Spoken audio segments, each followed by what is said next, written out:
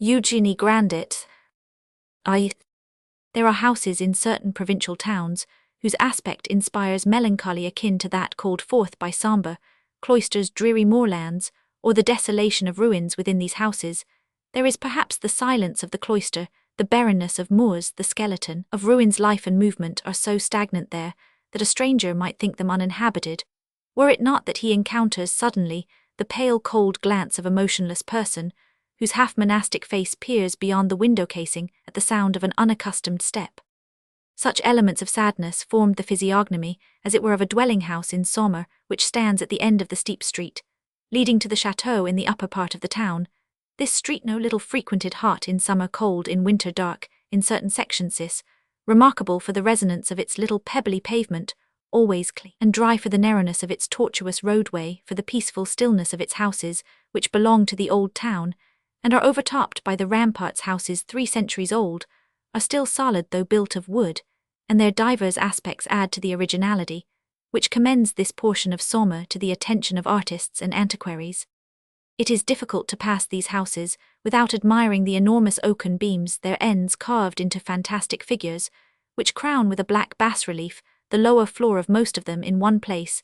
These transverse timbers are covered with slate, and mark a bluish line along the frail wall of a dwelling, covered by a roof en colombage, which bends beneath the weight of years, and whose rotting shingles are twisted by the alternate action of sun and rain. In another place, blackened worn-out window-sills with delicate sculptures now scarcely discernible seem too weak to bear the brown clay pots from which springs the heartsease, or the rosebush of some poor working woman. Farther on are doors studded with enormous nails, where the genius of our forefathers has traced domestic hieroglyphics of which the meaning is now lost. Forever here a Protestant attested his belief, there a leaguer cursed Henry Roman, for elsewhere some bourgeois has carved the insignia of his noblesse de cloches, symbols of his long-forgotten magisterial glory. The whole history of France is there. Next to a tottering house with roughly plastered walls, where an artisan enshrines his tools, rises the mansion of a country gentleman, on the stone arch of which above the door vestiges of armorial bearings may still be seen, battered by the many revolutions that have shaken France since 1789. In this hilly street, the ground floors of the merchants are neither shops nor warehouses. Lovers of the Middle Ages will here find the oeuvre of our forefathers in all its naïve simplicity. These low rooms, which have no shop frontage, no show windows, in fact no glass at all, are deep and dark, and without interior or exterior decoration. Their doors open in 2 parts, each roughly iron-bound. The upper half is fastened back within the room, the lower half, fitted with a spring bell, swings continually to and fro. Air and light reach the damp den within either through the upper half of the door, or through an open space between the ceiling and a low front wall breasthe, which is closed by solid shutters that are taken down every morning, put up every evening, and held in place by heavy iron bars.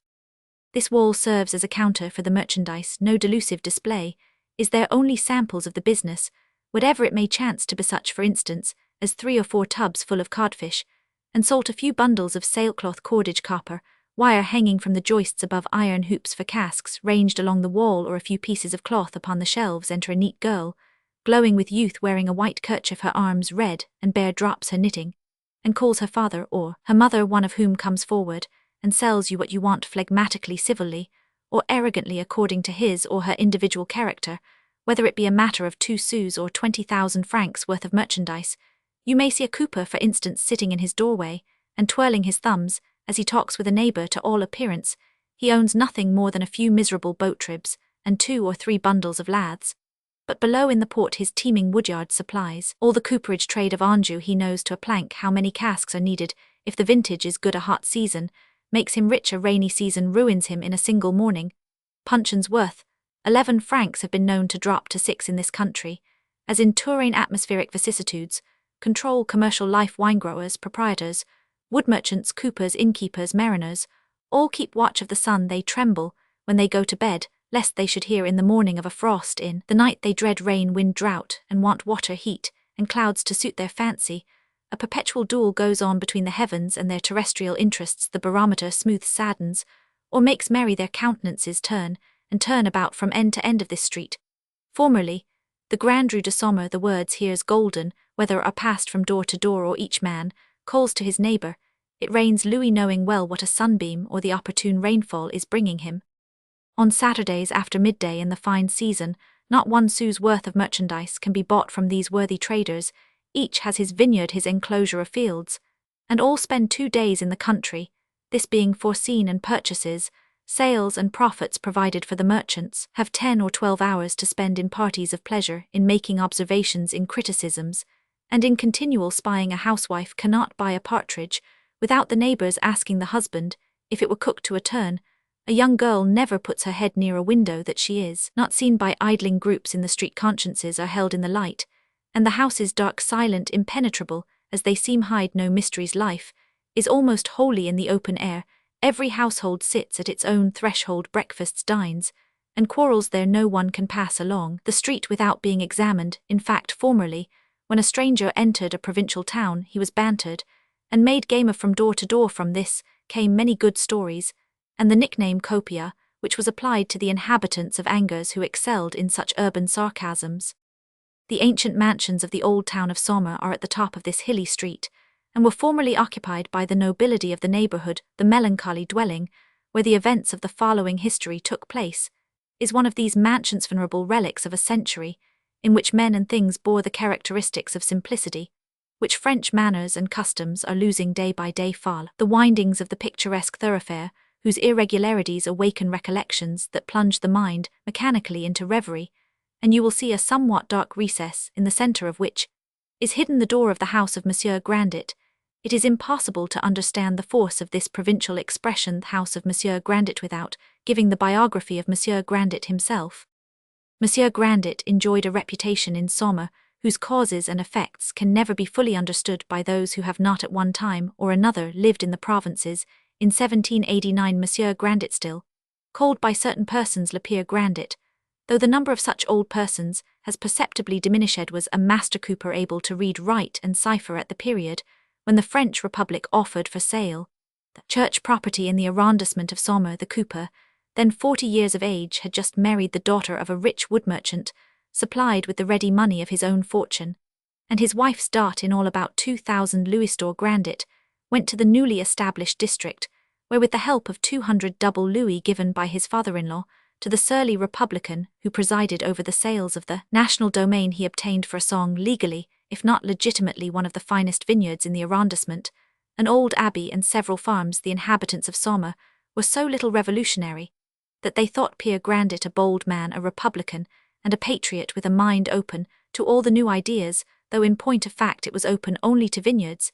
He was appointed a member of the administration of Saumur, and his pacific influence made itself felt politically and commercially. Politically, he protected the Sidevant nobles, and prevented to the extent of his power the sale of the lands and property of the emigrants. Commercially, he furnished the Republican armies with 2,000 or 3,000 puncheons of white wine, and took his pay in splendid fields belonging to a community of women whose lands had been reserved for the last lot.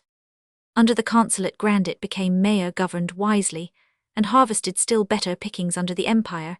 He was called Monsieur Grandet. Napoleon, however, did not like Republicans, and superseded Monsieur Grandet, who was supposed to have worn the Phrygian cap, by a man of his own surroundings, a future baron of the empire. Monsieur Grandet quitted office without regret. He had constructed in the interests of the town certain fine roads, which led to his own property, his house and lands, very advantageously assessed, paid moderate taxes, and since the registration of his various estates, the vineyards, thanks to his constant care, had become the head of the country, a local term used to denote those that produced the finest quality of wine. He might have asked for the cross of the Legion of Honor. This event occurred in 1806. Monsieur Grandet was then 57 years of age, his wife 36, and an only daughter, the fruit of their legitimate love, was 10 years old. Monsieur Grandet, whom Providence no doubt desired to compensate for the loss of his municipal honours, inherited 3 fortunes in the course of this year: that of Madame de la Gaudinière, born de la Bertillière, the mother of Madame Grandet, that of old Monsieur de la Bertillière, her grandfather, and lastly that of Madame Gentillet, her grandmother. On the mother's side, 3 inheritances, whose amount was not known to anyone. The avarice of the deceased persons was so keen that for a long time they had hoarded their money for the pleasure of secretly looking at it. Old Monsieur de la Bertillière called an investment an extravagance, and thought he got better interest from the sight of his gold than from the profits of usury. The inhabitants of Saumur consequently estimated his savings according to the revenues of the son's wealth, as they said. Monsieur Grandet thus obtained that modern title of nobility which our mania for equality can never rub out. He became the most imposing personage in the arrondissement. He worked 100 acres of vineyard, which in fruitful years yielded 700 or 800 hogsheads of wine. He owned 13 farms, an old abbey, whose windows and arches he had walled up for the sake of economy a measure, which preserved also 127 acres of meadowland where 3,000 poplars planted in 1793 grew and flourished, and finally the house in which he lived. Such was his visible estate. As to his other property, only 2 persons could give even a vague guess at its value. One was Monsieur Crutchot, a notary employed in the usurious investments of Monsieur Grandet. The other was Monsieur des Grassins, the richest banker in Saumur, in whose profits Grandet had a certain covenanted and secret share. Although old Crutchot and Monsieur des Grassins were both gifted with the deep discretion which wealth and trust beget in the provinces, they publicly testified so much respect to Monsieur Grandet that observers estimated the amount of his property by the obsequious attention which they bestowed upon him in all Saumur. There was no one not persuaded that Monsieur Grandet had a private treasure, some hiding place full of louis, where he nightly took ineffable delight in gazing upon great masses of gold. Avaricious people gathered proof of this when they looked at the eyes of the good man, to which the yellow metal seemed to have conveyed its tints. The glance of a man, accustomed to draw enormous interest from his capital, acquires, like that of the libertine, the gambler, or the sycophant, certain indefinable habits, furtive, eager, mysterious movements, which never escape the notice of his co-religionists. This secret language is in a certain way the Freemasonry of the passions. Monsieur Grandet inspired the respectful esteem due to one who owed no man anything, whose skilful cooper and experienced wine-grower, that he was guessed with the precision of an astronomer, whether he ought to manufacture 1,000 puncheons for his vintage, or only 500, who never failed in any speculation and always had casks for sale, when casks were worth more than the commodity that filled them, who could store his whole vintage in his cellars, and bide his time to put the puncheons on the market at 200 francs, when the little proprietors had been forced to sell theirs for 5 louis. His famous vintage of 1811, judiciously stored and slowly disposed of, brought him in more than 240,000 francs.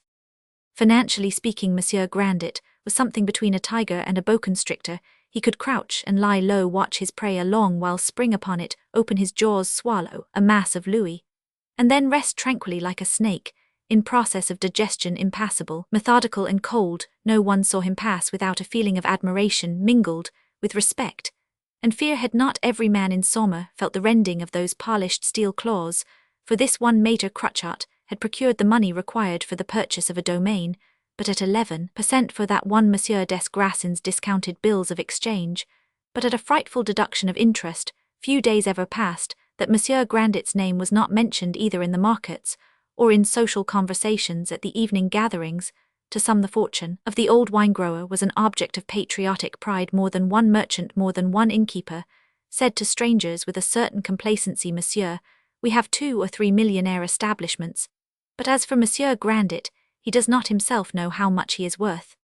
In 1816, the best reckoners in Saumur estimated the landed property of the worthy man at nearly 4 millions, but as on an average he had made yearly from 1793 to 1817 100,000 francs out of that property, it was fair to presume that he possessed in actual money a sum nearly equal to the value of his estate, so that when after a game of Boston or an evening discussion on the matter of vines, the talk fell upon Monsieur Grandet, knowing people said Le Père Grandet must have at least 5 or 6 millions.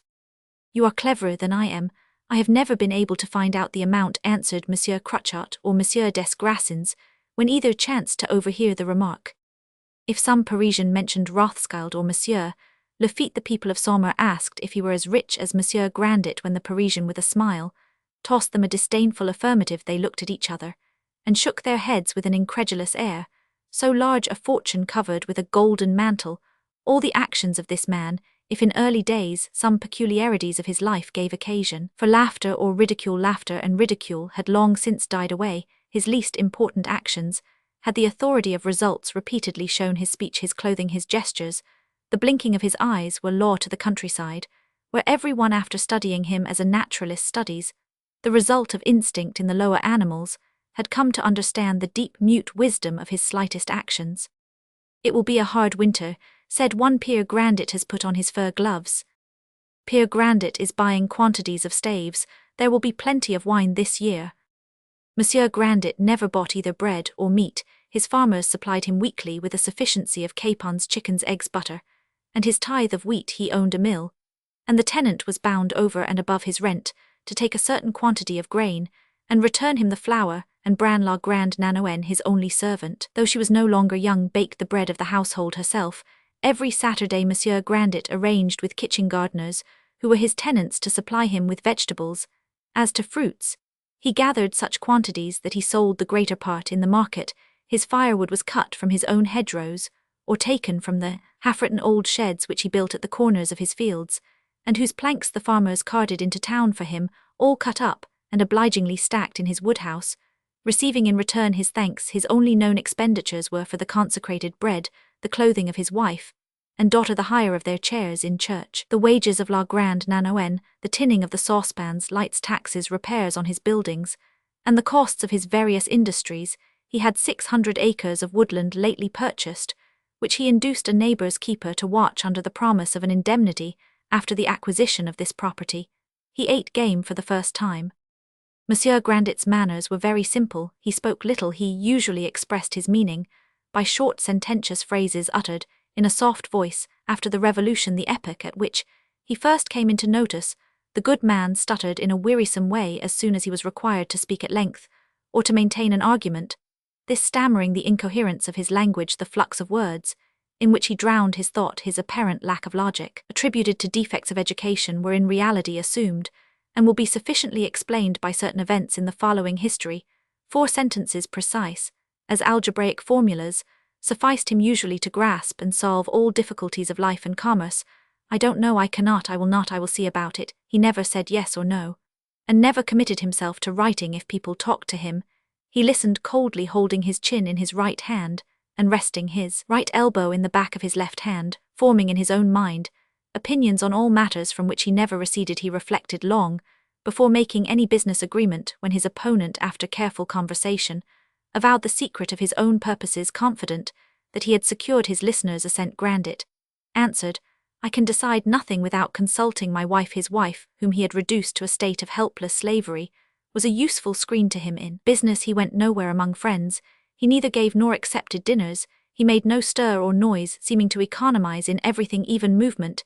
He never disturbed or disarranged the things of other people, out of respect for the rights of property. Nevertheless, in spite of his soft voice, in spite of his circumspect bearing, the language and habits of a coarse nature came to the surface, especially in his own home, where he controlled himself less than elsewhere. Physically, Grandet was a man 5 feet high, thick-set, square-built, with calves 12 inches in circumference, knotted knee joints, and broad shoulders. His face was round, tanned, and pitted by the smallpox. His chin was straight, his lips had no curves, his teeth were white, his eyes had that calm, devouring expression which people attribute to the basilisk. His forehead, full of transverse wrinkles, was not without certain significant protuberances. His yellow-greyish hair was said to be silver and gold by certain young people who did not realize the impropriety of making a jest about Monsieur Grandet. His nose, thick at the end, bore a vein, which the common people said, not without reason, was full of malice. The whole countenance showed a dangerous cunning and integrity without warmth, the egotism of a man long used to concentrate every feeling upon the enjoyments of avarice, and upon the only human being who was anything whatever to him, his daughter and sole heiress Eugenie. Attitude, manners, bearing, everything about him, in short, testified to that belief in himself which the habit of succeeding in all enterprises never fails to give to a man. Thus, though his manners were unctuous and soft outwardly, Monsieur Grandet's nature was of iron. His dress never varied, and those who saw him today saw him such as he had been since 1791. His stout shoes were tied with leathern thongs. He wore in all weathers thick woolen stockings, short breeches of coarse maroon cloth, with silver buckles, a velvet waistcoat in alternate stripes of yellow and puce, buttoned squarely, a large maroon coat with wide flaps, a black cravat, and a Quaker's hat. His gloves, thick as those of a gendarme, lasted him 20 months to preserve them. He always laid them methodically on the brim of his hat, in one particular spot. Saumur knew nothing further about this personage. Only 6 individuals had a right of entrance to Monsieur Grandet's house. The most important of the first 3 was a nephew of Monsieur Cruchot.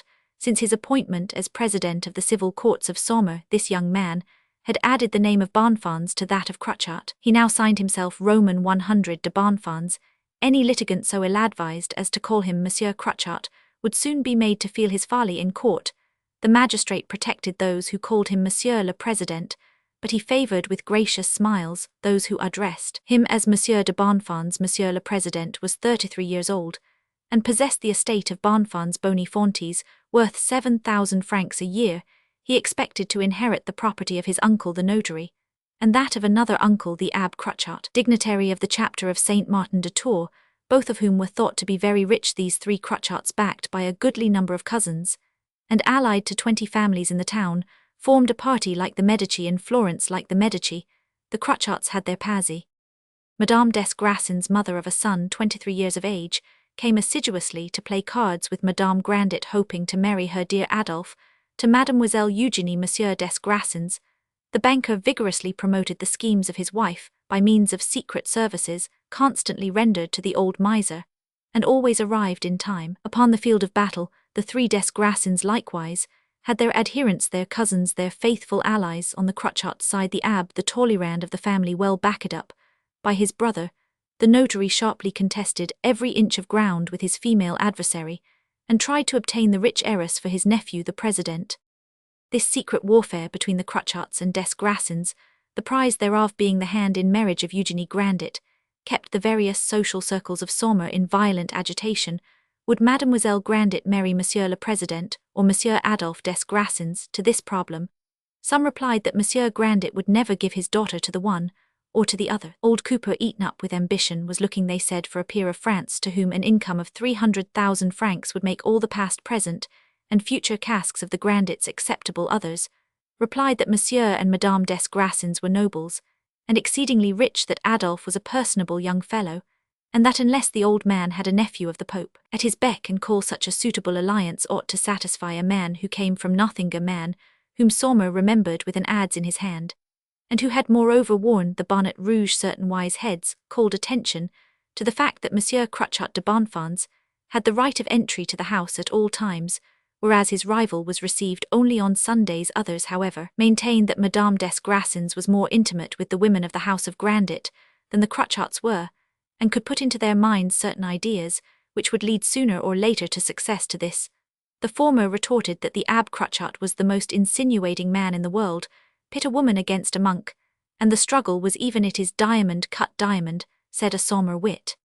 The oldest inhabitants, wiser than their fellows, declared that the Grandets knew better than to let the property go out of the family, and that Mademoiselle Eugénie Grandet of Saumur would be married to the son of Monsieur Grandet of Paris, a wealthy wholesale wine merchant.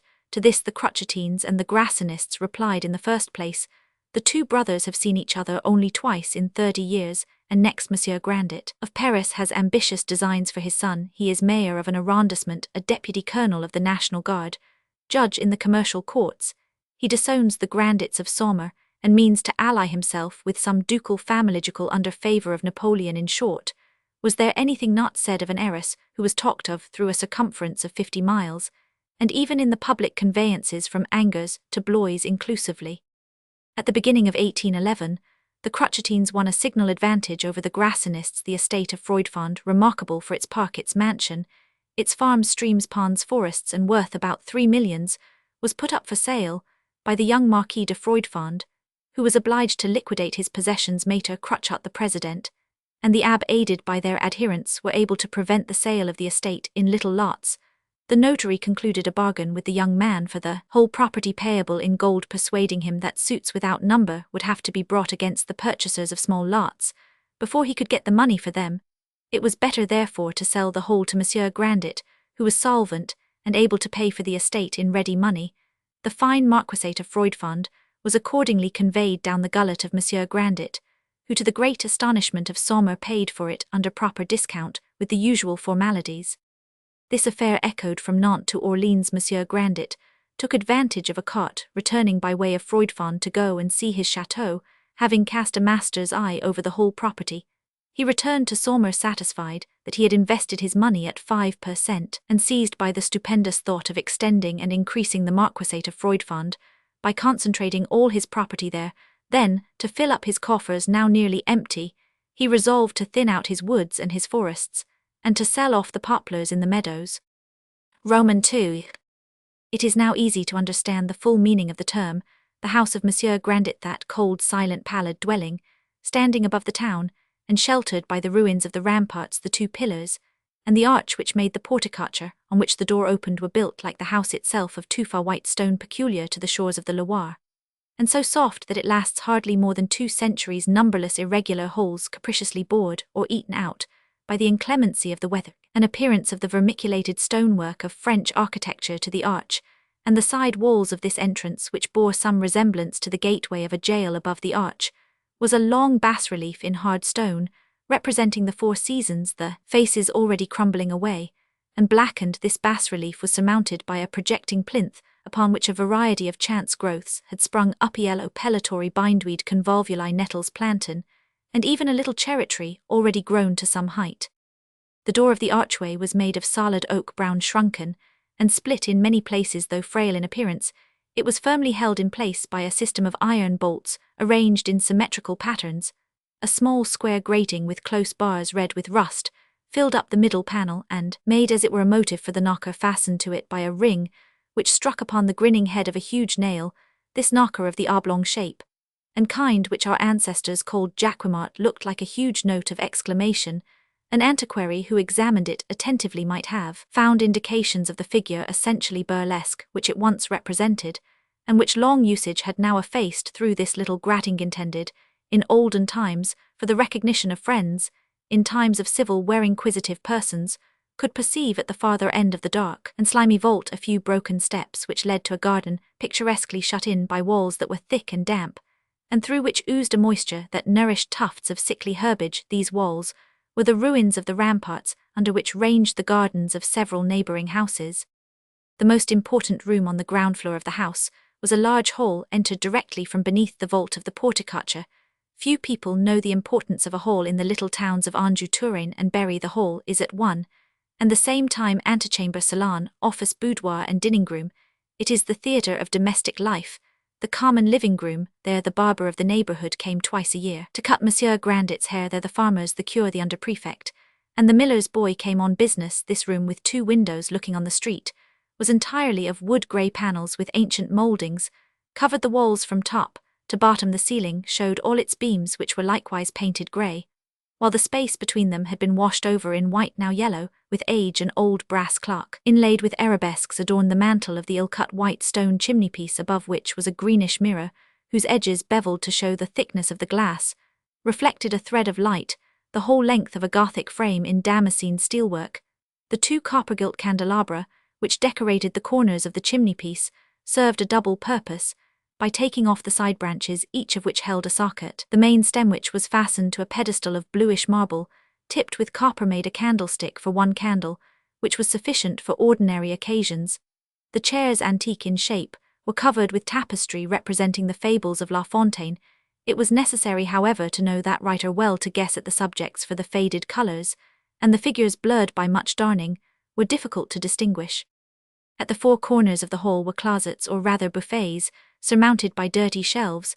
An old cartable in marquetry, of which the upper part was a chessboard, stood in the space between the 2 windows. Above this table was an oval barometer with a black border, enlivened with gilt bands, on which the flies had so licentiously disported themselves that the gilding had become problematical. On the panel opposite to the chimney-piece were 2 portraits in pastel, supposed to represent the grandfather of Madame Grandet, old Monsieur de la Bertillière, as a lieutenant in the French Guard, and the deceased Madame Gentillet in the guise of a shepherdess.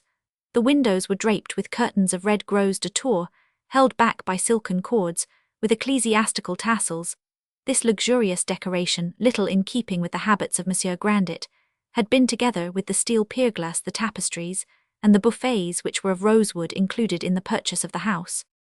By the window nearest to the door stood a straw chair, whose legs were raised on casters, to lift its occupant, Madame Grandet, to a height from which she could see the passers-by. A work-table of stained cherrywood filled up the embrasure, and the little armchair of Eugénie Grandet stood beside it. In this spot the lives had flowed peacefully onward for 15 years in a round of constant work. From the month of April to the month of November, on the first day of the latter month, they took their winter station by the chimney, not until that day did Grandet permit a fire to be lighted, and on the 31st of March, it was extinguished without regard either to the chills of the early spring or to those of a wintry autumn.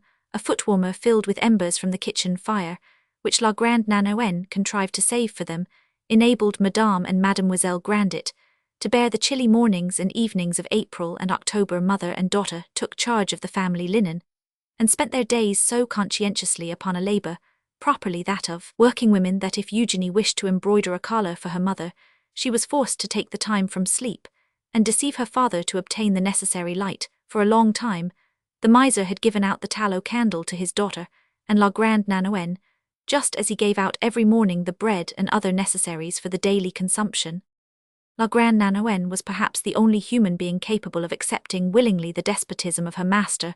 The whole town envied Monsieur and Madame Grandet the possession of her. La Grande Nanoën, so called on account of her height, which was 5 feet 8 inches, had lived with Monsieur Grandet for 35 years, though she received only 60 francs a year in wages. She was supposed to be one of the richest serving women in Saumur. Those 60 francs, accumulating through 35 years, had recently enabled her to invest 4,000 francs in an annuity with Maître Crutchot. This result of her long and persistent economy seemed gigantic. Every servant in the town, seeing that the poor sexagenarian was sure of bread for her old age, was jealous of her, and never thought of the hard slavery through which it had been won. At 22 years of age, the poor girl had been unable to find a situation, so repulsive was her face to almost everyone. Yet the feeling was certainly unjust. The face would have been much admired on the shoulders of a grenadier of the guard. But all things, so they say, should be in keeping. Forced to leave a farm where she kept the cows because the dwelling house was burned down, she came to Saumur to find a place full of the robust courage that shrinks from no labour. Le Père Grandet was at that time thinking of marriage, and about to set up his household. He espied the girl rejected, as she was from door to door a good judge of corporeal strength in his trade. As a cooper, he guessed the work that might be got out of a female creature, shaped like a Hercules, as firm on her feet as an oak 60 years old on its roots, strong in the hips, square in the back, with the hands of a cartman, and an honesty as sound as her unblemished virtue. Neither the warts which adorned her martial visage, nor the red brick tints of her skin, nor the sinewy arms, nor the ragged garments of La Grande Nanoën dismayed the cooper, who was at that time still of an age when the heart shudders. He fed, shod, and clothed the poor girl, gave her wages, and put her to work without treating her too roughly. Seeing herself thus welcomed, La Grande Nanoën wept secretly tears of joy, and attached herself in all sincerity to her master, who from that day ruled her and worked her with feudal authority. Nanoën did everything. She cooked, she made the lye, she washed the linen in the Loire, and brought it home on her shoulders. She got up early, she went to bed late.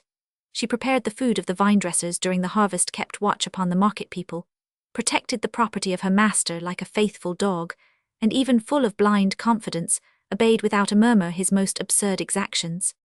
In the famous year of 1811, when the grapes were gathered with unheard-of difficulty, Grandet resolved to give Nanoën his old watch, the first present he had made her during 20 years of service, though he turned over to her his old shoes, which fitted her. It is impossible to consider that quarterly benefit as a gift, for the shoes were always thoroughly worn out. Necessity had made the poor girl so niggardly that Grandet had grown to love her as we love a dog, and Nanoën had let him fasten a spiked collar round her throat, whose spikes no longer pricked her. If Grandet cut the bread with rather too much parsimony, she made no complaint. She gaily shared the hygienic benefits derived from the severe regime of the household, in which no one was ever Roman 99. Nanoën was in fact one of the family. She laughed when Grandet laughed, felt gloomy or chilly, warmed herself, and twirled as he Roman 999. What pleasant compensations there were in such equality! Never did the master have occasion to find fault with the servant for pilfering the grapes, nor for the plums and nectarines eaten under the trees. Come falto, Nanoën, he would say in years when the branches bent under the fruit, and the farmers were obliged to give it to the pigs. To the poor peasant who in her youth had earned nothing but harsh treatment, to the pauper girl, picked up by charity, Grandet's ambiguous laugh was like a sunbeam. Moreover, Nanoën's simple heart and narrow head could hold only one feeling and one idea. For 35 years, she had never ceased to see herself standing before the woodyard of Monsieur Grandet, ragged and barefooted, and to hear him say, "What do you want, young one?" Her gratitude was ever new. Sometimes Grandet, reflecting that the poor creature had never heard a flattering word, that she was ignorant of all the tender sentiments inspired by women, that she might some day appear before the throne of God, even more chaste than the Virgin Mary herself. Grandet, struck with pity, would say as he looked at her poor Nanoen. The exclamation was always followed by an undefinable look cast upon him in return by the old servant. The words uttered from time to time formed a chain of friendship that nothing ever parted, and to which each exclamation added a link such compassion arising in the heart of the miser and accepted gratefully by the old spinster had something inconceivably horrible about it, this cruel pity recalling as it did 1,000 pleasures to the heart of the old cooper, was for Nanoen the sum total of happiness. Who does not likewise say poor Nanoen God will recognize his angels by the inflections of their voices and by their secret sighs. There were very many households in Saumur where the servants were better treated, but where the masters received far less satisfaction in return. Thus it was often said, what have the Grandets ever done to make their grand Nanoen so attached to them she would go through fire and water for their sake. Her kitchen, whose barred windows looked into the court, was always clean, neat, cold, a true miser's kitchen, where nothing went to waste. When Nanoen had washed her dishes, locked up the remains of the dinner, and put out her fire, she left the kitchen, which was separated by a passage from the living room, and went to spin hemp beside her masters. One tallow candle sufficed the family for the evening. The servant slept at the end of the passage, in a species of closet lighted only by a fanlight. Her robust health enabled her to live in this hole with impunity. There she could hear the slightest noise through the deep silence which reigned night and day in that dreary house like a watchdog. She slept with one ear open, and took her rest with a mind alert.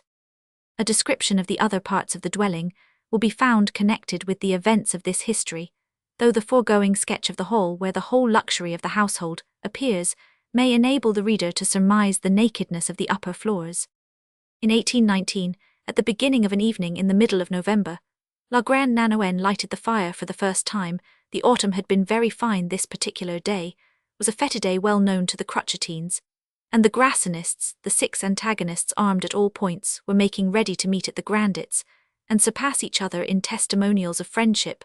That morning all Saumur had seen Madame and Mademoiselle Grandet, accompanied by Nanoen, on their way to hear Mass at the parish church, and everyone remembered that the day was the anniversary of Mademoiselle Eugenie's birth, calculating the hour at which the family dinner would be over. Maître Crotchet, the Abbe Crotchet, and Monsieur Roman 100 de Bonfons hastened to arrive before the des Grassins, and be the first to pay their compliments to Mademoiselle Eugenie.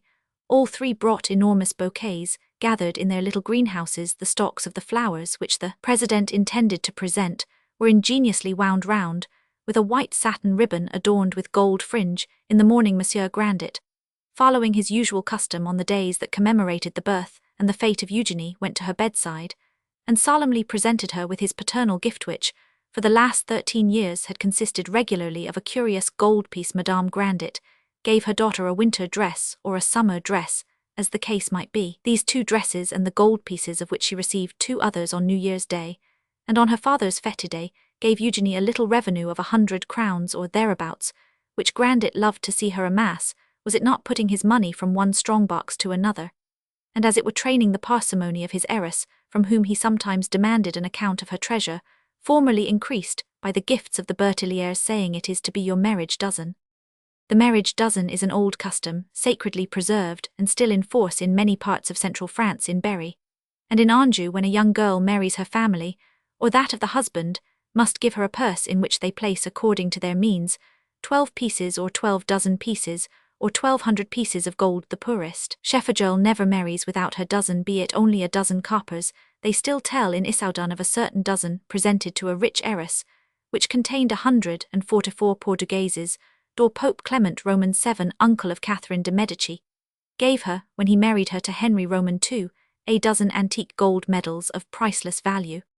During dinner the father, delighted to see his Eugenie looking well in a new gown, exclaimed, as it is Eugenie's birthday, "Let us have a fire, it will be a good omen."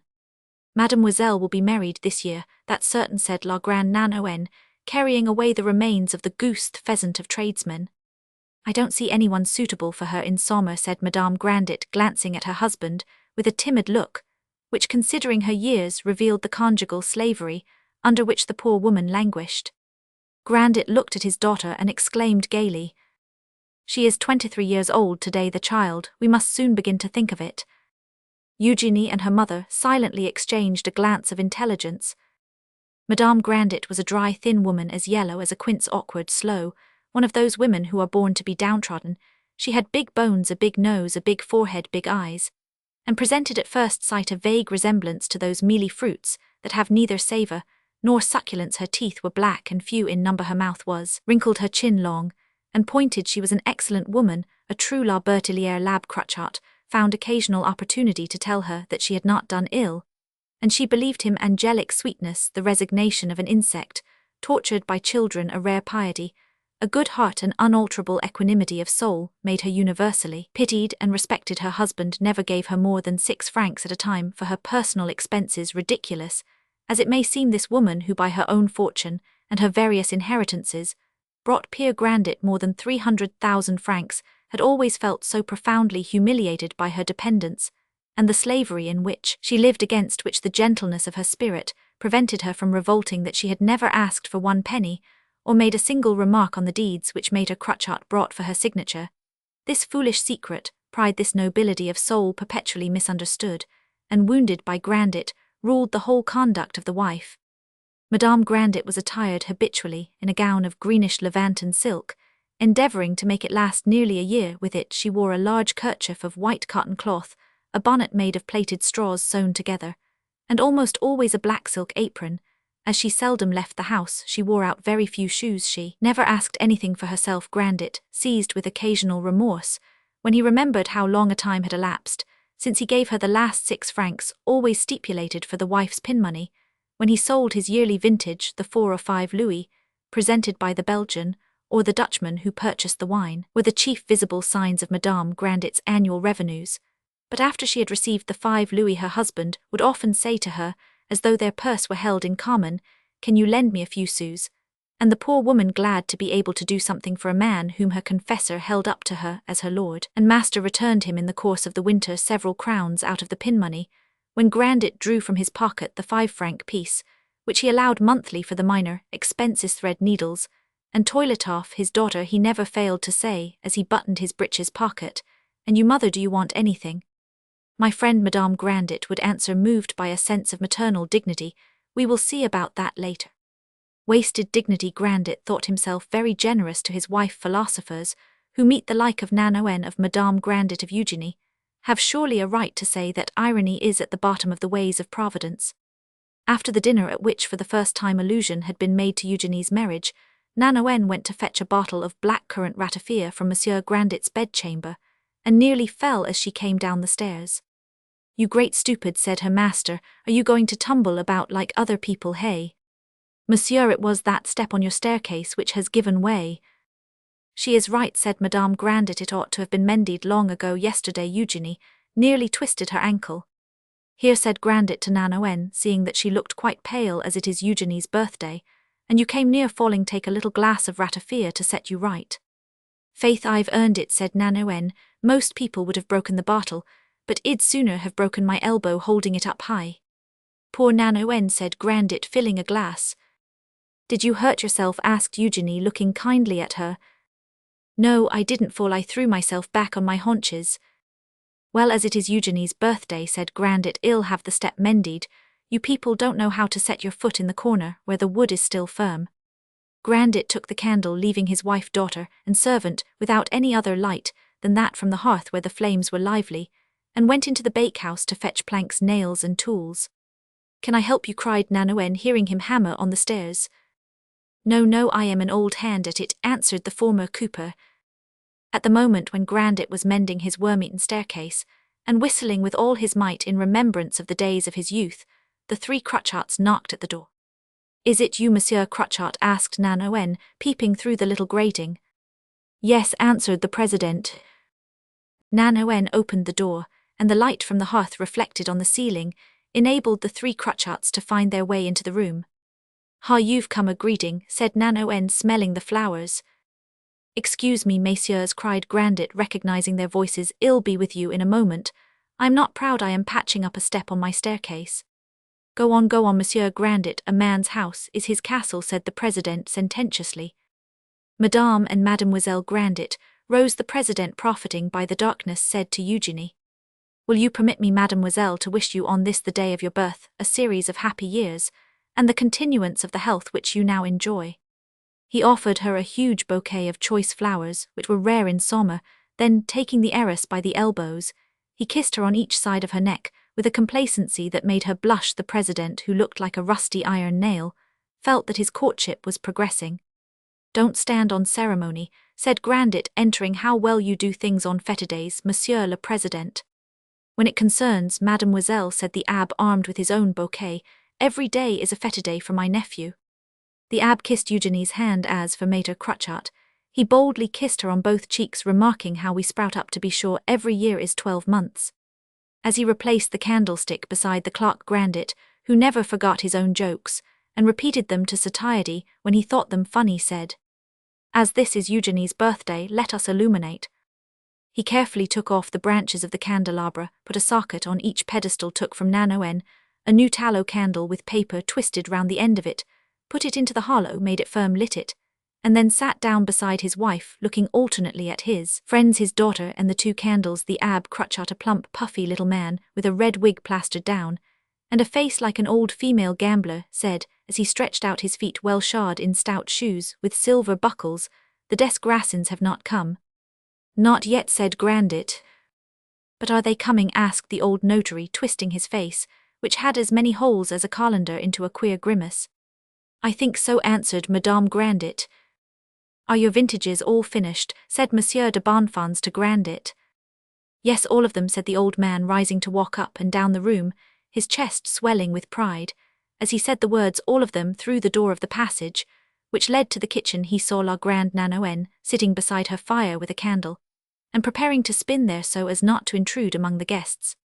"Nanoen," he said, going into the passage, "put out that fire and that candle and come and sit with us, pardieu, the hall is big enough for all." "But monsieur, you are to have the great people. Are not you as good as they? They are descended from Adam, and so are you." Grandet came back to the president and said, "Have you sold your vintage?" "No, not I. I shall keep it if the wine is good this year. It will be better 2 years hence. The proprietors, you know, have made an agreement to keep up the price. And this year the Belgians won't get the better of us, suppose. They are sent off empty-handed, for once faith they'll come back." "Yes, but let us mind what we are about," said Grandet in a tone which made the president tremble. "Is he driving some bargain?" thought Crutchat. At this moment the knocker announced the Desgrassins family, and their arrival interrupted a conversation which had begun between Madame Grandet and the abbe. Madame Desgrassins was one of those lively, plump little women with pink and white skins, who, thanks to the claustral calm of the provinces and the habits of a virtuous life, keep their youth until they are past 40. She was like the last rose of autumn, pleasant to the eye, though the petals have a certain frostiness and their perfume is slight. She dressed well, got her fashions from Paris, set the tone to Saumur, and gave parties. Her husband, formerly a quartermaster in the Imperial Guard, who had been desperately wounded at Austerlitz, and had since retired, still retained, in spite of his respect for Grandet, the seeming frankness of an old soldier. "Good evening, Grandet," he said, holding out his hand, and affecting a sort of superiority with which he always crushed the Crutchats. "Mademoiselle," he added, turning to Eugenie, after bowing to Madame Grandet, "you are always beautiful and good, and truly, I do not know what to wish you." So saying, he offered her a little box which his servant had brought, and which contained a Cape Heather, a flower lately imported into Europe, and very rare. Madame Desgrassins kissed Eugenie, very affectionately pressed her hand, and said, "Adolphe wishes to make you my little offering." A tall blonde young man, pale and slight, with tolerable manners, and seemingly rather shy, although he had just spent 8 or 10,000 francs over his allowance in Paris, where he had been sent to study law, now came forward and kissed Eugenie on both cheeks, offering her a workbox with utensils in silver gilt mere showcase trumpery, in spite of the monogram E.G. in Gothic letters rather well engraved, which belonged properly to something in better taste. As she opened it, Eugenie experienced one of those unexpected and perfect delights which make a young girl blush and quiver and tremble with pleasure. She turned her eyes to her father, as if to ask permission to accept it, and Monsieur Grandet replied, "Take it, my daughter," in a tone which would have made an actor illustrious. The 3 Crutchats felt crushed as they saw the joyous, animated look cast upon Adolphe Desgrassins by the heiress to whom such riches were unheard of. Monsieur Desgrassins offered Grandet a pinch of snuff, took one himself, shook off the grains, as they fell on the ribbon of the Legion of Honor, which was attached to the buttonhole of his blue surtout. Then he looked at the crotchets with an air that seemed to say, "Parry that thrust if you can." Madame Desgrassins cast her eyes on the blue vases, which held the crotchet bouquets, looking at the enemy's gifts, with the pretended interest of a satirical woman at this delicate juncture. The Abbe Crotchet left the company seated in a circle round the fire, and joined Grandet at the lower end of the hall.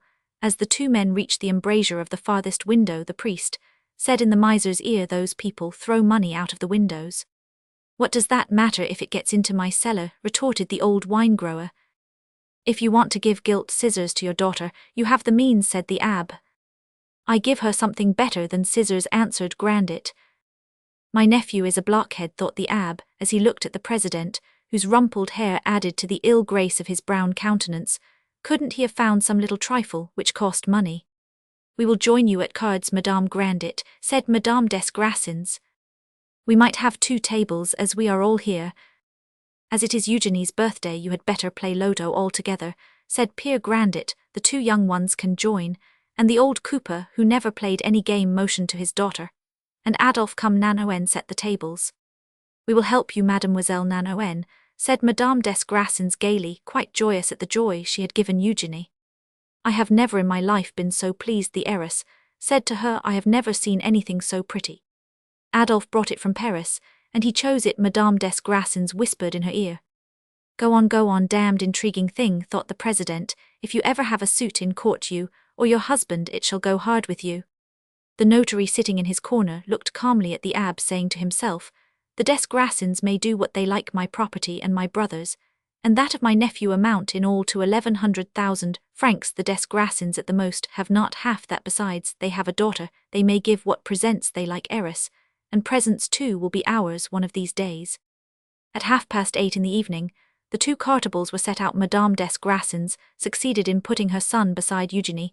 The actors in this scene, so full of interest, commonplace as it seems, were provided with bits of pasteboard, striped in many colors and numbered, and with counters of blue glass, and they appeared to be listening to the jokes of the notary, who never drew a number without making a remark, while in fact they were all thinking of Monsieur Grandet's millions. The old cooper, with inward self-conceit, was contemplating the pink feathers and the fresh toilet of Madame Desgrassins, the martial head of the banker, the faces of Adolphe, the president, the Abbe, and the notary, saying to himself, "They are all after my money. Hey, neither the one nor the other shall have my daughter, but they are useful as harpoons to fish with." This family gaiety in the old grey room, dimly lighted by 2 tallow candles, this laughter, accompanied by the whir of Nanoen's spinning wheel, sincere only upon the lips of Eugenie or her mother, this triviality mingled with important interests, this young girl, who, like certain birds, made victims of the price put upon them, was now lured and trapped by proofs of friendship of which she was the dupe. These things contributed to make the scene a melancholy comedy.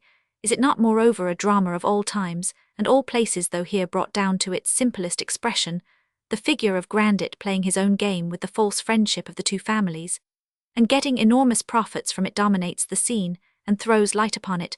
The modern God, only God in whom faith is preserved. Money is here in all its power manifested in a single countenance. The tender sentiments of life hold here but a secondary place. Only the 3 pure simple hearts of Nanoen, of Eugenie, and of her mother were inspired by them. And how much of ignorance there was in the simplicity of these poor women! Eugenie and her mother knew nothing of Grandet's wealth. They could only estimate the things of life by the glimmer of their pale ideas, and they neither valued nor despised money, because they were accustomed to do without it. Their feelings, bruised though they did not know it, but ever living, were the secret spring of their existence, and made them curious exceptions in the midst of these other people whose lives were purely material. Frightful condition of the human race, there is no one of its joys that does not come from some species of ignorance.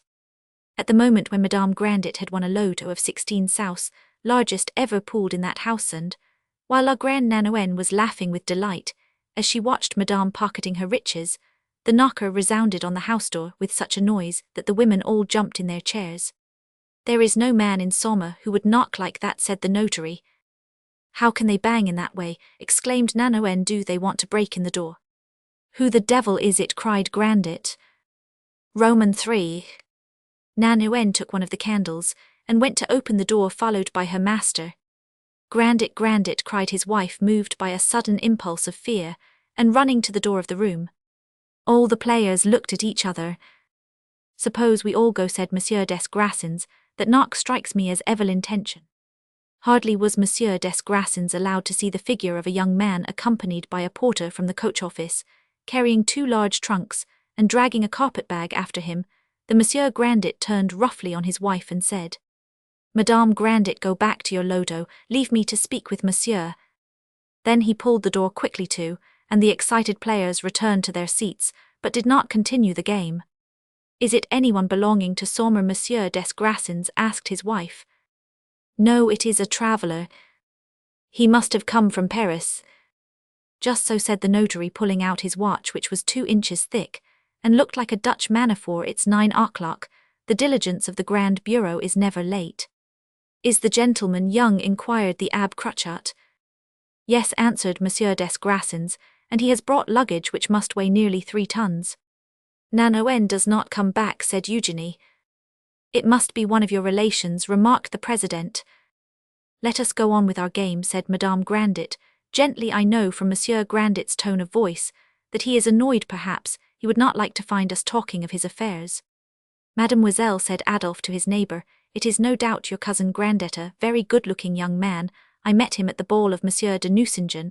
Adolphe did not go on, for his mother trod on his toes, and then asking him aloud for 2 sous to put on her steak, she whispered, Will you hold your tongue, you great goose? At this moment Grandet returned without La Grande Nanoen, whose steps, together with those of the porter, echoed up the staircase, and he was followed by the traveller who had excited such curiosity, and so filled the lively imaginations of those present that his arrival at this dwelling, and his sudden fall into the midst of this assembly, can only be likened to that of a snail into a beehive, or the introduction of a peacock into some village poultry-yard. Sit down near the fire, said Grandet. Before seating himself, the young stranger saluted the assembled company very gracefully. The men rose to answer by a courteous inclination, and the women made a ceremonious bow. You are cold, no doubt, monsieur, said Madame Grandet. You have perhaps travelled from— Just like all women, said the old wine-grower, looking up from a letter he was reading. Do let monsieur rest himself. But father, perhaps monsieur would like to take something, said Eugenie. He has got a tongue, said the old man sternly. The stranger was the only person surprised by this scene.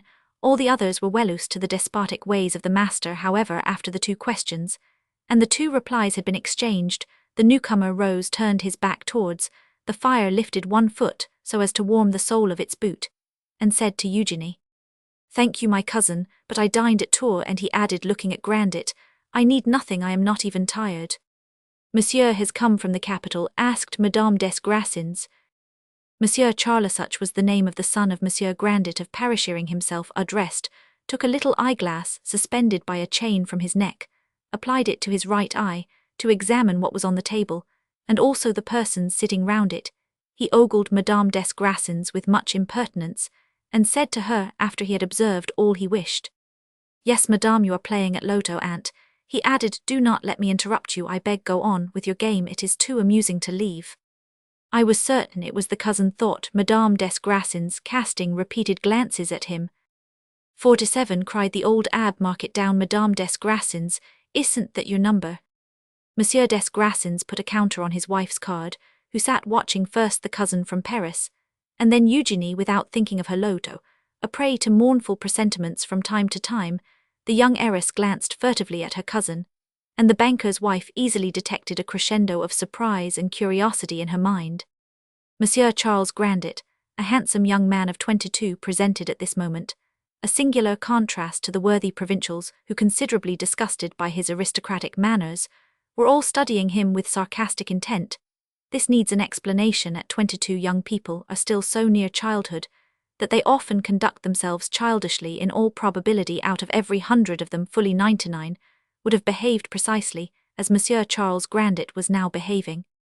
Some days earlier than this, his father had told him to go and spend several months with his uncle at Saumur. Perhaps Monsieur Grandet was thinking of Eugenie. Charles, sent for the first time in his life into the provinces, took a fancy to make his appearance with the superiority of a man of fashion, to reduce the whole arrondissement to despair by his luxury, and to make his visit an epoch, importing into those country regions all the refinements of Parisian life. In short, to explain it in one word, he meant to pass more time at Saumur in brushing his nails than he ever thought of doing in Paris. and to assume the extra nicety and elegance of dress, which a young man of fashion often lays aside for a certain negligence which in itself is not devoid of grace. Charles therefore brought with him a complete hunting costume, the finest gun, the best hunting knife in the prettiest sheath, to be found in all Paris. He brought his whole collection of waistcoats. They were of all kinds, grey, black, white, scarabaeus coloured. Some were shot with gold, some spangled, some chined, some were double-breasted and crossed like a shawl, others were straight in the collar, some had turned-over collars, some buttoned up to the top with gilt buttons. He brought every variety of collar and cravat in fashion at that epoch. He brought 2 of Buisson's coats, and all his finest linen. He brought his pretty gold toilet set, a present from his mother. He brought all his dandy knickknacks, not forgetting a ravishing little desk, presented to him by the most amiable of women, amiable for him at least, a fine lady whom he called Annette, and who at this moment was travelling matrimonially and wearily in Scotland, a victim to certain suspicions which required a passing sacrifice of happiness. In the desk was much pretty note-paper on which to write to her once a fortnight. In short, it was as complete a cargo of Parisian frivolities as it was possible for him to get through, a collection of all the implements of husbandry with which the youth of leisure tills his life, from the little whip which helps to begin a duel to the handsomely chased pistols which end it. His father having told him to travel alone, and modestly he had taken the coupe of the diligence all to himself, rather pleased at not having to damage a delightful travelling carriage ordered for a journey on which he was to meet his Annette, the great lady whom he intended to rejoin at Baden in the following June. Charles expected to meet scores of people at his uncle's house, to hunt in his uncle's forests, to live, in short, the usual chateau life. He did not know that his uncle was in Saumur, and had only inquired about him incidentally. When asking the way to Froidfond, hearing that he was in town, he supposed that he should find him in a suitable mansion. In order that he might make a becoming first appearance before his uncle either at Saumur or at Froidfond, he had put on his most elegant travelling attire, simple, yet exquisitely durable, to use the word which in those days summed up the special perfections of a man or a thing. At Tours, a hairdresser had recurled his beautiful chestnut locks. There he changed his linen, and put on a black satin cravat which, combined with a round shirt collar, framed his fair and smiling countenance agreeably. A travelling greatcoat, only half buttoned up, nipped in his waist, and disclosed a cashmere waistcoat crossed in front, beneath which was another waistcoat of white material. His watch, negligently slipped into a pocket, was fastened by a short gold chain to a buttonhole. His grey trousers, buttoned up at the sides, were set off at the seams with patterns of black silk embroidery. He gracefully twirled a cane, whose chased gold knob did not mar the freshness of his grey gloves, and to complete all, his cap was in excellent taste. None but a Parisian, and a Parisian of the upper spheres, could thus array himself without appearing ridiculous. None other could give the harmony of self-conceit to all these fopperies, which were carried off, however, with a dashing air, the air of a young man who has fine pistols, a sure aim, and a net. Now, if you wish to understand the mutual amazement of the provincial party and the young Parisian, if you would clearly see the brilliance which the traveller's elegance cast among the grey shadows of the room, and upon the faces of this family group, endeavour to picture to your minds the Crotchets. All 3 took snuff, and had long ceased to repress the habit of snivelling, or to remove the brown blotches which strewed the frills of their dingy shirts, and the yellowing creases of their crumpled collars. Their flabby cravats were twisted into ropes as soon as they wound them about their throats. The enormous quantity of linen, which allowed these people to have their clothing washed only once in 6 months, and to keep it during that time in the depths of their closets, also enabled time to lay its grimy and decaying stains upon it. There was perfect unison of ill-grace and senility about them, their faces as faded as their threadbare coats, as creased as their trousers were worn out, shrivelled up and puckered. As for the others, the general negligence of their dress, which was incomplete and wanting in freshness, like the toilet of all country places, where insensibly people cease to dress for others, and come to think seriously of the price of a pair of gloves, was, in keeping with the negligence of the Crotchets, a horror of fashion, was the only point on which the Grassinists and the Crotchetines agreed. When the Parisian took up his eyeglass to examine the strange accessories of this dwelling, the joists of the ceiling, the colour of the woodwork, and the specks which the flies had left there in sufficient number to punctuate the Moniteur, and the Encyclopedia of Sciences, lotter players lifted their noses and looked at him with as much curiosity as they might have felt about a giraffe. Monsieur des Grassins and his son, to whom the appearance of a man of fashion was not wholly unknown, were nevertheless as much astonished as their neighbours whether it was that they fell under the indefinable influence of the general feeling, or that they really shared it, as with satirical glances, they seemed to say to their compatriots, "That is what you see in Paris." They were able to examine Charles at their leisure without fearing to displease the master of the house. Grandet was absorbed in the long letter which he held in his hand, and to read it, he had taken the only candle upon the cartable, paying no heed to his guests or their pleasure. Eugenie, to whom such a type of perfection, whether of dress or of person, was absolutely unknown, thought she beheld in her cousin a being descended from seraphic spheres. She inhaled with delight the fragrance wafted from the graceful curls of that brilliant head. She would have liked to touch the soft kid of the delicate gloves.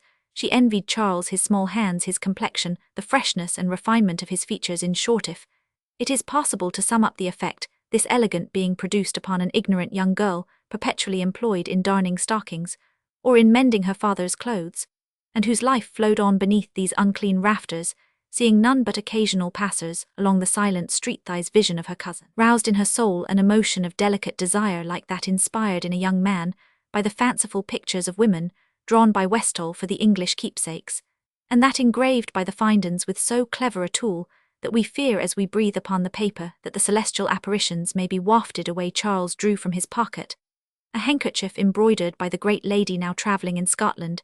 As Eugenie saw this pretty piece of work done in the vacant hours, which were lost to love, she looked at her cousin to see if it were possible that he meant to make use of it. The manners of the young man, his gestures, the way in which he took up his eyeglass, his affected superciliousness, his contemptuous glance at the coffer, which had just given so much pleasure to the rich heiress, and which he evidently regarded as without value, or even as ridiculous, all these things, which shocked the Crotchats, and the Desgrassins, pleased Eugenie so deeply, that before she slept she dreamed long dreams of her phoenix cousin. The lot numbers were drawn very slowly, and presently the game came suddenly to an end. La Grande Nanoën entered, and said aloud, "Madame, I want the sheets for Monsieur's bed." Madame Grandet followed her out. Madame Desgrassins said, in a low voice, "Let us keep our sous, and stop playing." Each took his or her 2 sous from the chipped saucer, in which they had been put. Then the party moved in a body toward the fire. "Have you finished your game?" said Grandet, without looking up from his letter. "Yes, yes," replied Madame Desgrassins, taking a seat near Charles. Eugenie, prompted by a thought often born in the heart of a young girl, when sentiment enters it for the first time, left the room to go and help her mother and Nanoën, had an able confessor, then questioned her. She would no doubt have avowed to him that she thought neither of her mother nor of Nanoën, but was pricked by a poignant desire to look after her cousin's room and concern herself with her cousin, to supply what might be needed to remedy any forgetfulness, to see that all was done to make it as far as possible suitable and elegant. And in fact she arrived in time to prove to her mother and Nanoën that everything still remained to be done. She put into Nanoën's head the notion of passing a warming pan between the sheets. She herself covered the old table with a cloth, and requested Nanoën to change it every morning. She convinced her mother that it was necessary to light a good fire, and persuaded Nanoën to bring up a great pile of wood into the corridor. Without saying anything to her father, she ran to get from one of the corner shelves of the hall a tray of old lacquer, which was part of the inheritance of the late Monsieur de la Bertellière, catching up at the same time a 6-sided crystal goblet, a little tarnished gilt spoon, an antique flask engraved with cupids, all of which she put triumphantly on the corner of her cousin's chimney-piece. More ideas surged through her head in 1/4 of an hour than she had ever had since she came into the world. "Mamma," she said, "my cousin will never bear the smell of a tallow candle. Suppose we buy a wax one?" And she darted swift as a bird to get the 5-franc piece, which she had just received for her monthly expenses. "Here, Nanoën," she cried, "quick. What will your father say?" This terrible remonstrance was uttered by Madame Grandet, as she beheld her daughter armed with an old Sevres sugar basin, which Grandet had brought home from the chateau of Froidfond. "And where will you get the sugar? Are you crazy?" "Mamma, Nanoën can buy some sugar as well as the candle." "But your father, surely his nephew ought not to go without a glass of eau sucrée. Besides, he will not notice it." "Your father sees everything," said Madame Grandet, shaking her head. Nanoën hesitated. She knew her master. "Come, Nanoën, go, because it is my birthday." Nanoën gave a loud laugh as she heard the first little jest her young mistress had ever made, and then obeyed her. While Eugenie and her mother were trying to embellish the bedroom assigned by Monsieur Grandet for his nephew, Charles himself was the object of Madame Desgrassins' attentions. To all appearances, she was setting her cap at him.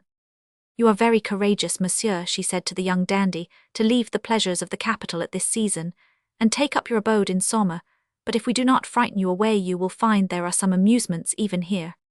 She threw him the ogling glance of the provinces, where women put so much prudence and reserve into their eyes, that they impart to them the prudish concupiscence peculiar to certain ecclesiastics to whom all pleasure is either a theft or an error. Charles was so completely out of his element in this abode, and so far from the vast chateau and the sumptuous life with which his fancy had endowed his uncle, that as he looked at Madame des Grassins, he perceived a dim likeness to Parisian faces. He gracefully responded to the species of invitation addressed to him, and began very naturally a conversation in which Madame des Grassins gradually lowered her voice, so as to bring it into harmony with the nature of the confidences she was making with her.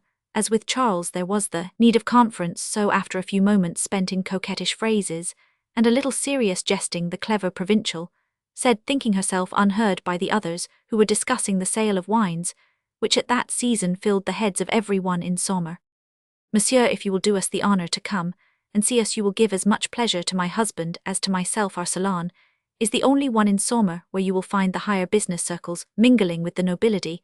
We belong to both societies who meet at our house, simply because they find it amusing. My husband, I say it with pride, is as much valued by the one class as by the other. We will try to relieve the monotony of your visit here.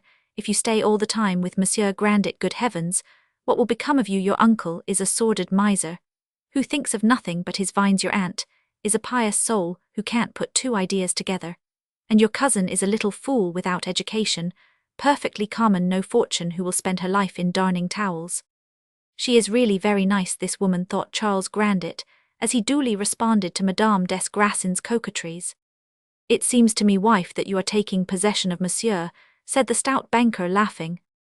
On this remark, the notary and the president said a few words that were more or less significant, but the abbe, looking at them, slyly brought their thoughts to a focus by taking a pinch of snuff and saying, as he handed round his snuff-box, "Who can do the honours of Saumur for Monsieur so well as Madame?" "Ah, what do you mean by that, Monsieur l'Abbe?" demanded Monsieur des Grassins. "I mean it in the best possible sense, for you, for Madame, for the town of Saumur, and for Monsieur," said the wily old man, turning to Charles. The Abbe Cruchot had guessed the conversation between Charles and Madame des Grassins without seeming to pay attention to it. "Monsieur," said Adolphe to Charles with an air which he tried to make free and easy, "I don't know whether you remember me, but I had the honour of dancing as your vis-a-vis at a ball given by the Baron de Nucingen, and—" "Perfectly, I remember, perfectly, Monsieur," answered Charles, pleased to find himself the object of general attention. "Monsieur is your son," he said to Madame des Grassins. The Abbe looked at her maliciously. "Yes, Monsieur," she answered. "Then you were very young when you were in Paris," said Charles, addressing Adolphe. "You must know, Monsieur," said the Abbe, "that we send them to Babylon as soon as they are weaned." Madame des Grassins examined the Abbe with a glance of extreme penetration. "It is only in the provinces," he continued, "that you will find women of 30 and more years, as fresh as Madame here, with a son about to take his degree. I almost fancy myself back in the days when the young men stood on chairs in the ballroom to see you dance, Madame," said the Abbe, turning to his female adversary. "To me your triumphs are but of yesterday." "The old rogue," thought Madame Grassins, "can he have guessed my intentions?" "It seems that I shall have a good deal of success in Saumur," thought Charles, as he unbuttoned his greatcoat, put a hand into his waistcoat, and cast a glance into the far distance to imitate the attitude which Chantry has given to Lord Byron.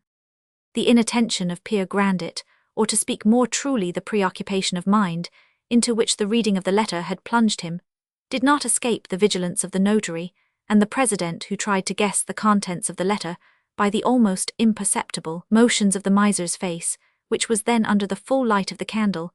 He maintained the habitual calm of his features with evident difficulty. We may in fact picture to ourselves the countenance such a man endeavoured to preserve as he read the fatal letter which here follows.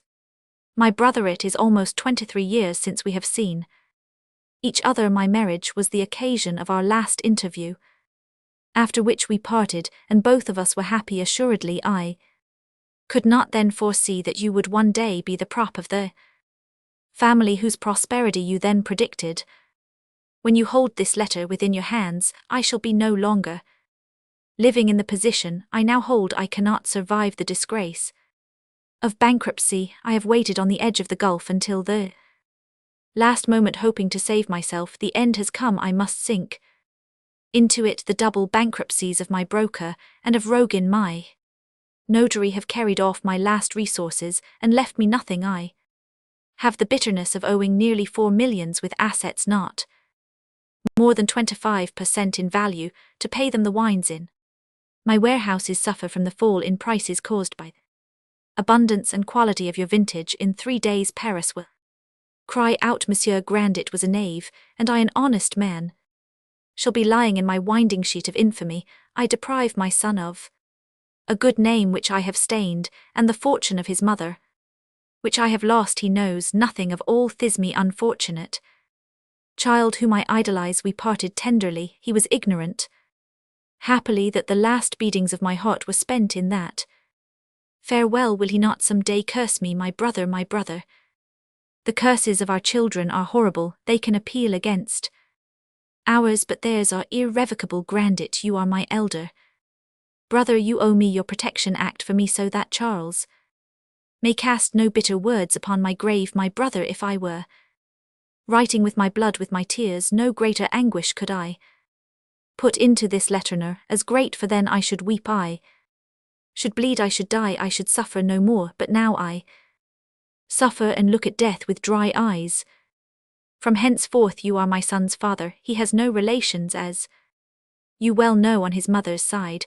Why did I not consider social prejudices? Why did I yield to love? Why did I marry the natural daughter of a great Lord? Charles has no family. Oh, my unhappy son, my son, listen, Grandet, I implore nothing for myself.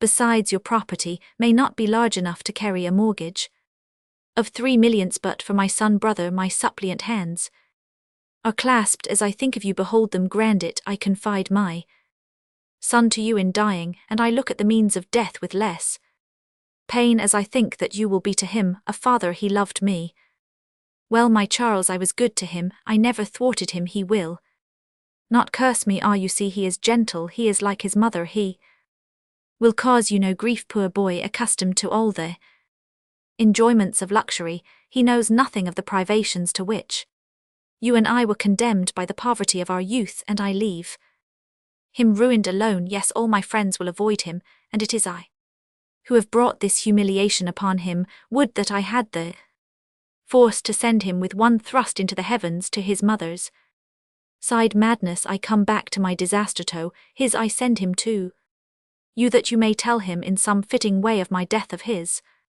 future fate. Be a father to him, but a good father. Do not tear him all at once from his idle life. It would kill him. I beg him on my knees to renounce all rights that as his mother's heir he may have on my estate, but the prayer is superfluous. He is honorable, and he will feel that he must not appear among my creditors. Bring him to see this at the right time. Reveal to him the hard conditions of the life I have made for him, and if he still has tender thoughts of me, tell him in my name that all is not lost for him. Yes, work labor, which saved us both, may give him back the fortune of which I have deprived him, and if he listens to his father's voice as it reaches him from the grave, he will go the Indies. My brother Charles is an upright and courageous young man. Give him the wherewithal to make his venture. He will die sooner than not repay you the funds which you may lend him. Grandet, if you will not do this, you will lay up for yourself remorse. Should my child find neither tenderness nor succor in you, I would call down the vengeance of God upon your cruelty.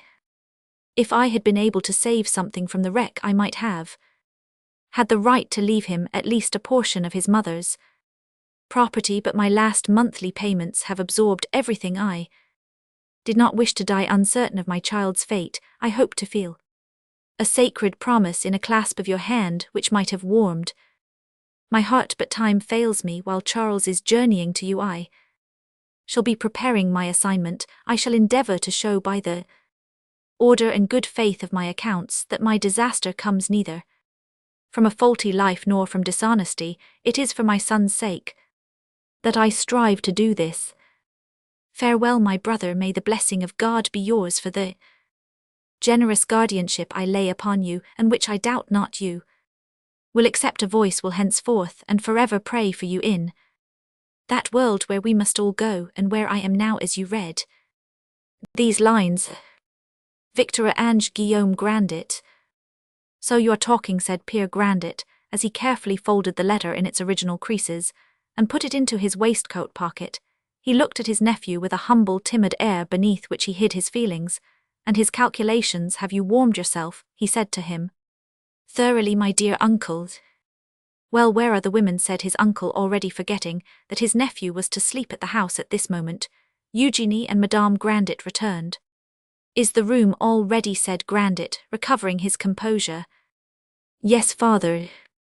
Well then, my nephew, if you're tired, Nanoen, shall show you a room. It isn't a dandy's room, but you will excuse a poor wine-grower, who never has a penny to spare, taxes swallow up everything. We do not wish to intrude, Grandet, said the banker. You may want to talk to your nephew, and therefore we will bid you good night. At these words the assembly rose, and each made a parting bow in keeping with his or her own character. The old notary went to the door to fetch his lantern, and came back to light it, offering to accompany the Desgrassins on their way. Madame Desgrassins had not foreseen the incident which brought the evening prematurely to an end. Her servant therefore had not arrived. Will you do me the honour to take my arm, madame? Said the abbe. Thank you, monsieur l'abbe, but I have my son, she answered dryly. Ladies cannot compromise themselves with me, said the abbe. Take Monsieur Cruchot's arm, said her husband. The abbe walked off with the pretty lady so quickly that they were soon some distance in advance of the caravan. That is a good-looking young man, madame, he said, pressing her arm. Good be to the grapes, the vintage is done, it is all over with us. We may as well say adieu to Mademoiselle Grandet. Eugenie will belong to the dandy. Unless this cousin is enamoured of some Parisian woman, your son Adolphe will find another rival in. Not at all, monsieur l'abbe. This young man cannot fail to see that Eugenie is a little fool, a girl without the least freshness. Did you notice her tonight? She was as yellow as a quince. Perhaps you made the cousin notice it. I did not take the trouble. Place yourself always beside Eugenie, madame, and you need never take the trouble to say anything to the young man against his cousin. He will make his own comparisons, which... Well, he has promised to dine with me the day after tomorrow. Ah, if you only would, madame, said the abbe. What is it that you wish me to do, monsieur l'abbe? Do you mean to offer me bad advice? I have not reached the age of 39, without a stain upon my reputation, thank God, to compromise myself. Now, even for the empire of the great mogul, you and I are of an age when we both know the meaning of words. For an ecclesiastic you certainly have ideas that are very incongruous. Fie, it is worthy of faublers. You have read faublers? No, monsieur l'abbe, I meant to say the liaisons dangereuses. Ah, that book is infinitely more moral, said the abbe, laughing, but you make me out as wicked as a young man of the present day. I only meant... Do you dare to tell me you were not thinking of putting wicked things into my head? Isn't it perfectly clear? If this young man, who, I admit, is very good-looking, were to make love to me, he would not think of his cousin in Paris. I know good mothers do devote themselves in this way to the happiness and welfare of their children, but we live in the provinces, monsieur l'abbe. Yes, madame. And she continued, I do not want, and Adolphe himself would not want 100 millions brought at such a price. Madame, I said nothing about 100 millions. That temptation might be too great for either of us to withstand, only I do think that an honest woman may permit herself in all honour certain harmless little coquetries, which are in fact part of her social duty, and which... Do you think so? Are we not bound, madame, to make ourselves agreeable to each other? Permit me to blow my nose. I assure you, madame, he resumed, that the young gentleman ogled you through his glass in a more flattering manner than he put on when he looked at me. But I forgive him for doing homage to beauty in preference to old age. It is quite apparent, said the president in his loud voice, that Monsieur Grandet of Paris has sent his son to Saumur with extremely matrimonial intentions. But in that case the cousin wouldn't have fallen among us like a cannonball, answered the notary. That doesn't prove anything, said Monsieur Desgrassins. The old miser is always making mysteries. Desgrassins, my friend, I have invited the young man to dinner. You must go and ask Monsieur and Madame de Larsinière. And the du Hortois with the beautiful Demoiselle du Horto, of course, I hope. She will be properly dressed. That jealous mother of hers does make such a fright of her gentlemen. I trust that you will all do us the honour to come, she added, stopping the procession to address the two Cruchots. Here you are at home, madame, said the notary. After bowing to the 3 Desgrassins, the 3 Crotchets returned home, applying their provincial genius for analysis to studying under all its aspects the great event of the evening, which undoubtedly changed the respective positions of Grassinists and Crotchetines. The admirable common sense, which guided all the actions of these great machinators, made each side the necessity of a momentary alliance against a common enemy. Must they not mutually hinder Eugenie from loving her cousin, and the cousin from thinking of Eugenie? Could the Parisian resist the influence of treacherous insinuations, soft-spoken calumnies, slanders full of faint praise and artless denials, which should be made to circle incessantly about him, and deceive him? Roman 4. When the 4 relations were left alone, Monsieur Grandet said to his nephew, "We must go to bed. It is too late to talk about the matters which have brought you here tomorrow. We will take a suitable moment. We breakfast at 8 o'clock at midday. We eat a little fruit or a bit of bread, and drink a glass of white wine. And we dine like the Parisians at 5 o'clock. That's the order of the day. If you like to go and see the town and the environs, you are free to do so. You will excuse me if my occupations do not permit me to accompany you. You may perhaps hear people say that I am rich, Monsieur Grandet, this Monsieur Grandet, that I let them talk. Their gossip does not hurt my credit. But I have not a penny. I work in my old age like an apprentice, whose worldly goods are a bad plane, and 2 good arms. Perhaps you'll soon know yourself what a franc costs when you have got to sweat for it. Nanoen, where are the candles?" "I trust, my nephew, that you will find all you want," said Madame Grandet, "but if you should need anything else you can call Nanoen." "My dear aunt, I shall need nothing. I have, I believe, brought everything with me. Permit me to bid you good night, and my young cousin also." Charles took a lighted wax candle from Nanoen's Hendon Anjou candle, very yellow in colour, and so sharp-worn that it looked like tallow, and deceived Monsieur Grandet, who, incapable of suspecting its presence under his roof, did not perceive this magnificence. "I will show you the way," he said. Instead of leaving the hall by the door which opened under the archway, Grandet ceremoniously went through the passage, which divided the hall from the kitchen. A swing door furnished with a large oval pane of glass shut this passage from the staircase, so as to fend off the cold air which rushed through it, but the north wind whistled none the less keenly in winter, and in spite of the sandbags at the bottom of the doors of the living-room, the temperature within could scarcely be kept at a proper height.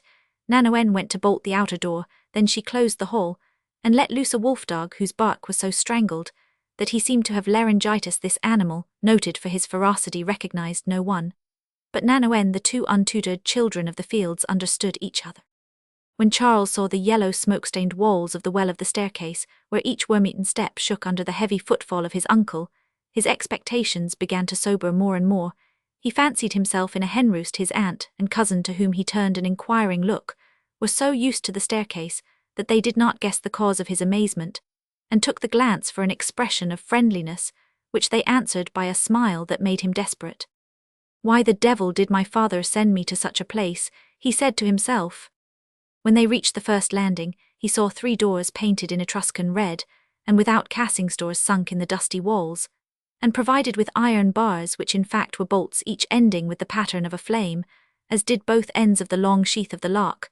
The first door at the top of the staircase, which opened into a room directly above the kitchen, was evidently walled up. In fact, the only entrance to that room was through Grandet's bedchamber. The room itself was his office. The single window which lighted it on the side of the court was protected by a lattice of strong iron bars. No one, not even Madame Grandet, had permission to enter it. The old man chose to be alone like an alchemist in his laboratory. There no doubt some hiding place had been ingeniously constructed there. The title deeds of property were stored there, hung the scales on which to weigh the louis there were devised by night, and secretly the estimates, the profits, the receipts, so that businessmen, finding Grandet prepared at all points, imagined that he got his cue from fairies or demons there, no doubt, while Nanoen's loud snoring shook the rafters, while the wolf-dog watched and yawned in the courtyard. While Madame and Mademoiselle Grandet were quietly sleeping, came the old cooper to cuddle, to con over, to caress and clutch, and clasp his gold. The walls were thick, the screens sure. He alone had the key of this laboratory, where, so people declared, studied the maps on which his fruit trees were marked, and calculated his profits to a vine, and almost to a twig. The door of Eugenie's chamber was opposite to the walled-up entrance to this room. At the other end of the landing were the apartments of the married pair, which occupied the whole front of the house. Madame Grandet had a room next to that of Eugenie, which was entered through a glass door. The master's chamber was separated from that of his wife by a partition, and from the mysterious strong-room, by a thick wall, Père Grandet lodged his nephew on the second floor in the high mansard attic which was above his own bedroom, so that he might hear him if the young man took it into his head to go and come. When Eugenie and her mother reached the middle of the landing, they kissed each other for good night, then, with a few words of adieu to Charles, cold upon the lips, but certainly very warm in the heart of the young girl, they withdrew into their own chambers. "Here you are in your room, my nephew," said Père Grandet, as he opened the door. "If you need to go out, call Nanoen. Without her, beware, the dog would eat you up. Without a word, sleep well. Good night." "Ha! Why, they have made you a fire," he cried. At this moment Nanoen appeared with the warming pan. "Here's something more," said Monsieur Grandet. "Do you take my nephew for a Lingin woman? Carry off your brazier, Nanoen." "But monsieur, the sheets are damp, and this gentleman is as delicate as a woman." "Well, go on as you've taken it into your head," said Grandet, pushing her by the shoulders, "but don't set things on fire." So saying, the miser went downstairs, grumbling indistinct sentences. Charles stood aghast in the midst of his trunks, after casting his eyes on the attic walls, covered with that yellow paper, sprinkled with bouquets so well known in dance-houses, on the fireplace of ribbed stone, whose very look was chilling, on the chairs of yellow wood, with varnished cane seats that seemed to have more than the usual 4 angles, on the open night-table, capacious, enough to hold a small surging tatarms, on the meagre bit of rag carpet, beside the bed, on the tester, whose cloth valance shook, as if devoured by moths it was about to fall. He turned gravely to La Grande Nanoen, and said, "Look here, my dear woman, just tell me, am I in the house of Monsieur Grandet, formerly mayor of Saumur and brother to Monsieur Grandet of Paris?" "Yes, monsieur, and a very good, a very kind, a very perfect gentleman. Shall I help you to unpack your trunks?" "Faith, yes, if you will, my old trooper. Didn't you serve in the Marines of the Imperial Guard?" "Ho, ho, ho," laughed Nanoen. "What's that? The Marines of the Guard? Is it salt? Does it go in the water? Here, get me my dressing gown out of that valise, there's the key." Nanoen was wonderstruck by the sight of a dressing gown made of green silk, brocaded with gold flowers of an antique design. "Are you going to put that on to go to bed with?" she asked. "Yes." "Holy Virgin, what a beautiful altar cloth it would make for the parish church, my dear darling monsieur. Give it to the church, and you'll save your soul. If you don't, you'll lose it. Oh, how nice you look in it. I must call mademoiselle to see you." "Come, Nanoen, if Nanoen, you are, hold your tongue. Let me go to bed. I'll arrange my things tomorrow. If my dressing gown pleases you so much, you shall save your soul. I am too good a Christian not to give it to you when I go away, and you can do what you like with it." Nanoen stood rooted to the ground, gazing at Charles, and unable to put faith into his words. "Good night, Nanoen." "What in the world have I come here for?" thought Charles as he went to sleep. "My father is not a fool. My journey must have some object. Sure, put off serious thought till the morrow, as some Greek idiot said. Blessed Virgin, how charming he is!" my cousin Eugenie was saying, interrupting her prayers, which that night at least were never finished.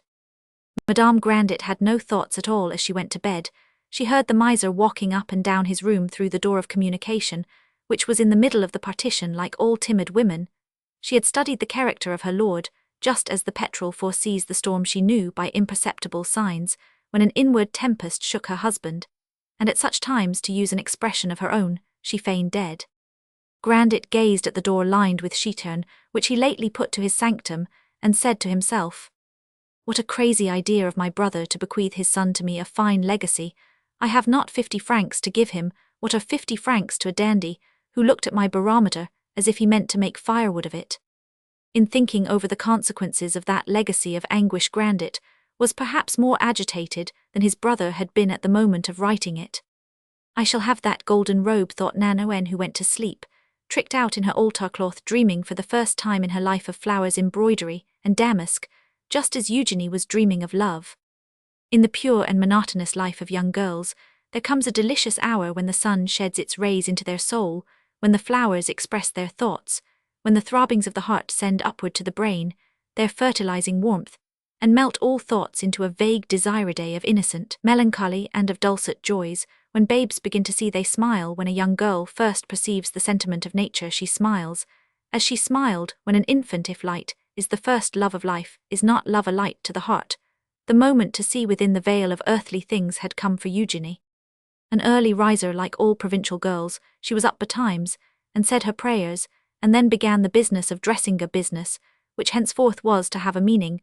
First, She brushed and smoothed her chestnut hair, and twisted its heavy masses to the top of her head with the utmost care, preventing the loose tresses from straying and giving to her head a symmetry, which heightened the timid candor of her face, for the simplicity of these accessories accorded well with the innocent sincerity of its lines as she washed her hands again and again in the cold water, which hardened and reddened the skin. She looked at her handsome round arms, and asked herself what her cousin did to make his hands so softly white, his nails so delicately curved.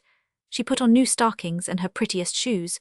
She laced her corset straight, without skipping a single eyelet, and then, wishing for the first time in her life to appear to advantage, she felt the joy of having a new gown well made, which rendered her attractive. As she finished her toilet, the clock of the parish church struck the hour. To her astonishment, it was only 7. The desire of having plenty of time for dressing carefully had led her to get up too early, ignorant of the art of retouching every curl and studying every effect. Eugenie simply crossed her arms, sat down by the window, and looked at the courtyard, the narrow garden, and the high terraced walls that overtopped it, a dismal hedged-in prospect, yet not wholly devoid of those mysterious beauties which belong to solitary or uncultivated nature. Near the kitchen was a well surrounded by a curb, with a pulley fastened to a bent iron rod, clasped by a vine, whose leaves were withered, reddened, and shriveled by the season. From thence the tortuous shoots straggled to the wall, clutched it, and ran the whole length of the house, ending near the woodpile, where the logs were ranged with as much precision as the books in a library.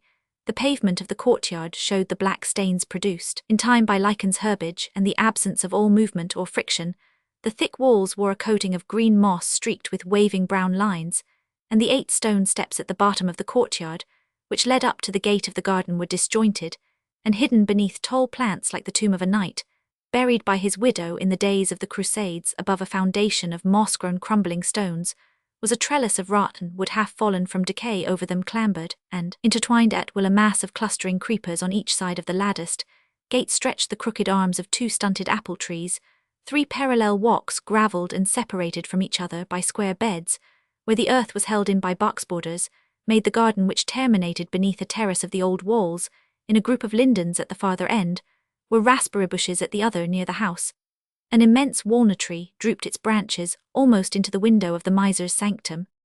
A clear day, and the beautiful autumnal sun, common to the banks of the Loire, was beginning to melt the hoarfrost which the night had laid on these picturesque objects on the walls and on the plants which swathed the courtyard. Eugenie found a novel charm in the aspect of things lately so insignificant to her.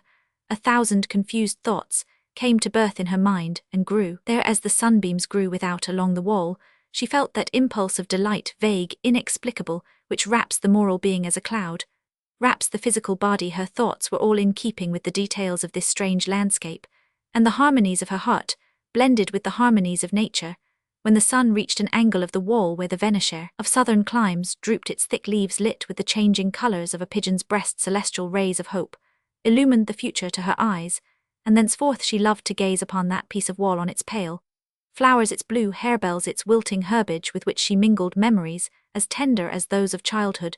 The noise made by each leaf as it from its twig in the void of that echoing court gave answer to the secret questionings of the young girl, who could have stayed there the livelong day without perceiving the flight of time. Then came tumultuous heavings of the soul.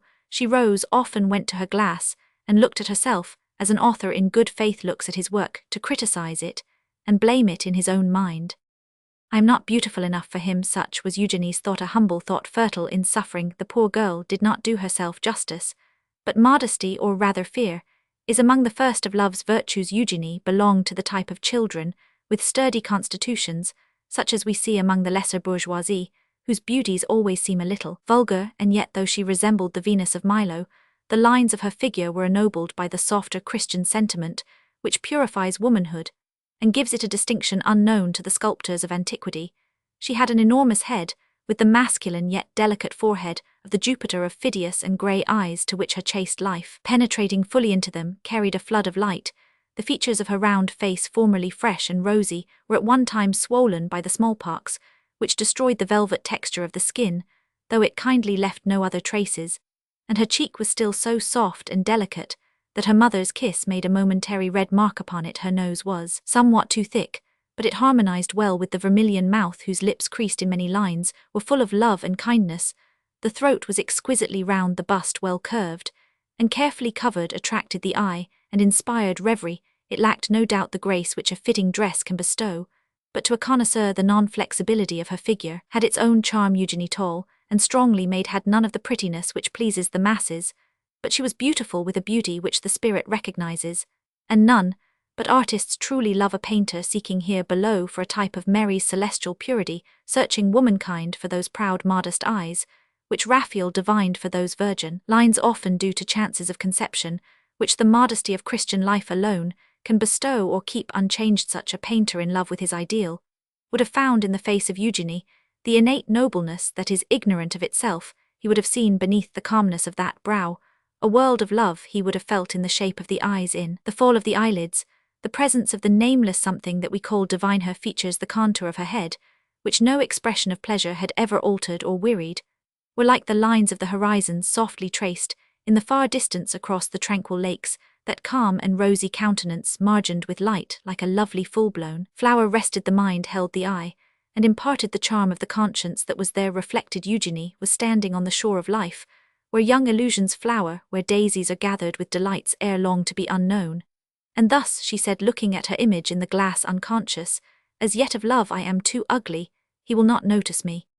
Then she opened the door of her chamber, which led to the staircase, and stretched out her neck to listen for the household noises. He is not up, she thought, hearing Nanoen's morning cough, as the good soul went and came sweeping out the halls, lighting her fire, chaining the dog, and speaking to the beasts in the stable. Eugenie at once went down and ran to Nanoen, who was milking the cow. Nanoen, my good Nanoen, make a little cream for my cousin's breakfast. Why, mademoiselle, you should have thought of that yesterday, said Nanoen, bursting into a loud peal of laughter. I can't make cream. Your cousin is a darling, oh, that he is. You should have seen him in his dressing gown, all silk and gold. I saw him, I did. He wears linen as fine as the surplice of Monsieur le Cure. Nanoen, please make us a galette. And Hall, give me wood for the oven and flour, and butter for the cakes, said Nanoen, who in her function of Prime Minister to Grandet, assumed at times enormous importance in the eyes of Eugenie. And her mother mustn't rob the master to feast the cousin. You ask him for butter and flour, and would. He's your father, perhaps he'll give you some. See there, he is now coming to give out the provisions. Eugenie escaped into the garden quite frightened, as she heard the staircase shaking under her father's step. Already she felt the effects of that virgin modesty, and that special consciousness of happiness, which lead us to fancy, not perhaps without reason, that our thoughts are graven on our foreheads, and are open to the eyes of all, perceiving for the first time the cold nakedness of her father's house. The poor girl felt a sort of rage that she could not put it in harmony with her cousin's elegance. She felt the need of doing something for him, what she did not know. Ingenuous and truthful, she followed her angelic nature, without mistrusting her impressions or her feelings. The mere sight of her cousin had wakened within her the natural yearnings of a woman, yearnings that were the more likely to develop ardently, because having reached her 23rd year, she was in the plenitude of her intelligence, and her desires. For the first time in her life, her heart was full of terror at the sight of her father in him. She saw the master of the fate, and she fancied herself guilty of wrongdoing in hiding from his knowledge certain thoughts. She walked with hasty steps, surprised to breathe a purer air, to feel the sun's rays quickening her pulses, to absorb from their heat a moral warmth and a new life, as she turned over in her mind some stratagem by which to get the cake. A quarrelan event, as rare as the sight of swallows in winter, broke out between La Grande Nanoen and Grandet, armed with his keys. The master had come to dole out provisions for the day's consumption. Is there any bread left from yesterday? He said to Nanoen. Not a crumb, monsieur. Grandet took a large round loaf, well floured and moulded, in one of the flat baskets which they use for baking in Anjou, and was about to cut it when Nanoen said to him, We are 5 today, monsieur. That's true, said Grandet, but your loaves weigh 6 pounds. There'll be some left besides these young fellows from Paris don't eat bread, you'll see. Then they must eat frippe, said Nanoen. Frippe is a word of the local lexicon of Anjou, and means any accompaniment of bread from butter which is spread upon it. The commonest kind of frippe to peach, preserved the most distinguished of all the frippes. Those who in their childhood have licked the frippe and left the bread will comprehend the meaning of Nanoen's speech. No, answered Grandet, they eat neither bread nor frippe, they are something like marriageable girls. After ordering the meals for the day with his usual parsimony, the goodman, having locked the closets containing the supplies, was about to go towards the fruit garden when Nanoen stopped him to say, Monsieur, give me a little flour, and some butter, and I'll make a galette for the young ones. Are you going to pillage the house on account of my nephew? I wasn't thinking any more of your nephew than I was of your dog, not more than you think yourself, for look here, you've only forked out 6 bits of sugar, I want 8. What's all this, Nanoen? I have never seen you like this before. What have you got in your head? Are you the mistress here? You shan't have more than 6 pieces of sugar. Well then, how is your nephew to sweeten his coffee? With 2 pieces I'll go without myself. Go without sugar at your age? I'd rather buy you some out of my own pocket. Mind your own business. In spite of the recent fall in prices, sugar was still in Grandet's eyes the most valuable of all the colonial products to him. It was always 6 francs a pound. The necessity of economizing it, acquired under the Empire, had grown to be the most inveterate of his habits.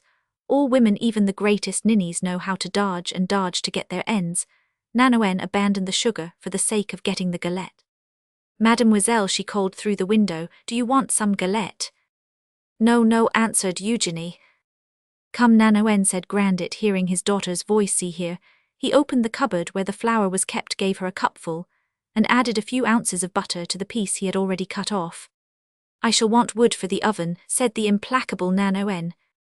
Well, take what you want, he answered sadly, but in that case you must make us a fruit art, and you'll cook the whole dinner in the oven. In that way you won't need 2 fires. Goodness, cried Nanoen, you needn't tell me that. Grandet cast a look that was well nigh paternal upon his faithful deputy. Mademoiselle, she cried when his back was turned, we shall have the galette. Pierre Grandet returned from the garden with the fruit, and arranged a plateful on the kitchen table. Just see, monsieur, said Nanoen, what pretty boots your nephew has. What leather! Why, it smells good. What does he clean it with, I wonder? Am I to put your egg police on it? Nanoen, I think eggs would injure that kind of leather. Tell him you don't know how to black Morocco. Yes, that's Morocco. He will get you something himself in Saumur to polish those boots with. I have heard that they put sugar into the blacking to make it shine. They look good to eat, said the cook, putting the boots to her nose. Bless me if they don't smell like Madame's eau de cologne. Ah, how funny. Funny, said her master. Do you call it funny to put more money into boots than the man who stands in them is worth? Monsieur, she said, when Grandet returned the second time, after locking the fruit garden, won't you have the pot-a-few put on once or twice a week, on account of your nephew? Yes. Am I to go to the butcher's?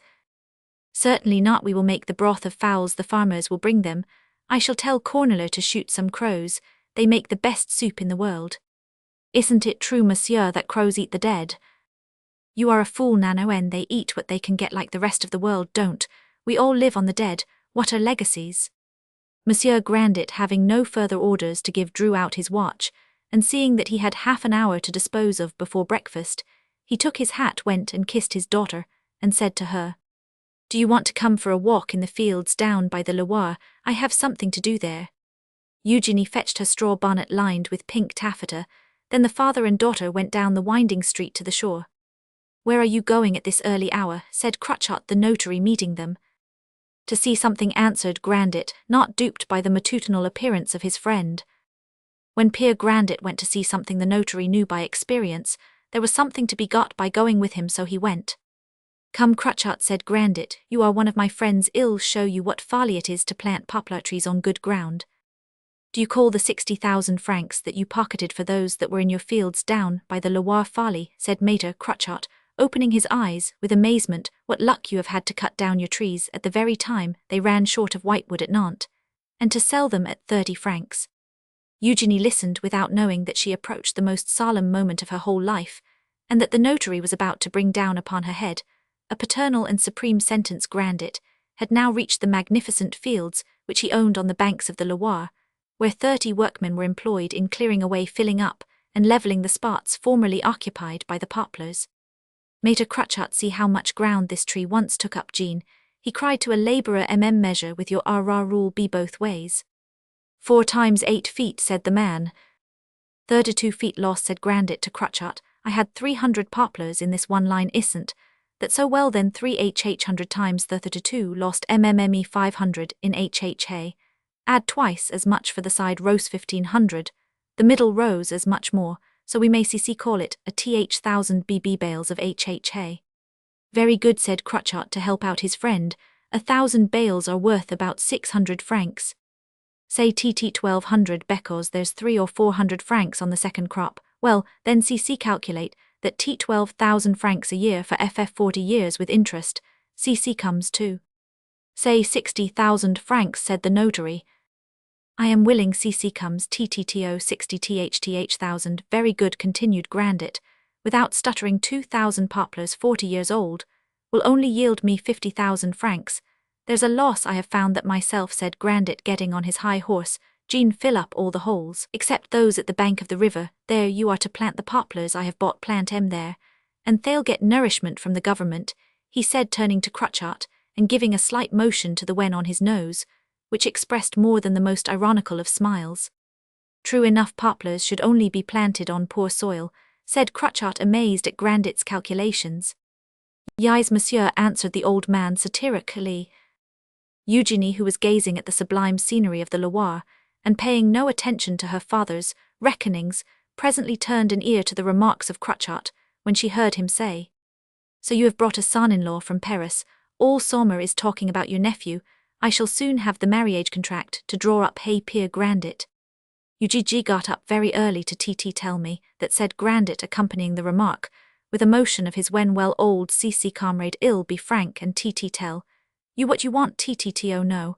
I would rather do you see ff fling my daughter into the Loire, than gg give her to her CC cousin. You may tell, that everywhere no never mind, let the world talk. This answer dazzled and blinded the young girl with sudden light. The distant hopes upspringing in her heart bloomed suddenly, became real, tangible, like a cluster of flowers, and she saw them cut down and wilting on the earth. Since the previous evening she had attached herself to Charles by those links of happiness which bind soul to soul from henceforth suffering, was to rivet them. Is it not the noble destiny of women to be more moved by the dark solemnities of grief than by the splendors of fortune? How was it that fatherly feeling had died out of her father's heart? Of what crime had Charles been guilty? Mysterious questions. Already her dawning love, a mystery so profound, was wrapping itself in mystery. She walked back trembling in all her limbs, and when she reached the gloomy street lately so joyous to her, she felt its sadness, she breathed the melancholy which time and events had printed there. None of love's lessons lacked a few steps from their own door. She went on before her father, and waited at the threshold, but Grandet, who saw a newspaper in the notary's hand, stopped short and asked, How are the funds? You never listened to my advice, Grandet, answered Cruchot. By soon you will still make 20% in 2 years, besides getting an excellent rate of interest, 5,000 a year, for 80,000 francs 50 centimes. Well, see about that, answered Grandet, rubbing his chin. Good God, exclaimed the notary. Well, what? Cried Grandet, and at the same moment Cruchot put the newspaper under his eyes and said, Read that. Monsieur Grandet, one of the most respected merchants in Paris, blew his brains out yesterday after making his usual appearance. At the Bourse he had sent his resignation to the President of the Chamber of Deputies, and had also resigned his functions as a judge of the commercial courts. The failures of Monsieur Roguin and Monsieur Souchet, his broker, and his notary had ruined him. The esteem felt for Monsieur Grandet, and the credit he enjoyed, were nevertheless such that he might have obtained the necessary assistance from other business houses. It is much to be regretted that so honourable a man should have yielded to momentary despair, etc. I knew it, said the old wine-grower to the notary. The words sent a chill of horror through Maître Cruchot, who, notwithstanding his impassibility as a notary, felt the cold running down his spine, as he thought that Grandet of Paris had possibly implored in vain the millions of Grandet of Saumur, and his son so joyous yesterday. He knows nothing as yet, answered Grandet with the same composure. Adieu, Monsieur Grandet, said Cruchot, who now understood the state of the case, and went off to reassure Monsieur de Bonfons. On entering, Grandet found breakfast ready. Madame Grandet Round, whose neck Eugenie had flung her arms, kissing her, with the quick effusion of feeling often caused by secret grief, was already seated in her chair on casters, knitting sleeves for the coming winter. You can begin to eat, said Nanoen, coming downstairs 4 steps at a time. The young one is sleeping like a cherub, isn't he a darling, with his eyes shut? I went in, and I called him, no answer. Let him sleep, said Grandet. He'll wake soon enough to hear ill tidings. What is it? asked Eugenie, putting into her coffee the 2 little bits of sugar weighing less than half an ounce, which the old miser amused himself by cutting up in his leisure hours Madame Grandet, who did not dare to put the question, gazed at her husband. His father has blown his brains out. My uncle, said Eugenie. Poor young man, exclaimed Madame Grandet. Poor indeed, said Grandet, he isn't worth a sou. A poor boy, and he's sleeping like the king of the world, said Nanoen in a gentle voice.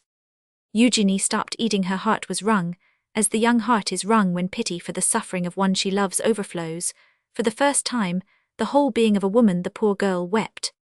What are you crying about? You didn't know your uncle, said her father, giving her one of those hungry, tigerish looks he doubtless threw upon his piles of gold. But monsieur, said Nanoen, who wouldn't feel pity for the poor young man sleeping there like a wooden shoe, without knowing what's coming. I didn't speak to you, Nanoen, hold your tongue. Eugenie learned at that moment that the woman who loves must be able to hide her feelings. She did not answer. You will say nothing to him about it, Ma'am Grandet. Till I return, said the old man, I have to go and straighten the line of my hedge along the highroad. I shall be back at noon in time for the second breakfast, and then I will talk with my nephew about his affairs.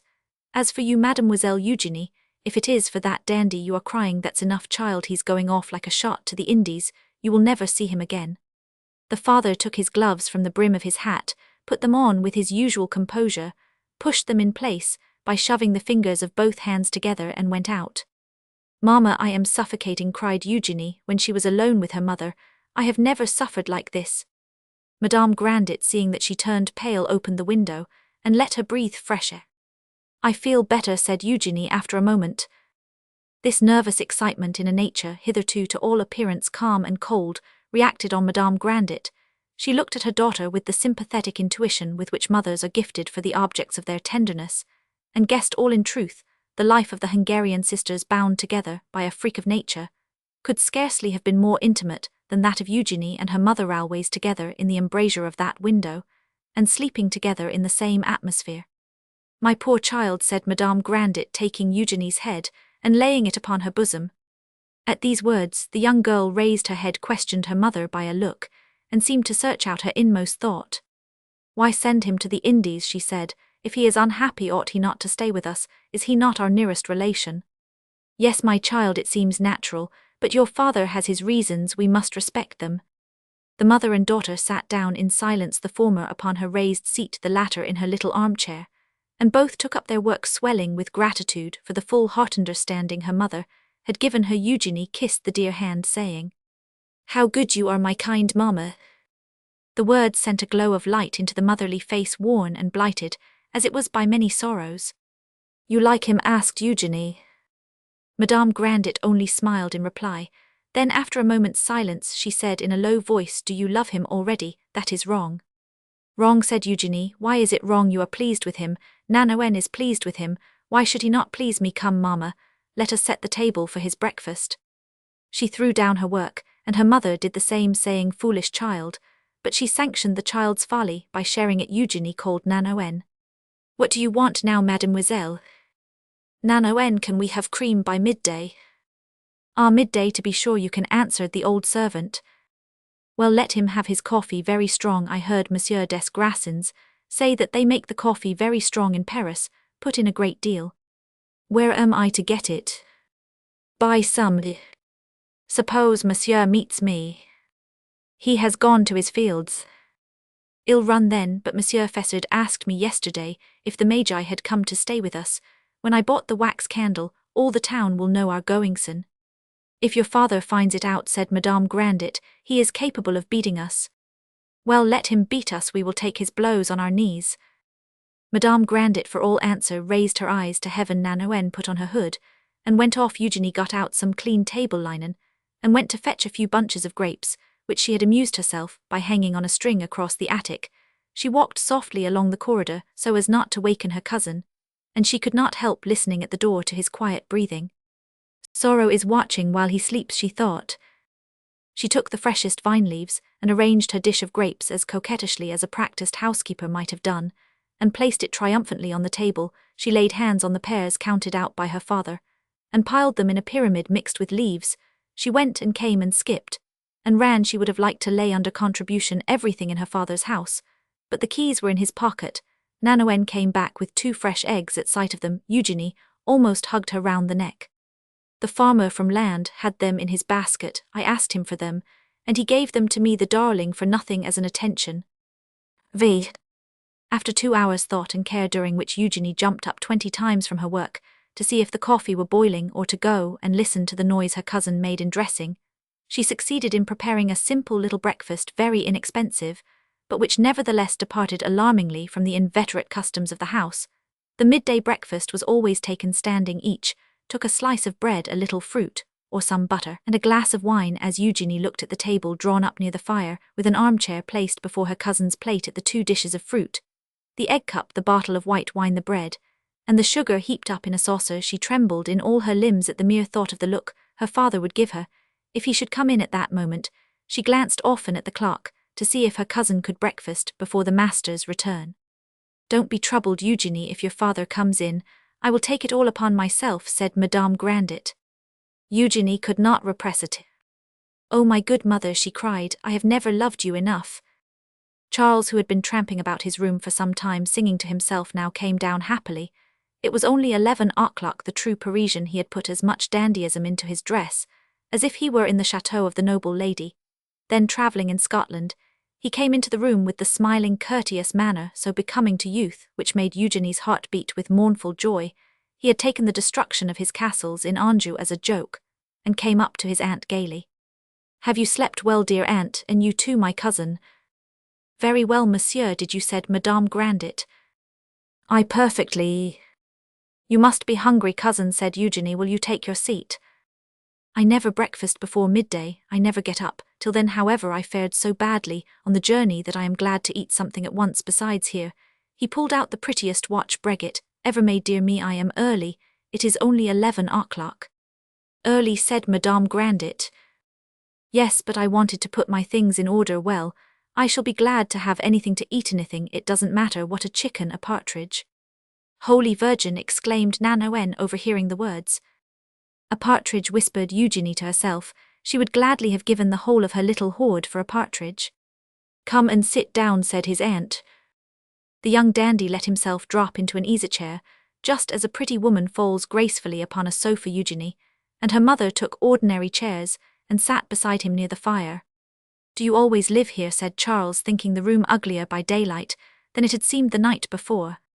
"Always," answered Eugenie, looking at him, "except during the vintage. Then we go and help Nanoen and live at the Abbaye des Noyers." "Don't you ever take walks?" "Sometimes on Sunday after Vespers when the weather is fine," said Madame Grandet. "We walk on the bridge, or we go and watch the haymakers." "Have you a theatre?" "Go to the theatre," exclaimed Madame Grandet. "See a play? Why, monsieur, don't you know it is a mortal sin?" "See here, monsieur," said Nanoen, bringing in the eggs. "Here are your chickens in the shell." "Oh, fresh eggs," said Charles, who, like all people accustomed to luxury, had already forgotten about his partridge. "That is delicious. Now, if you will give me the butter, my good girl." "Butter? Then you can't have the galette." "Nanoen, bring the butter," cried Eugenie. The young girl watched her cousin as he cut his sippets with as much pleasure as a grisette takes in a melodrama, where innocence and virtue triumph. Charles, brought up by a charming mother, improved and trained by a woman of fashion, had the elegant, dainty, foppish movements of a coxcomb, the compassionate sympathy and tenderness of a young girl, possess a power that is actually magnetic, so that Charles, finding himself the object of the attentions of his aunt and cousin, could not escape the influence of feelings which flowed towards him, as it were, and inundated him. He gave Eugenie a bright, caressing look full of kindness, a look which seemed itself a smile. He perceived, as his eyes lingered upon her, the exquisite harmony of features in the pure face, the grace of her innocent attitude, the magic clearness of the eyes, where young love sparkled and desire shone unconsciously. "Ah, my dear cousin, if you were in full dress at the opera, I assure you my aunt's words would come true. You would make the men commit the mortal sin of envy, and the women the sin of jealousy." The compliment went to Eugenie's heart, and set it beating, though she did not understand its meaning. "Oh, cousin," she said, "you are laughing at a poor little country girl. If you knew me, my cousin, you would know that I abhor ridicule. It withers the heart, and jars upon all my feelings." Here he swallowed his buttered sippet very gracefully. "No, I really have not enough mind to make fun of others, and doubtless it is a great defect in Paris when they want to disparage a man. They say he has a good heart. The phrase means the poor fellow is as stupid as a rhinoceros. But as I am rich and known to hit the bull's-eye at 30 paces with any kind of pistol, and even in the open fields, ridicule respects me. My dear nephew, that bespeaks a good heart. You have a very pretty ring, said Eugenie. Is there any harm in asking to see it? Charles held out his hand after loosening the ring, and Eugenie blushed as she touched the pink nails of her cousin with the tips of her fingers. See, Mamma, what beautiful workmanship. My, there's a lot of gold, said Nanoen, bringing in the coffee.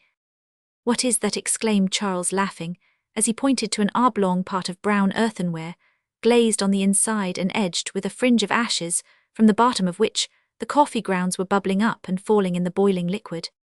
It is boiled coffee, said Nanoen.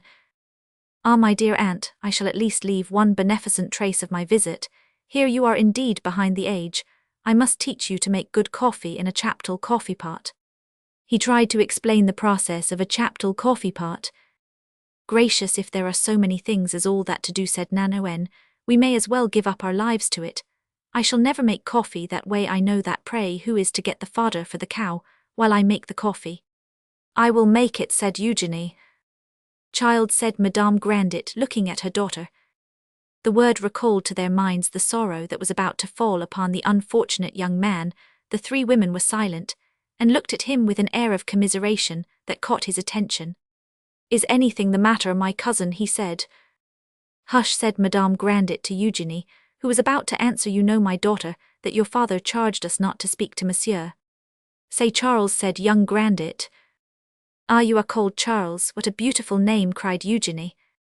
Presentiments of evil are almost always justified at this moment. Nanoen, Madame Grandet, and Eugenie, who had all three been thinking with a shudder of the old man's return, heard the knock whose echoes they knew but too well. There's Papa, said Eugenie.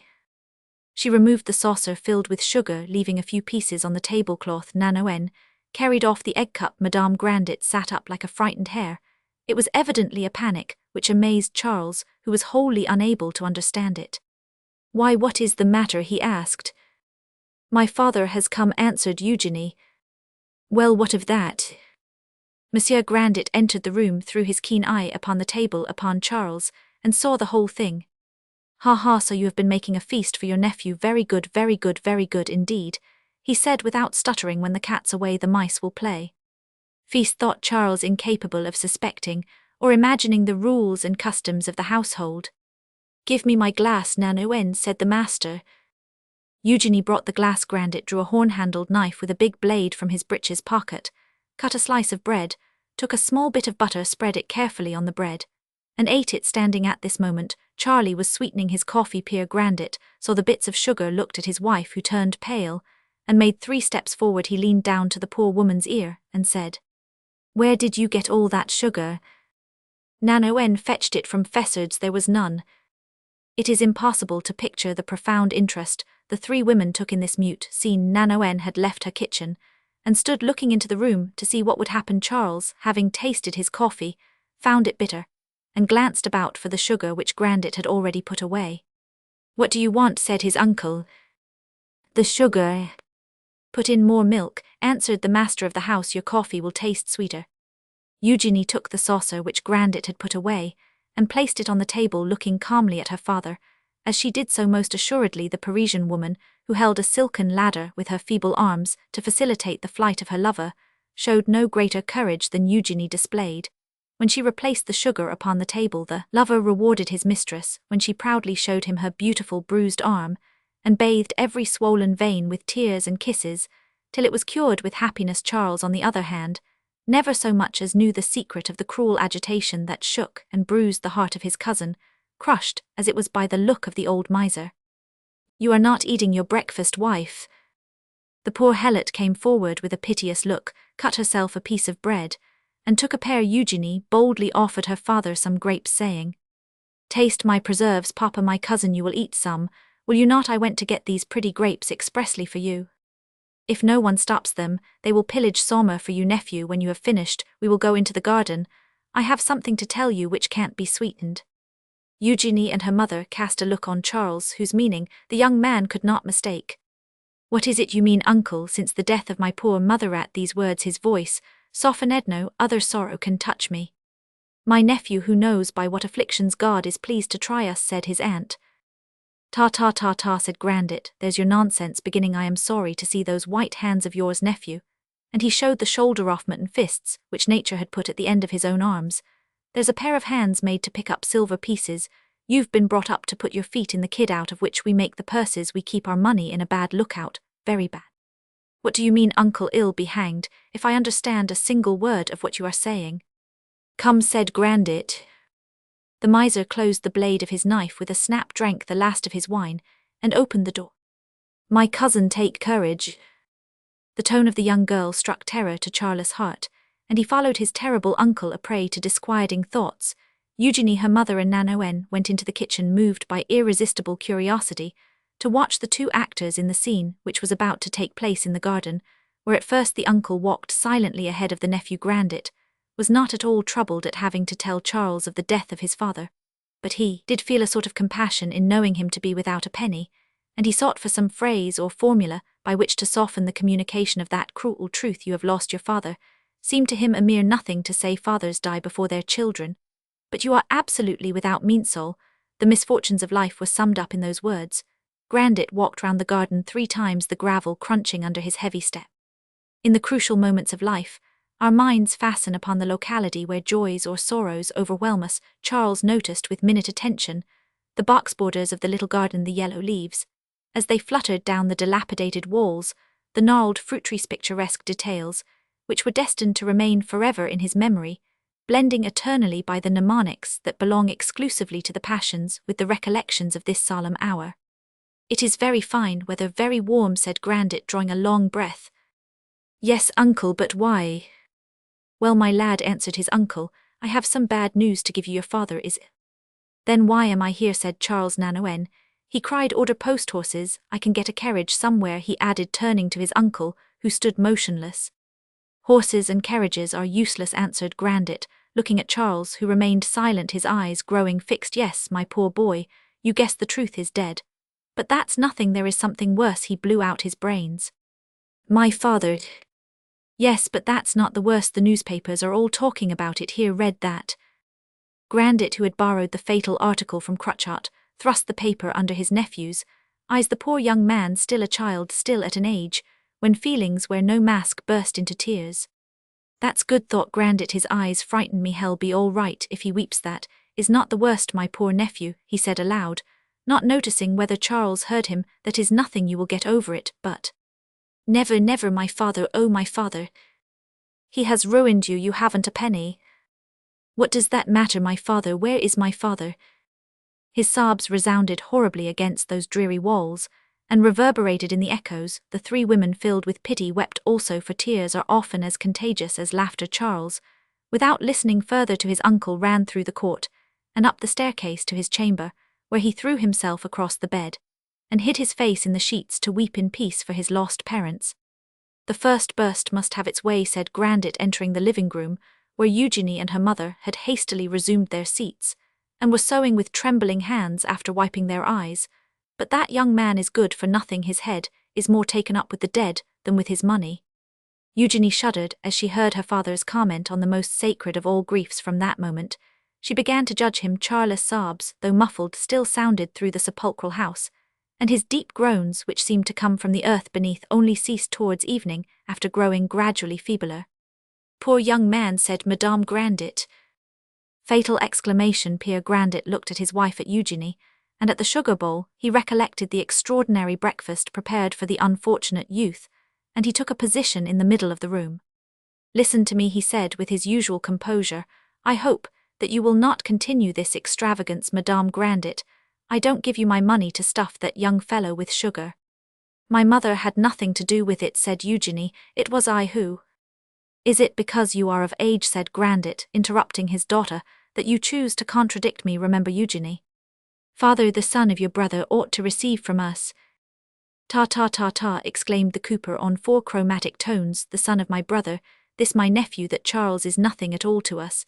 He hasn't a farthing, his father has failed, and when this dandy has cried his fill off, he goes from here. I won't have him revolutionize my household. What is failing, father? asked Eugenie. To fail, answered her father, is to commit the most dishonorable action that can disgrace a man. It must be a great sin, said Madame Grandet, and our brother may be damned. There, don't begin with your litanies, said Grandet, shrugging his shoulders to fail Eugenie. He resumed, is to commit a theft, which the law unfortunately takes under its protection. People have given their property to Guillaume Grandet, trusting to his reputation for honor and integrity. He has made away with it all and left them nothing but their eyes to weep with. A highway robber is better than a bankrupt. The one attacks you, and you can defend yourself. He risks his own life, but the other, in short, Charles, is dishonored. The words rang in the poor girl's heart, and weighed it down with their heavy meaning, upright and delicate, as a flower born in the depths of a forest. She knew nothing of the world's maxims, of its deceitful arguments and specious sophisms. She therefore believed the atrocious explanation which her father gave her, designedly concealing the distinction which exists between an involuntary failure and an intentional one. Father, could you not have prevented such a misfortune? My brother did not consult me, besides he owes 4 millions. What is 1 million, father? She asked with the simplicity of a child, which thinks it can find out at once all that it wants to know. 1 million, said Grandet. Why, it is 1 million pieces of 20 sous each, and it takes 5 20-sous pieces to make 5 francs. Dear me, cried Eugenie, how could my uncle possibly have had 4 millions? Is there anyone else in France who ever had so many millions? Pierre Grandet stroked his chin, smiled, and his wen seemed to dilate. But what will become of my cousin Charles? He is going off to the West Indies by his father's request, and he will try to make his fortune there. Has he got the money to go with? I shall pay for his journey as far as Nantes. Eugenie sprang into his arms. Oh, father, how good you are! She kissed him with a warmth that almost made Grandet ashamed of himself, for his conscience galled him a little. Will it take much time to amass 1 million? She asked. Look here, said the old miser, you know what a Napoleon is. Well, it takes 50,000 Napoleons to make 1 million. Mamma, we must say a great many nouvins for him. I was thinking so, said Madame Grandet. That's the way, always spending my money, cried the father. Do you think there are francs on every bush? At this moment, a muffled cry more distressing than all the others echoed through the garrets, and struck a chill to the hearts of Eugenie and her mother. Nanoen, go upstairs, and see that he does not kill himself, said Grandet. Now, then, he added, looking at his wife and daughter, who had turned pale at his words. No nonsense, you two. I must leave you. I have got to see about the Dutchmen who are going away today. And then I must find Cruchot and talk with him about all this.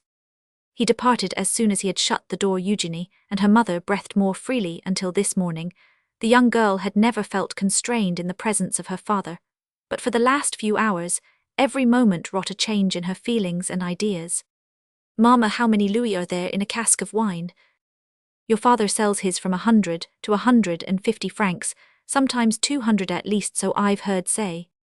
Then Papa must be rich.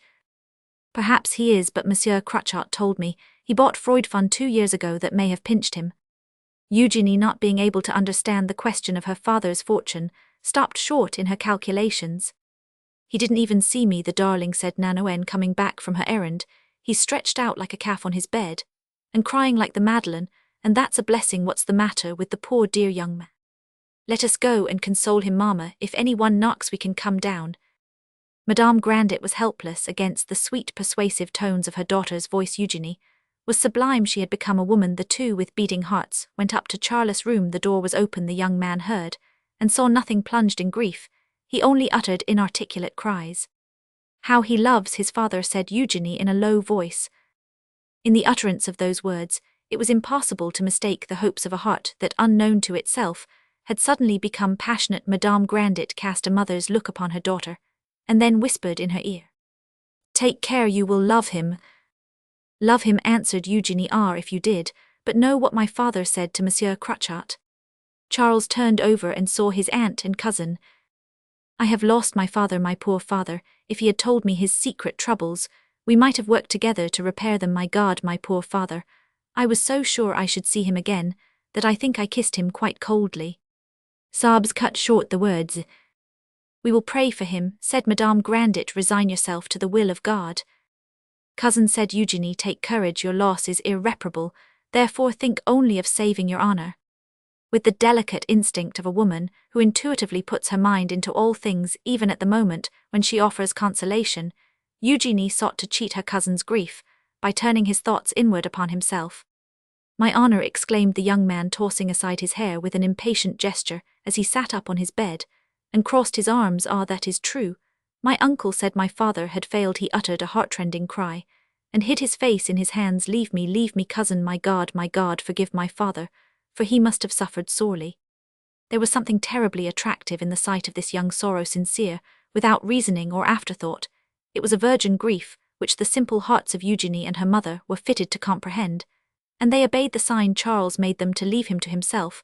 They went downstairs in silence, and took their accustomed places by the window, and sewed for nearly an hour without exchanging a word. Eugenie had seen in the furtive glance that she cast about the young man's room, that girlish glance which sees all in the twinkling of an eye, the pretty trifles of his dressing case, his scissors, his razors embossed with gold. This gleam of luxury across her cousin's grief only made him the more interesting to her, possibly by way of contrast. Never before had so serious an event, so dramatic a sight, touched the imaginations of these two passive beings, hitherto sunk in the stillness and calm of solitude. "Mamma," said Eugenie, "we must wear mourning for my uncle." "Your father will decide that," answered Madame Grandet. They relapsed into silence. Eugenie drew her stitches with a uniform motion, which revealed to an observer the teeming thoughts of her meditation. The first desire of the girl's heart was to share her cousin's mourning. Romans 6. About 4 o'clock, an abrupt knock at the door struck sharply on the heart of Madame Grandet. "What can have happened to your father?" she said to her daughter. Grandet entered joyously after taking off his gloves. He rubbed his hands hard enough to take off their skin, as well if his epidermis had not been tanned and cured like Russia, leather saving of course the perfume of larch trees and incense. Presently, his secret escaped him. "Wife," he said without stuttering, "I've trapped them all. Our wine is sold the Dutch, and the Belgians have gone." I walked about the marketplace in front of there, in pretending to be doing nothing. That Belgian fellow, you know, who I mean, came up to me. The owners of all the good vineyards have kept back their vintages, intending to wait. Well, I didn't hinder them. The Belgian was in despair. I saw that, in a minute the bargain was made. He takes my vintage at 200 francs the puncheon half down. He paid me in gold. The notes are drawn here are 6 louis for you. In 3 months wines will have fallen.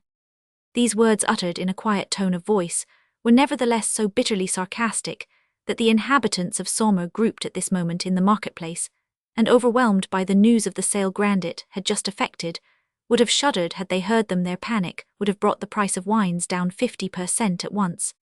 "Did you have 1,000 puncheons this year, father?" "Yes, little one." That term, applied to his daughter, was the superlative expression of the old miser's joy. "Then that makes 200,000 pieces of 20 sous each." "Yes, Mademoiselle Grandet." "Then, father, you can easily help Charles." The amazement, the anger, the stupefaction of Belshazzar, when he saw the mean tekel upharsin before his eyes, is not to be compared with the cold rage of Grandet, who, having forgotten his nephew now, found him enshrined in the heart and calculations of his daughter. "What's this? Ever since that dandy put foot in my house, everything goes wrong. You behave as if you had the right to buy sugar plums and make feasts and weddings. I won't have that sort of thing. I hope I know my duty at my time of life. I certainly shan't take lessons from my daughter, or from anybody else. I shall do for my nephew what it is proper to do, and you have no need to poke your nose into it. As for you, Eugenie," he added, facing her, "don't speak of this again, or ill send you to the Abbé des Noyers with Nano and see if I don't, and no later than tomorrow either, if you disobey me. Where is that fellow? Has he come down yet?" "No, my friend," answered Madame Grandet. "What is he doing then?" "He is weeping for his father," said Eugenie. Grandet looked at his daughter without finding a word to say. After all, he was a father. He made a couple of turns up and down the room, and then went hurriedly to his secret den, to think over an investment he was meditating in the public funds. The thinning out of his 2,000 acres of forest land had yielded him 600,000 francs, putting this sum to that derived from the sale of his poplars, and to his other gains for the last year. And for the current year he had amassed a total of 900,000 francs, without counting the 200,000 he had got by the sale, just concluded. The 20%, which Crutchart assured him would gain in a short time from the funds, then quoted at 70, tempted him. He figured out his calculation on the margin of the newspaper which gave the account of his brother's death, all the while hearing the moans of his nephew, but without listening to them. Nanoen came and knocked on the wall to summon him to dinner on the last step of the staircase. He was saying to himself as he came down, "I'll do it, I shall get 8% interest in 2 years. I shall have 1,500,000 francs, which I will then draw out in good Goldwell. Where's my nephew?" "He says he doesn't want anything to eat," answered Nanoen. "That's not good for him." "So much saved," retorted her master. "That's so," she said. "Bah, he won't cry, long hunger drives the wolves out of the woods." The dinner was eaten in silence. "My good friend," said Madame Grandet when the cloth was removed, "we must put on mourning." "Upon my word, Madame Grandet, what will you invent next to spend money on mourning is in the heart and not in the clothes. But mourning for a brother is indispensable, and the church commands us to buy your mourning out of your 6 louis, give me a hatband, that's enough for me." Eugenie raised her eyes to heaven, without uttering a word, her generous instincts slumbering and long repressed, but now suddenly, and for the first time awakened, were gold at every turn. The evening passed to all appearance like 1,000 other evenings of their monotonous life, yet it was certainly the most horrible. Eugenie sewed, without raising her head, and did not use the workbox which Charles had despised the night before Madame Grandet knitted her sleeves. Grandet twirled his thumbs for 4 hours, absorbed in calculations whose results were on the morrow to astonish Saumur.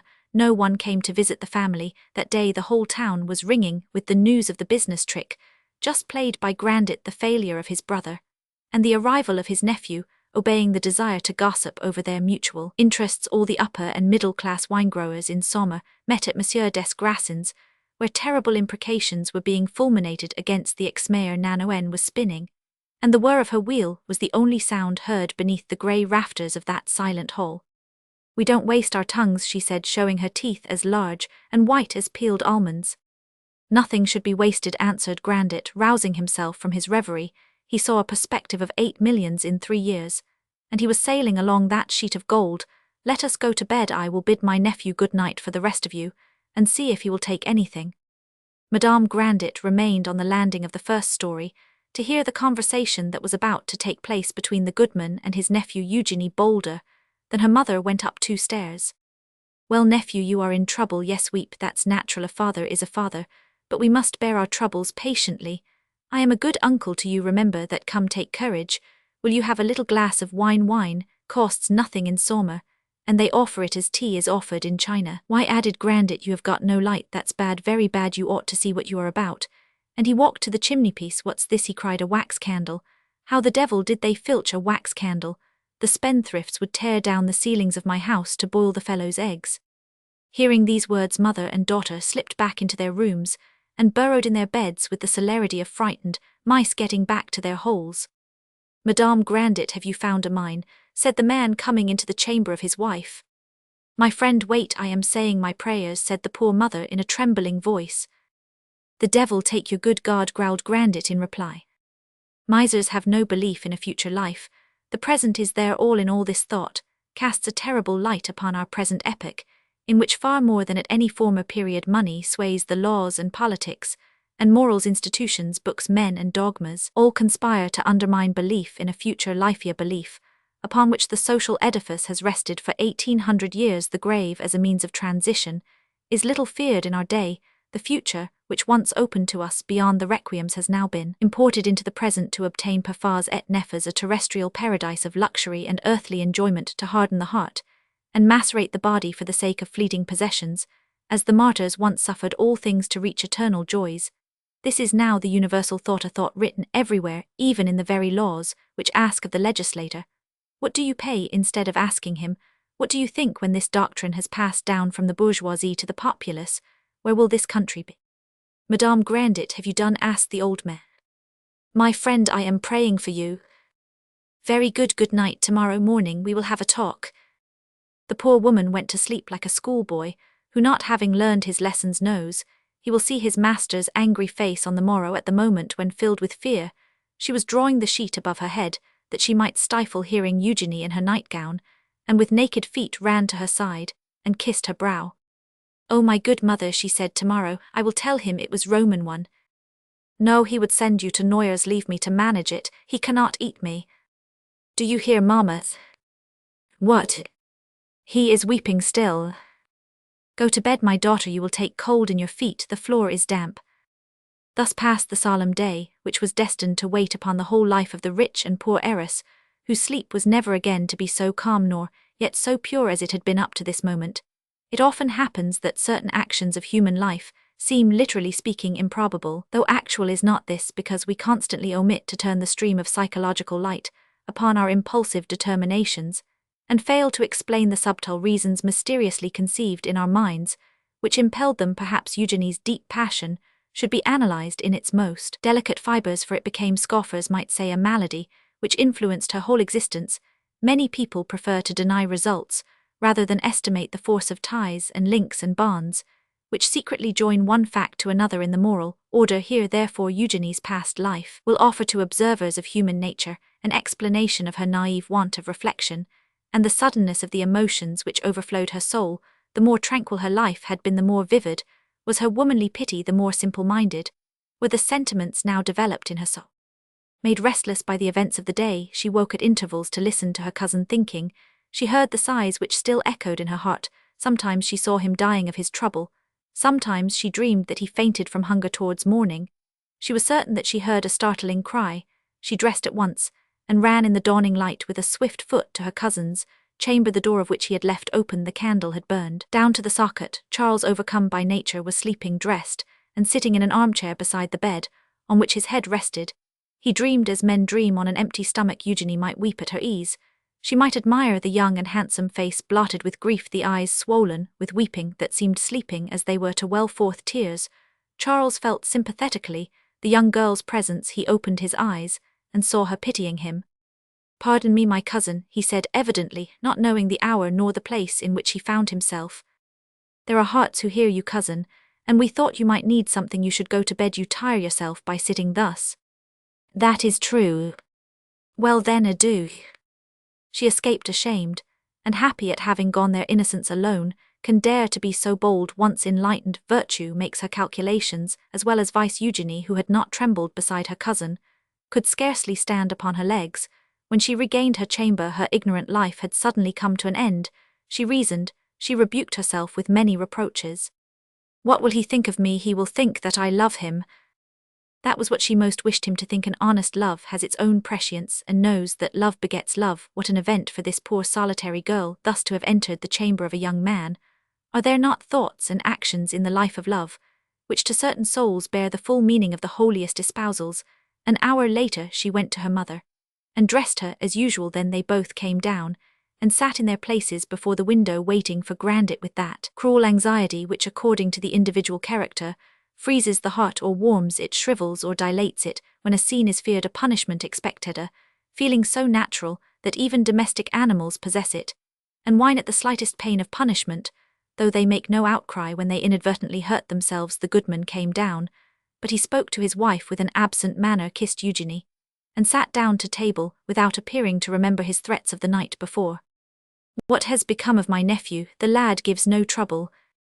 "Monsieur, he is asleep," answered Nanoen. "So much the better. He won't want a wax candle," said Grandet in a jeering tone.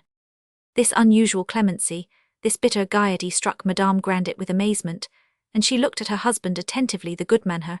It may be well to explain that in Touraine, Anjou, Pitou and Bretagne, the word goodman, already used to designate Grandet, is bestowed as often upon harsh and cruel men as upon those of kindly temperament. When either have reached a certain age, the title means nothing on the score of individual gentleness. Goodman took his hat and gloves, saying as he went out, "I am going to loiter about the marketplace and find Cruchot. Eugenie, your father certainly has something on his mind."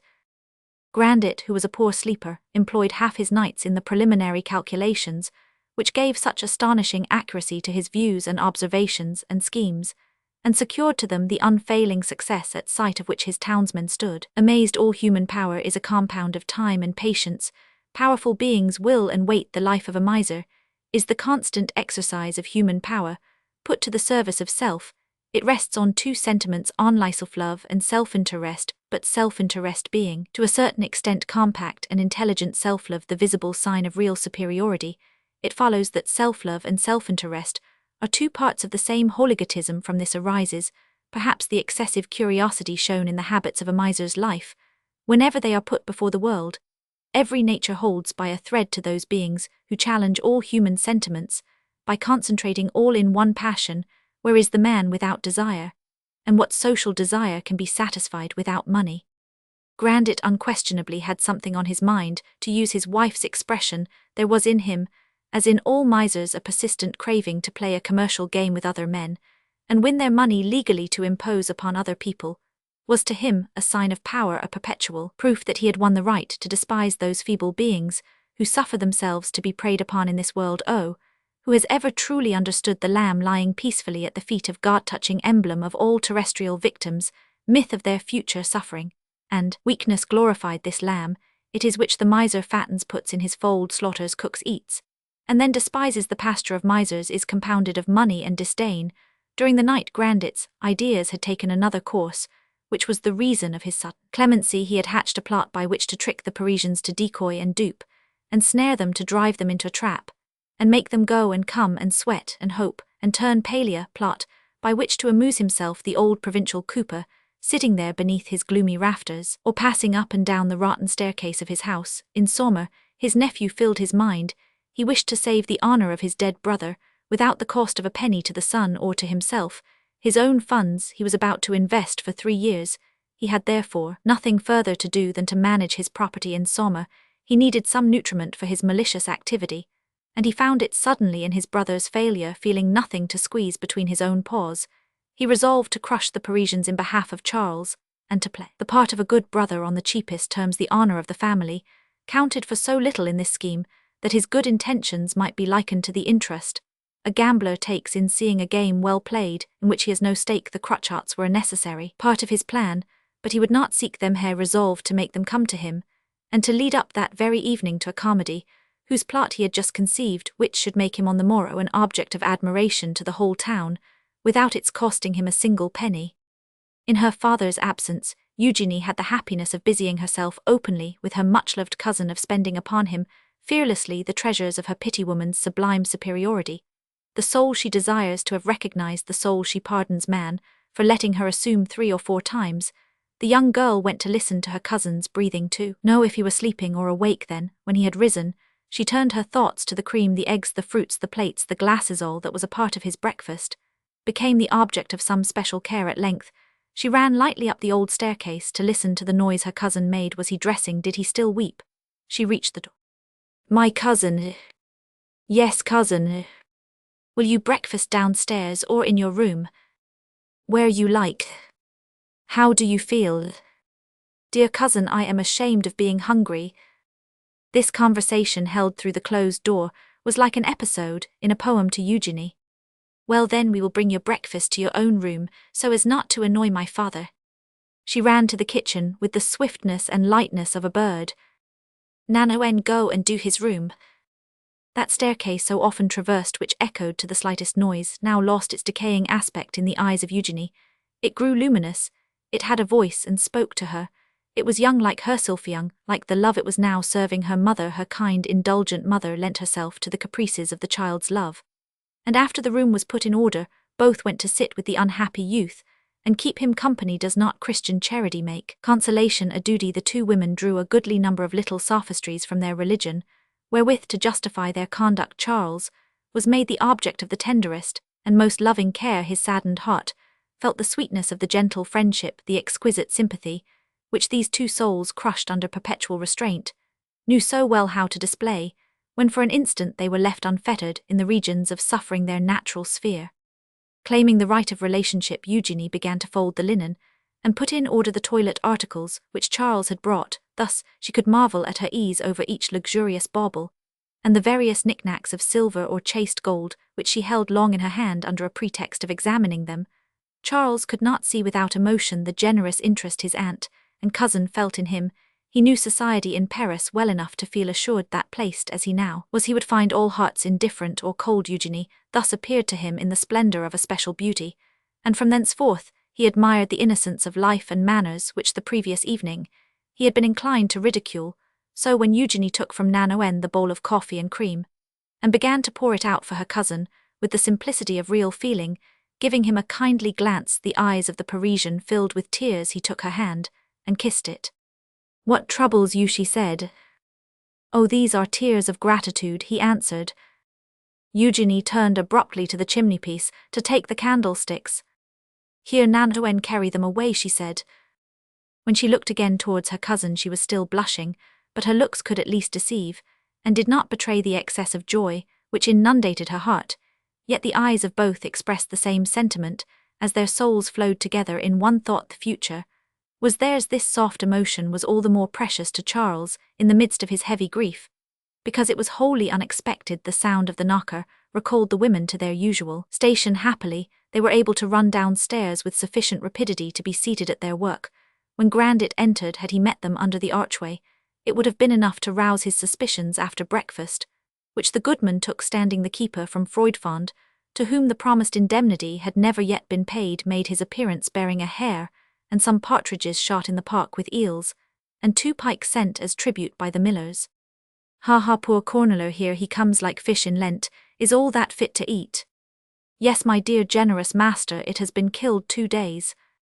Come, Nanoen, bestir yourself, said Grandet, take these things, they'll do for dinner. I have invited the 2 crotchets. Nanoen opened her eyes stupid with amazement, and looked at everybody in the room. Well, she said, and how am I to get the lard and the spices? Wife, said Grandet, give Nanoen 6 francs, and remind me to get some of the good wine out of the cellar.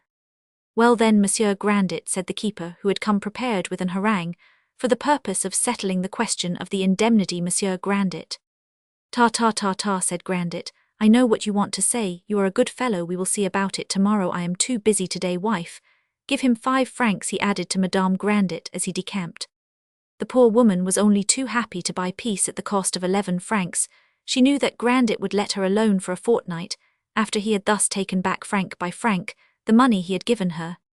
Here, Corneler, she said, slipping 10 francs into the man's hand, some day we will reward your services. Corneler could say nothing, so he went away. Madame, said Nanoen, who had put on her black coif and taken her basket, I want only 3 francs, you keep the rest, it'll go fast enough somehow. Have a good dinner, Nanoen, my cousin will come down, said Eugenie. Something very extraordinary is going on, I am certain of it, said Madame Grandet. This is only the 3rd time since our marriage that your father has given a dinner. About 4 o'clock, just as Eugenie and her mother had finished setting the table for 6 persons, and after the master of the house had brought up a few bottles of the exquisite wine, which provincials cherish with true affection, Charles came down into the hall. The young fellow was pale, his gestures, the expression of his face, his glance and the tones of his voice all had a sadness which was full of grace. He was not pretending grief, he truly suffered, and the veil of pain cast over his features gave him an interesting air dear to the heart of women. Eugenie loved him the more for it. Perhaps she felt that sorrow drew him nearer to her. Charles was no longer the rich and distinguished young man placed in a sphere far above her, but a relation plunged into frightful misery. Misery begets equality. Women have this in common with the angel-suffering humanity, belongs to them. Charles and Eugenie understood each other, and spoke only with their eyes, for the poor fallen dandy, orphaned and impoverished, sat apart in a corner of the room, and was proudly calm and silent, yet from time to time the gentle and caressing glance of the young girl shone upon him, and constrained him away from his sad thoughts, drawing him with her into the fields of hope and of futurity, where she loved to hold him at her side. Romans 7. At this moment, the town of Saumur was more excited about the dinner given by Grandet to the crotchets than it had been the night before at the sale of his vintage, though that constituted a crime of high treason against the whole wine-growing community. If the politic old miser had given his dinner from the same idea that cost the dog of Alcibiades his tail, he might perhaps have been called a great man, but the fact is, considering himself superior to a community which he could trick on all occasions, he paid very little heed to what Saumur might say. The des Grassins soon learned the facts of the failure and the violent death of Guillaume Grandet, and they determined to go to their client's house that very evening to commiserate his misfortune, and show him some marks of friendship, with a view of ascertaining the motives which had led him to invite the crotchets to dinner at precisely 5 o'clock. Monsieur Roman 100 de Bonfons and his uncle the notary arrived in their Sunday clothes. The party sat down to table, and began to dine with good appetites. Grandet was grave, Charles silent, Eugenie dumb, and Madame Grandet did not say more than usual, so that the dinner was very properly a repast of condolence. When they rose from table, Charles said to his aunt and uncle, Will you permit me to retire? I am obliged to undertake a long and painful correspondence. Certainly, nephew. As soon as the goodman was certain that Charles could hear nothing, and was probably deep in his letter-writing, he said with a dissimulating glance at his wife, Madame Grandet, what we have to talk about will be Latin to you. It is 7:30. You can go and attend to your household accounts. Good night, my daughter. He kissed Eugenie, and the two women departed. A scene now took place in which Pierre Grandet brought to bear more than at any other moment of his life the shrewd dexterity he had acquired in his intercourse with men, and which had won him from those whose flesh he sometimes bit too sharply, the nickname of the old dog. If the mayor of Saumur had carried his ambition higher still, if fortunate circumstances drawing him towards the higher social spheres had sent him into congresses where the affairs of nations were discussed, and had he there employed the genius with which his personal interests had endowed him, he would undoubtedly have proved nobly useful to his native land. Yet it is perhaps equally certain that outside of Saumur the goodman would have cut a very sorry figure possibly. There are minds like certain animals, which cease to breed when transplanted from the climates in which they are born. Monsieur le PP President, you said that BB bankruptcy. The stutter which for years the old miser had assumed when it suited him, and which together with the deafness of which he sometimes complained in rainy weather was thought in Saumur to be a natural defect, became at this crisis so wearisome to the two crutcharts, that while they listened they unconsciously made faces, and moved their lips, as if pronouncing the words over which he was hesitating and stuttering, at will here.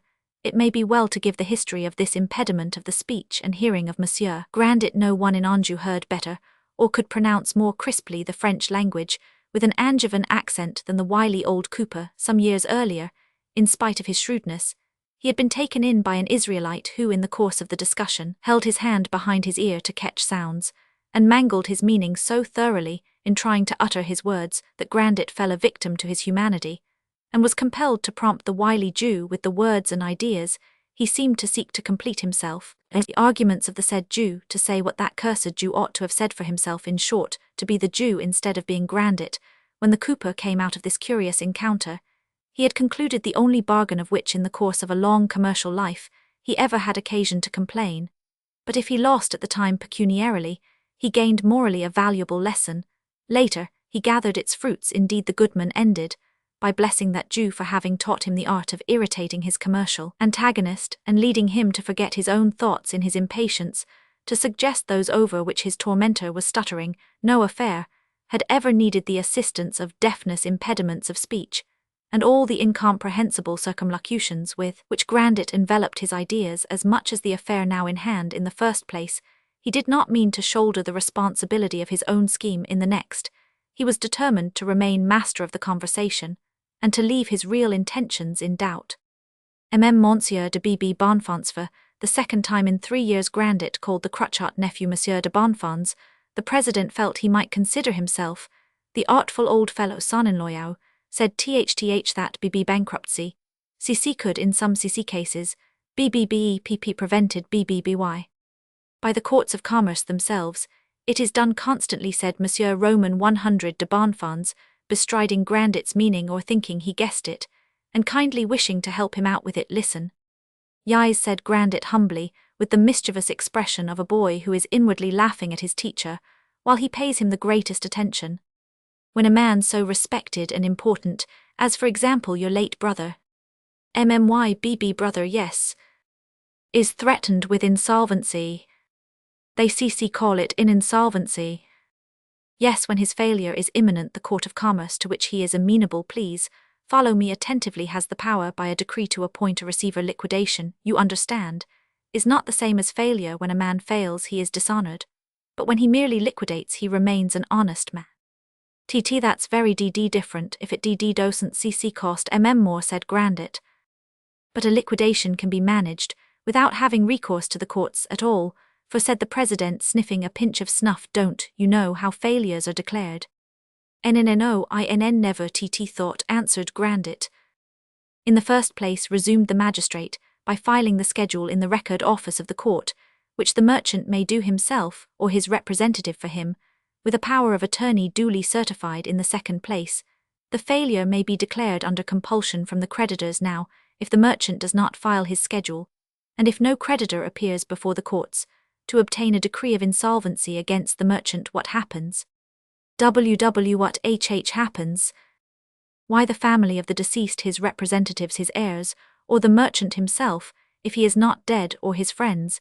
If he is only hiding, liquidate his business. Perhaps you would like to liquidate your brother's affairs. Ah, Grandet, said the notary, that would be the right thing to do. There is honor down here in the provinces. If you save your name, for it is your name, you will be a man. A noble man, cried the president, interrupting his uncle. Certainly, answered the old man, my brother's name was G. Grandet, like mine th, that's cc certain, I don't deny it. And th thighs l liquidation, might be in many ways very advantageous tto, the interests of mmynn nephew, whom I love, but I must consider I don't know the tricks of pp Paris. I belong to Saumur don't, you see mmmy, vines my drains. In short, I've my own business. I never give nn notes. What are nn notes? I take a good many. But I have never signed one. I don't understand such things. I have heard say that nn notes cc can be bought up. Of course, said the president, notes can be bought in the market, less so much per cent, don't you understand? Grandet made an ear trumpet of his hand, and the president repeated his words. Well then, replied the man, there's something to be got out of it. I know nothing at my age about such th things. I live here and look after the vines, the vines grow. And it's the ww wine that pp pays look after the vintage tt, that's my rule, my cc chief. Interests are at Freud fund, icc can't. Leave my house to muddle myself, with a devilish business. I know nothing about, you say I ought to liquidate my brother's affairs, to prevent the failure. ICC can't be in two places at once, unless I were a little bird, and... I understand, cried the notary. Well, my old friend, you have friends, old friends, capable of devoting themselves to your interests. All right, thought Grandet, make haste and come to the point. Suppose one of them went to Paris, and saw your brother Guillaume's chief creditor, and said to him, one moment, interrupted the goodman, said what something like this Monsieur Grandet of Saumur, this Monsieur Grandet of Saumur, that he loves his brother, he loves his nephew Grandet, is a good uncle. He means well, he has sold his vintage don't, declare a failure cc call, a meeting liquidate, and then Grandet will see what he cc can do better liquidate, than lit the law stsd stick its nn nose in hine, isn't it so? Exactly so, said the president. Because, don't you see, Monsieur de Bonfons, a man must look before he leaps. If you cc can't, you cc can't. Must know all about the matter, all the resources, and the debts, if you don't want to be ruined hine, isn't it so? Certainly, said the president. I am of opinion that in a few months the debts might be bought up for a certain sum, and then paid in full by an agreement. You can coax a dog a long way, if you show him a bit of lard. If there has been no declaration of failure, and you hold a lien on the debts, you come out of the business as white as the driven snow. SNN now, said Grandet, putting his hand to his ear. What about snow? But, cried the president, do pray attend to what I am saying. I am attending. A note is merchandise, an article of barter, which rises and falls in prices. That is a deduction from Jeremy Bentham's theory about usury. That writer has proved that the prejudice which condemned usurers to reprobation was mere folly. Hugh, ejaculated the goodman. Allowing that money, according to Bentham, is an article of merchandise, and that whatever represents money is equally merchandise, resumed the president, allowing also that it is notorious that the commercial note bearing this or that signature is liable to the fluctuation of all commercial values, rises or falls in the market, is dear at one moment, and is worth nothing at another. The courts decider. How stupid I am, I beg your pardon. I am inclined to think you could buy up your brother's debts for 25%. Did you cc call him Jeremy Bentham, an Englishman? That's a Jeremy who might save us a lot of lamentations in business, said the notary, laughing. Those Englishmen sometimes talk sense, said Grandet. So according to Bentham, if my brother's notes are worth nothing, if cc correctum, I not that seems cc clear to my mind. The cc creditors would be no, would not be, I understand. Let me explain it all, said the president, legally. if you acquire a title to all the debts of the mason Grandet your brother or his heirs, will owe nothing to anyone. Very good. Very good, repeated Grandet. In equity, if your brother's notes are negotiated, do you clearly understand the term negotiated in the market, at a reduction of so much per cent in value? And if one of your friends happening to be present should buy them in the creditors, having sold them of their own free will, without constraint, the estate of the late Grandet is honourably released. That's true. Business is business, said the cooper. But still, you know it is difficult. I have nnomm money, and nnott time. Yes, but you need not undertake it. I am quite ready to go to Paris. You may pay my expenses. They will only be a trifle. I will see the creditors and talk with them, and get an extension of time, and everything can be arranged if you will add something to the assets, so as to buy up all title to the debts. We will see about that. I can't, and I won't bind myself without he, who can't, don't you see? That's very true. I'm all put about by what you've told me. This is the first time in my life I have been obliged to think. Yes, you are not a lawyer. I am only a poor winegrower, and know nothing about what you have just told me. I must think about it. Very good, said the president, preparing to resume his argument. Nephew, said the notary, interrupting him in a warning tone. Well, what, uncle, answered the president. Let Monsieur Grandet explain his own intentions. The matter in question is of the first importance. Our good friend ought to define his meaning clearly, and a loud knock which announced the arrival of the Desgrassins family, succeeded by their entrance and salutations, hindered Cruchot from concluding his sentence. The notary was glad of the interruption, for Grandet was beginning to look suspiciously at him, and the wen gave signs of a brewing storm. In the first place, the notary did not think it becoming in a president of the civil courts to go to Paris and manipulate creditors, and lend himself to an underhand job which clashed with the laws of strict integrity. Moreover, never having known old Grandet to express the slightest desire to pay anything, no matter what, he instinctively feared to see his nephew taking part in the affair. He therefore profited by the entrance of the Desgrassins to take the nephew by the arm and lead him into the embrasure of the window.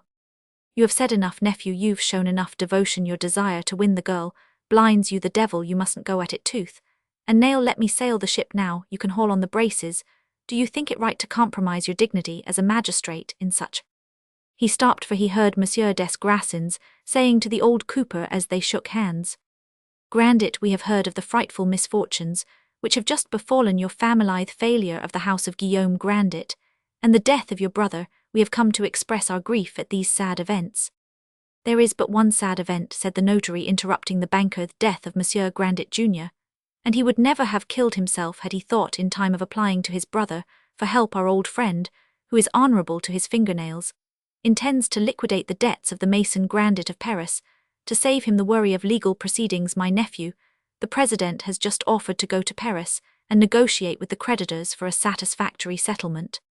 These words, corroborated by Grandet's attitude as he stood silently nursing his chin, astonished the three Desgrassins, who had been leisurely discussing the old man's avarice, as they came along, very nearly accusing him of fratricide. Ah, I was sure of it, cried the banker, looking at his wife. What did I tell you just now? Madame Desgrassins Grandet is honourable to the backbone, and would never allow his name to remain under the slightest cloud. Money without honour is a disease. There is honour in the provinces. Right, very right, Grandet. I am an old soldier, and I can't disguise my thoughts. I speak roughly. Thunder, it is sublime. Then ss sublime things, cost dear, answered the goodman, as the banker warmly wrung his hand. But this, my dear Grandet, if the president will excuse me, is a purely commercial matter, and needs a consummate businessman. Your agent must be someone fully acquainted with the markets, with disbursements, rebates, interest calculations, and so forth. I am going to Paris on business of my own, and I can take charge of. Well, see about trying to manage it between us under the peculiar circumstances, but without binding myself to anything that I could not do, said Grandet, stuttering, because you see, Monsieur le President naturally expects me to pay the expenses of his journey. The goodman did not stammer over the last words. Cried Madame Desgrassins, why, it is a pleasure to go to Paris. I would willingly pay to go myself. She made a sign to her husband as if to encourage him in cutting the enemy out of the commission cout que cout. Then, she glanced ironically at the two Crutcharts, who looked chapfallen. Grandet seized the banker by a button and drew him into a corner of the room. "I have a great deal more confidence in you than in the president," he said. "Besides, I've other fish to fry," he added, wriggling his wen. "I want to buy a few £1,000 in the funds. While they are at 80 they fall, I'm told, at the end of each month. You know all about these things, don't you? Bless me, then am I to invest enough to give you a few £1,000 a year? That's not much to begin with. Hush, I don't want anyone to know I am going to play that game. You can make the investment by the end of the month. Say nothing to the Crutcharts, that'll annoy them. If you are really going to Paris, we will see if there is anything to be done for my poor nephew." "Well, it's all settled. I'll start tomorrow by the mail post," said des Grassins aloud, "and I will come and take your last directions. At what hour will suit you?" 5 o'clock, just before dinner," said Grandet, rubbing his hands. The two parties stayed on for a short time. Des Grassins said, after a pause, striking Grandet on the shoulder, "It is a good thing to have a relation like him." Yes, yes, without making a show," said Grandet. "I am a good relation. I loved my brother, and I will prove it unless it CC costs." "We must leave you, Grandet," said the banker, interrupting him. "Fortunately, before he got to the end of his sentence, if I hurry my departure, I must attend to some matters at once." Very good, I myself, in consequence of what I told you, I must retire to my own room, and deliberate, as President Crutchart says." "Plague take him, I am no longer Monsieur de Bonfons," thought the magistrate ruefully, his face assuming the expression of a judge bored by an argument. The heads of the two factions walked off together. Neither gave any further thought to the treachery Grandet had been guilty of in the morning against the whole wine-growing community. Each tried to fathom what the other was thinking about the real intentions of the wily old man in this new affair, but in vain. "Will you go with us to Madame d'Orsonville's?" said des Grassins to the notary. "We will go there later," answered the president. "I have promised to say good evening to Mademoiselle de Gribecourt, and we will go there first if my uncle is willing." "Farewell for the present," said Madame des Grassins. When the Crutcharts were a few steps off, Adolphe remarked to his father, "Are not they fuming hinds?" "Hold your tongue, my son," said his mother. "They might hear you. Besides, what you say is not in good tasteless school language." "Well, uncle," cried the president, when he saw the des Grassins disappearing, "I began by being de Bonfons, and I have ended as nothing but Crutchart. I saw that annoyed you, but the wind has set fair for the des Grassins. What a fool you are with all your cleverness. Let them sail off on Grandet's well, see about it. And keep yourself quiet, young man. Eugenie will none the less be your wife." In a few moments the news of Grandet's magnanimous resolve was disseminated in 3 houses at the same moment, and the whole town began to talk of his fraternal devotion. Every one forgave Grandet for the sale made in defiance of the good faith pledged to the community, admired his sense of honor, and began to laud a generosity of which they had never thought him capable. It is part of the French nature to grow enthusiastic, or angry, or fervent, about some meteor of the moment. Can it be that collective beings, nationalities, peoples are devoid of memory? When Pierre Grandet had shut the door, he called Nanoen. "Don't let the dog loose, and don't go to bed. We have work to do together. At 11 o'clock Corneler will be at the door with the chariot from Freudfund. Listen for him, and prevent his knocking. Tell him to come in softly. Police regulations. Don't allow nocturnal racket. Besides, the whole neighborhood need not know that I am starting on a journey." So saying, Grandet returned to his private room, where Nanoen heard him moving about, rummaging and walking to and fro, though with much precaution, for he evidently did not wish to wake his wife and daughter, and above all not to rouse the attention of his nephew, whom he had begun to anathematize, when he saw a thread of light under his door. About the middle of the night, Eugenie, intent on her cousin, fancied she heard a cry like that of a dying person. It must be Charles, she thought. He was so pale, so full of despair. When she had seen him last, could he have killed himself? She wrapped herself quickly in a loose garment, a sort of pelisse with a hood, and was about to leave the room when a bright light coming through the chinks of her door made her think of fire. But she recovered herself as she heard Nanoen's heavy steps and gruff voice mingling with the snorting of several horses. "Can my father be carrying off my cousin?" she said to herself, opening her door with great precaution, lest it should creak, and yet enough to let her see into the corridor. Suddenly her eye encountered that of her father, and his glance, vague and unnoticing as it was, terrified her. The goodman and Nanoen were yoked together, by a stout stick each end of which rested on their shoulders. A stout rope was passed over it, on which was slung a small barrel or keg, like those Pierre Grandet still made in his bakehouse, as an amusement for his leisure hours. "Holy Virgin, how heavy it is," said the voice of Nanoen. "What a pity that it is only copper," Suze answered. "Grandet, take care you don't knock over the candlestick." The scene was lighted by a single candle, placed between two rails of the staircase. Corneler said Grandet to his keeper in partibus, "Have you brought your pistols?" "No, Monsieur, mercy, what's there to fear for your copper, Suze?" "Oh, nothing," said Pierre Grandet. "Besides, we shall go fast," added the man. "Your farmers have picked out their best horses." "Very good, you did not tell them where I was going." "I didn't know where." "Very good, is the carriage strong?" "Strong here to that now, why it can carry 3,000 weight. How much does that old keg weigh?" "Goodness," exclaimed Nanoen, "I ought to know, there's pretty nigh 1,800. "Will you hold your tongue, Nanoen, you are to tell my wife I have gone into the country. I shall be back to dinner. Drive fast, Corneler. I must get to Angers before 9 o'clock. The carriage drove off. Nanoen bolted the great door, let loose the dog, and went off to bed with a bruised shoulder. No one in the neighbourhood, suspecting either the departure of Grandet or the object of his journey.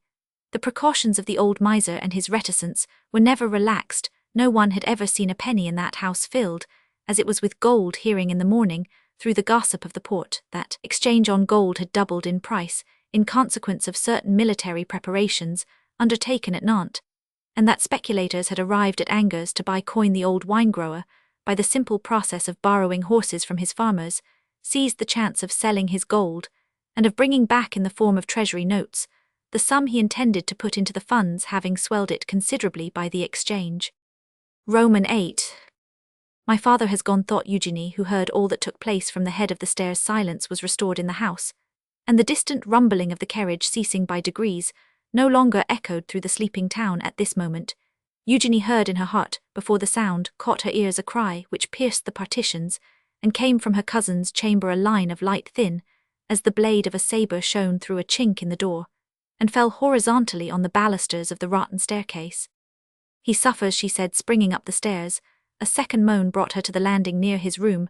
The door was ajar. She pushed it open. Charles was sleeping. His head hung over the side of the old armchair, and his hand, from which the pen had fallen, nearly touched the floor. The oppressed breathing caused by the strained posture suddenly frightened Eugenie, who entered the room hastily. "He must be very tired," she said to herself, glancing at a dozen letters lying sealed upon the table. She read their addresses to Messrs. Farry Brailman, co-carriage makers, to Monsieur Buisson Taylor, etc. "He has been settling all his affairs, so as to leave France at once," she thought. Her eyes fell upon two open letters. The words "My dear Annette" at the head of one of them blinded her for a moment. Her heart beat fast. Her feet were nailed to the floor. His dear Annette, he loves, he is loved, no hope. What does he say to her? These thoughts rushed through her head and heart. She saw the words everywhere, even on the bricks of the floor, in letters of fire. "Resign him already. No, no, I will not read the letter. I ought to go away. What if I do read it?" She looked at Charles, then she gently took his head and placed it against the back of the chair. He let her do so, like a child, which though asleep knows its mother's touch and receives, without awaking, her kisses and watchful care. Like a mother, Eugenie raised the drooping hand, and like a mother she gently kissed the chestnut hair. "Dear Annette," a demon shrieked the words in her ear. "I am doing wrong, but I must read it, that letter," she said. She turned away her head, for her noble sense of honor reproached her for the first time in her life. Good and evil struggled together in her heart. Up to that moment she had never had to blush for any action. Passion and curiosity triumphed. As she read each sentence, her heart swelled more and more, and the keen glow which filled her being as she did so only made the joys of first love still more precious.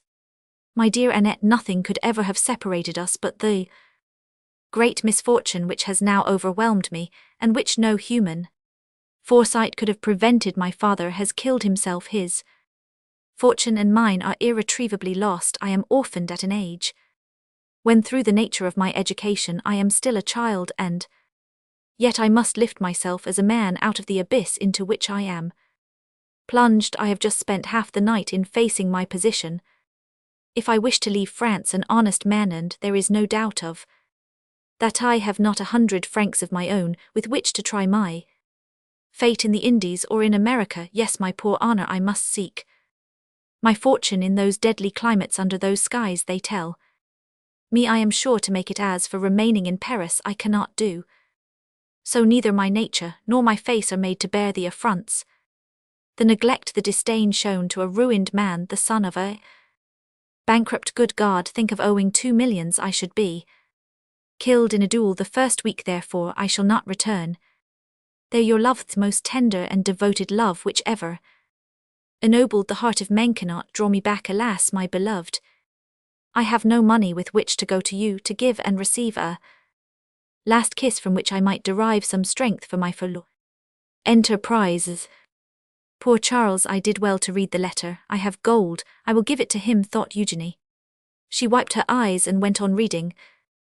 I have never thought of the miseries of poverty. If I have the 100 louis required for the mere costs of the journey, I have not a sou for an outfit, but no, I have not the 100 louis, not even 1 louis. I don't know that anything will be left after I have paid my debts in Paris. If I have nothing, I shall go quietly to Nantes and ship as a common sailor, and I will begin in the new world like other men who have started young without a sou and brought back the wealth of the Indies. During this long day I have faced my future coolly. It seems more horrible for me than for another, because I have been so petted by a mother who adored me, so indulged by the kindest of fathers, so blessed by meeting on my entrance into life with the love of an honor, the flowers of life are all I have ever known. Such happiness could not last. Nevertheless, my dear Annette, I feel more courage than a careless young man is supposed to feel. Above all, a young man used to the caressing ways of the dearest woman in all Paris, cradled family joys, on whom all things smiled, in his home whose wishes were a law to his father. Oh, my father, Annette, he is dead.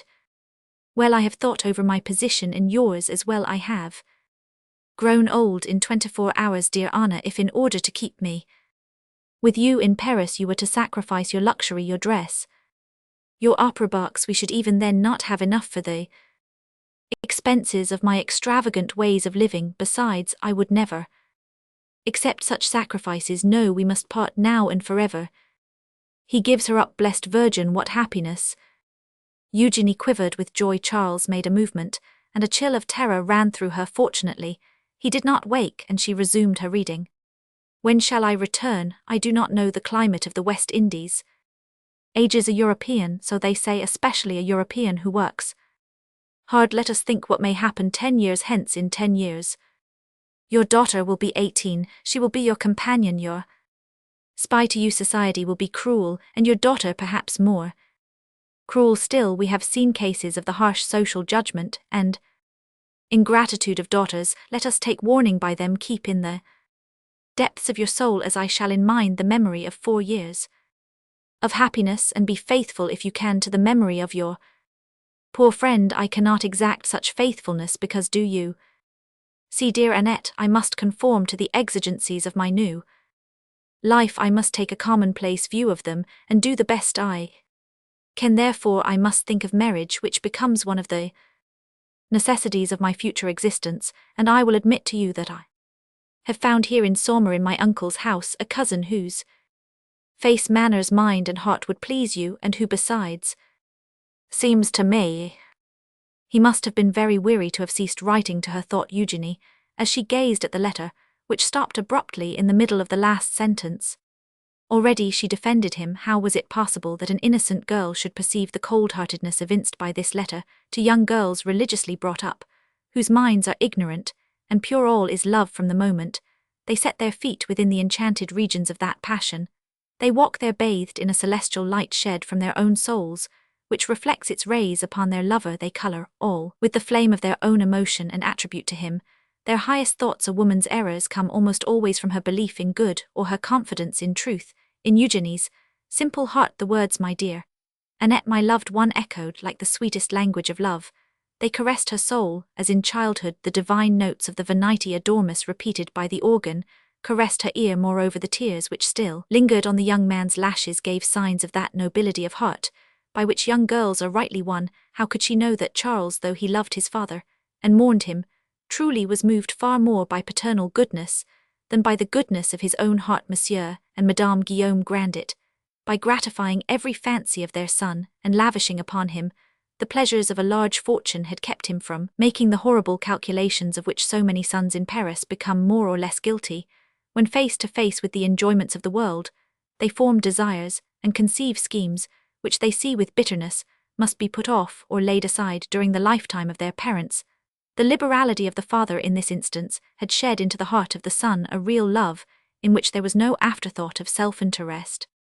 Nevertheless, Charles was a true child of Paris, taught by the customs of society, and by Annette herself, to calculate everything. Already an old man under the mask of youth, he had gone through the frightful education of social life of that world, where in one evening more crimes are committed in thought and speech than justice ever punishes at the assizes, where jests and clever sayings assassinate the noblest ideas, where no one is counted strong unless his mind sees clear, and to see clear in that world is to believe in nothing, neither in feelings nor in men, nor even in events, for events are falsified there. To see clear we must weigh a friend's purse daily, learn how to keep ourselves adroitly on the top of the wave, cautiously admire nothing, neither works of art nor glorious actions, and remember that self-interest is the mainspring of all things here below.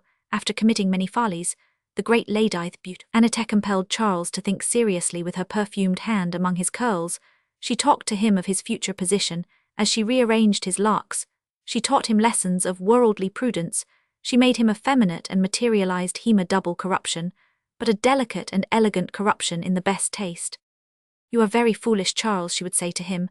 "I shall have a great deal of trouble in teaching you to understand the world. You behaved extremely ill to Monsieur des Lupeaulx. I know very well he is not an honorable man, but wait till he is no longer in power. Then you may despise him as much as you like. Do you know what Madame Campan used to tell us, my dears? As long as a man is a minister, adore him. When he falls, help to drag him in the gutter. Powerful, he is a sort of God fallen. He is lower than Marat in the sewer because he is living, and Marat is dead. Life is a series of combinations, and you must study them and understand them if you want to keep yourselves always in good position." Charles was too much a man of the world. His parents had made him too happy. He had received too much adulation in society to be possessed of noble sentiments. The grain of gold dropped by his mother into his heart was beaten thin in the smithy of Parisian society. He had spread it superficially, and it was worn away by the friction of life. Charles was only 21 years old. At that age the freshness of youth seems inseparable from candor and sincerity of soul. The voice, the glance, the face itself seem in harmony with the feelings, and thus it happens that the sternest judge, the most skeptical lawyer, the least complying of usurers, always hesitate to admit decrepitude of heart or the corruption of worldly calculation, while the eyes are still bathed in purity, and no wrinkles seam the brow. Charles so far had had no occasion to apply the maxims of Parisian morality up to this time. He was still endowed with the beauty of inexperience, and yet unknown to himself, he had been inoculated with selfishness. The germs of Parisian political economy latent in his heart would assuredly burst forth sooner or later, whenever the careless spectator became an actor in the drama of real life. Nearly all young girls succumb to the tender promises such an outward appearance seems to offer. Even if Eugenie had been as prudent and observing as provincial girls are often found to be, she was not likely to distrust her cousin, when his manners, words, and actions were still in unison with the aspirations of a youthful heart.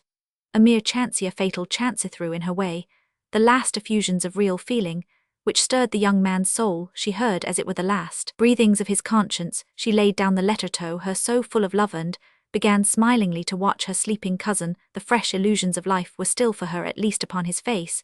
She vowed to herself to love him always. Then she cast her eyes on the other letter, without attaching much importance to this second indiscretion, and though she read it, it was only to obtain new proofs of the noble qualities which, like all women, she attributed to the man her heart had chosen. "My dear Alphonse, when you receive this letter I shall be without friends, but let me assure you that while I doubt the friendship of the world, I have never doubted yours. I beg you therefore to settle all my affairs, and I trust to you to get as much as you can out of my possessions. By this time you know my situation. I have nothing left, and I intend to go at once to the Indies. I have just written to all the people to whom I think I owe money, and you will find enclosed a list of their names as correct as I can make it from memory. My books, my furniture, my pictures, my horses, etc. Ought I think to pay my debts? I do not wish to Keep anything except perhaps a few baubles which might serve as the beginning of an outfit for my enterprise, my dear Alphonse. I will send you a proper power of attorney under which you can make these sales. Send me all my weapons. Keep Britain for yourself. Nobody would pay the value of that noble beast, and I would rather give him to you like a mourning ring bequeathed by a dying man to his executor. Farry Brailman co-built me a very comfortable travelling carriage which they have not yet delivered. Persuade them to keep it and not ask for any payment on it if they refuse.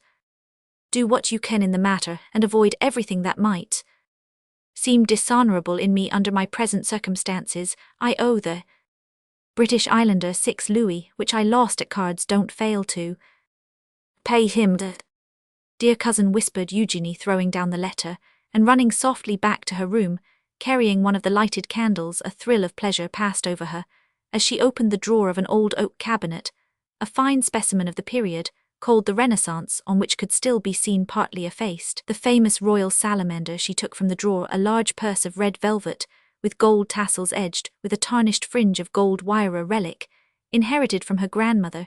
She weighed it proudly in her hand, and began with delight to count over the forgotten items of her little hoard. First she took out 20 Portugueses, still new, struck in the reign of John Roman V 1725, worth, by exchange, as her father told her, 5 Lisbonines, or 168 francs 64 centimes, each. Their conventional value, however, was 180 francs apiece on account of the rarity and beauty of the coins, which shone like little suns. Item 5 Genevines, or 500-franc pieces of Genoa, another very rare coin worth 87 francs on exchange, but 100 francs to collectors.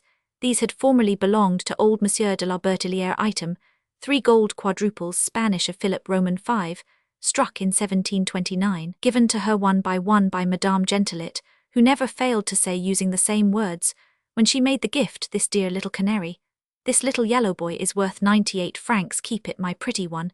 It will be the flower of your treasure. Item that which her father valued most of all, the gold of these coins being 23 carats and a fraction, 100 Dutch ducats, made in the year 1756, and worth 13 francs apiece. Item a great curiosity, a species of medal precious to the soul of misers, 3 rupees, with the sign of the scales, and 5 rupees, with the sign of the Virgin, all in pure gold of 24 carats, the magnificent money of the great Mogul, each of which was worth, by mere weight, 37 francs 40 centimes, but at least 50 francs to those connoisseurs who love to handle gold. Item the Napoleon of 40 francs, received the day before, which she had forgotten to put away in the velvet purse. This treasure was all in virgin coins, true works of art, which Grandet from time to time inquired after, and asked to see, pointing out to his daughter their intrinsic merit, such as the beauty of the milled edge, the clearness of the flat surface, the richness of the lettering whose angles were not yet rubbed off.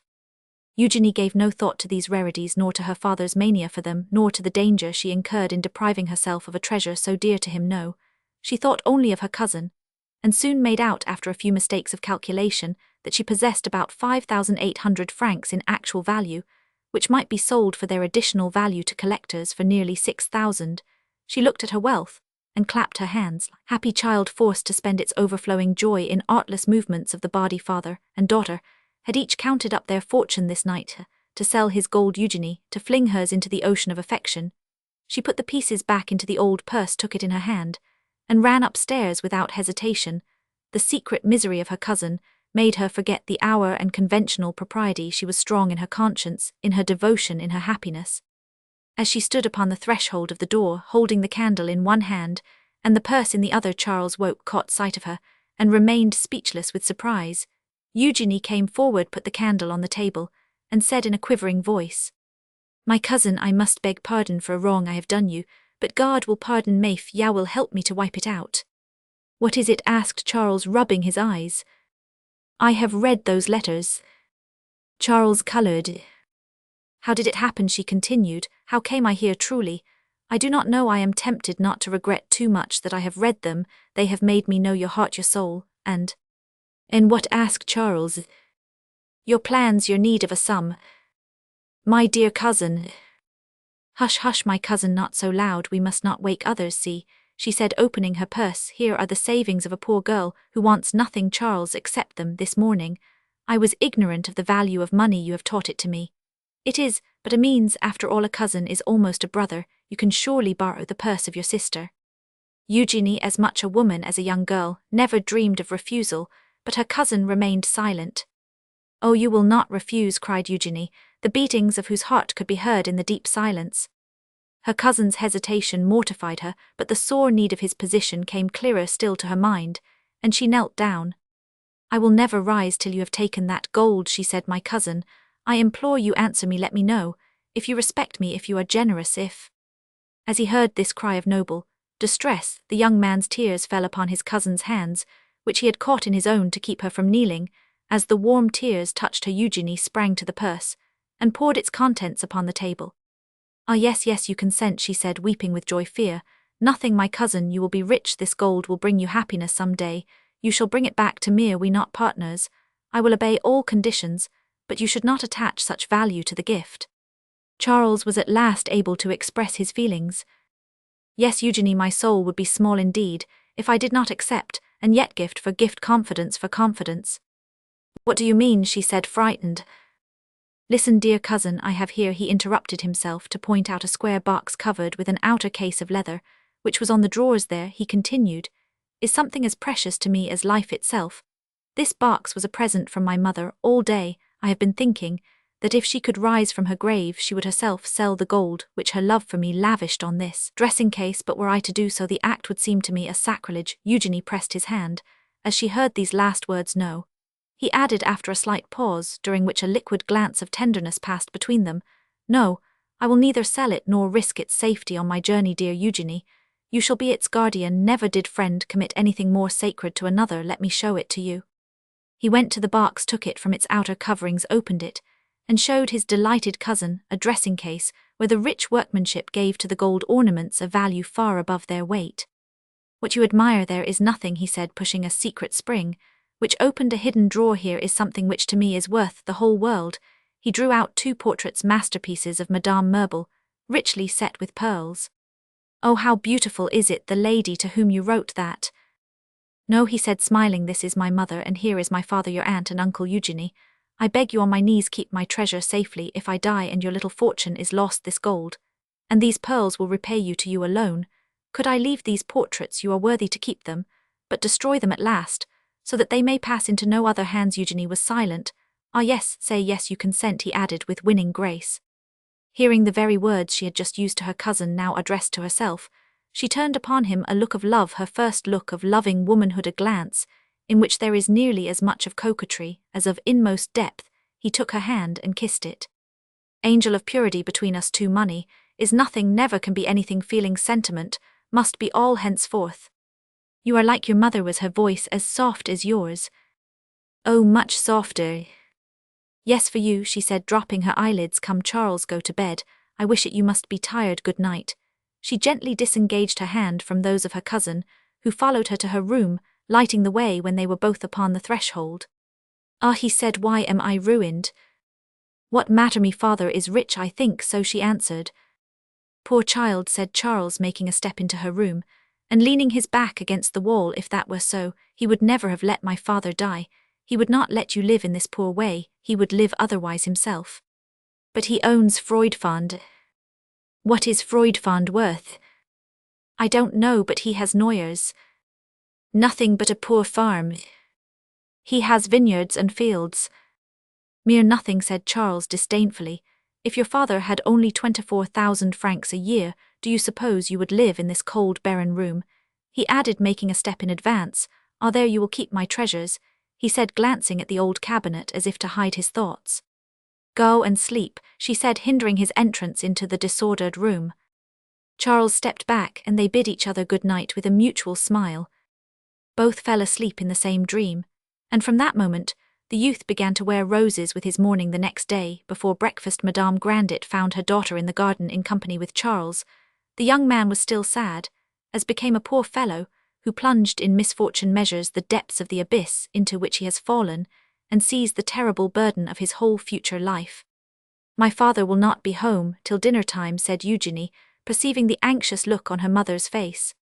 It was easy to trace in the face and manners of the young girl, and in the singular sweetness of her voice, a unison of thought between her and her cousin. Their souls had espoused each other perhaps, before they even felt the force of the feelings which bound them together. Charles spent the morning in the hall, and his sadness was respected. Each of the three women had occupations of her own. Grandet had left all his affairs unattended to, and a number of persons came on business: the plumber, the mason, the slater, the carpenter, the diggers, the dressers, the farmers, some to drive a bargain about repairs, others to pay their rent, or to be paid themselves for services. Madame Grandet and Eugenie were obliged to go and come and listen to the interminable talk of all these workmen and country folk. Nanoen put away in her kitchen the produce which they brought as tribute. She always waited for her master's orders before she knew what portion was to be used in the house, and what was to be sold in the market. It was the goodman's custom, like that of a great many country gentlemen, to drink his bad wine and eat his spoiled fruit. Towards 5 in the afternoon Grandet returned from Angers, having made 14,000 francs by the exchange on his gold, bringing home in his wallet good treasury notes, which bore interest until the day he should invest them in the funds he had left Corneler at Angers to look after the horses, which were well nigh foundered, with orders to bring them home slowly after they were rested. "I have got back from Angers, wife," he said. "I am hungry." Nanoen called out to him from the kitchen, "Haven't you eaten anything since yesterday?" "Nothing," answered the old man. Nanoen brought in the soup. Des Grassins came to take his client's orders just as the family sat down to dinner. Grandet had not even observed his nephew. "Go on eating, Grandet," said the banker. "We can talk. Do you know what gold is worth in Angers? They have come from Nantes after it. I shall send some of ours." "Don't send any," said Grandet. "They have got enough. We are such old friends. I ought to save you from such a loss of time." "But gold is worth 13 francs 50 centimes. Say was worth. Where the devil have they got any?" "I went to Angers last night," answered Grandet in a low voice. The banker shook with surprise. Then a whispered conversation began between the two, during which Grandet and Des Grassins frequently looked at Charles. Presently Des Grassins gave a start of astonishment. Probably Grandet was then instructing him to invest the sum which was to give him 100,000 francs a year in the funds. "Monsieur Grandet," said the banker to Charles, "I am starting for Paris. If you have any commissions." "None, monsieur, I thank you," answered Charles. "Thank him better than that, nephew. Monsieur is going to settle the affairs of the house of Guillaume Grandet." "Is there any hope?" said Charles eagerly. "What?" exclaimed his uncle with well-acted pride. "Are you not my nephew? Your honor is ours. Is not your name Grandet?" Charles rose, seized Pierre Grandet, kissed him, turned pale, and left the room. Eugenie looked at her father with admiration. "Well, good be Des Grassins, it is all in your hands. Decoy those people as best you can. Lead 'em by the nose." The two diplomatists shook hands. The old cooper accompanied the banker to the front door. Then, after closing it, he came back and plunged into his armchair, saying to Nanoen, "Get me some blackcurrant ratafia." Too excited, however, to remain long in one place, he got up, looked at the portrait of Monsieur de la Bertellière, and began to sing, doing what Nanoen called his dancing steps. "Dans les gardes francaises, j'avais un bon papa." Nanoen, Madame Grandet, and Eugenie looked at each other in silence. The hilarity of the master always frightened them. When it reached its climax, the evening was soon over. Pierre Grandet chose to go to bed early, and when he went to bed everybody else was expected to go too, like as when Augustus drank Poland was drunk on this occasion. Nanoen, Charles, and Eugenie were not less tired than the master. As for Madame Grandet, she slept, ate, drank, and walked according to the will of her husband. However, during the 2 hours consecrated to digestion, the cooper, more facetious than he had ever been in his life, uttered a number of his own particular apothegms, a single one of which will give the measure of his mind. When he had drunk his ratafia, he looked at his glass and said, "You have no sooner put your lips to a glass than it is empty. Such is life you can't have, and hold gold won't circulate, and stay in your purse. If it were not for that, life would be too fine." He was jovial and benevolent when Nanoen came with her spinning wheel. "You must be tired," he said. "Put away your hemp." "Ah bah, then I shall get sleepy," she answered. "Poor Nanoen, will you have some ratafia?" "I won't refuse a good offer. Madame makes it a deal better than the apothecaries. What they sell is all drugs." "They put too much sugar," said the master. "You can't taste anything else." Roman night. The following day, the family meeting at 8 o'clock for the early breakfast made a picture of genuine domestic intimacy. Grief had drawn Madame Grandet, Eugenie, and Charles en rapport. Even Nanoen sympathized without knowing why the four now made one family. As to the old man, his satisfied avarice, and the certainty of soon getting rid of the dandy, without having to pay more than his journey to Nantes, made him nearly indifferent to his presence in the house. He left the two children, as he called Charles and Eugenie, free to conduct themselves as they pleased under the eye of Madame Grandet, in whom he had implicit confidence. As to all that concerned public and religious morality, he busied himself in straightening the boundaries of his fields and ditches along the highroad, in his poplar plantations beside the Loire, in the winter work of his vineyards, and at Froidfond. All these things occupied his whole time. For Eugenie, the springtime of love had come since the scene at night, when she gave her little treasure to her cousin. Her heart had followed the treasure confederates in the same secret. They looked at each other with a mutual intelligence, which sank to the depth of their consciousness, giving a closer communion, a more intimate relation to their feelings, and putting them, so to speak, beyond the pale of ordinary life.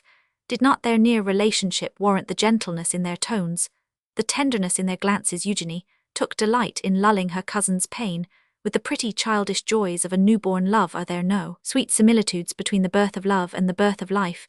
Do we not rock the babe with gentle songs and softest glances? Do we not tell it marvelous tales of the golden future? Hope herself, does she not spread her radiant wings above its head? Does it not shed with infant fickleness its tears of sorrow and its tears of joy? Does it not fret for trifles, cry for the pretty pebbles with which to build its shifting palaces, for the flowers forgotten as soon as plucked? Is it not eager to grasp the coming time, to spring forward into life? Love is our second transformation.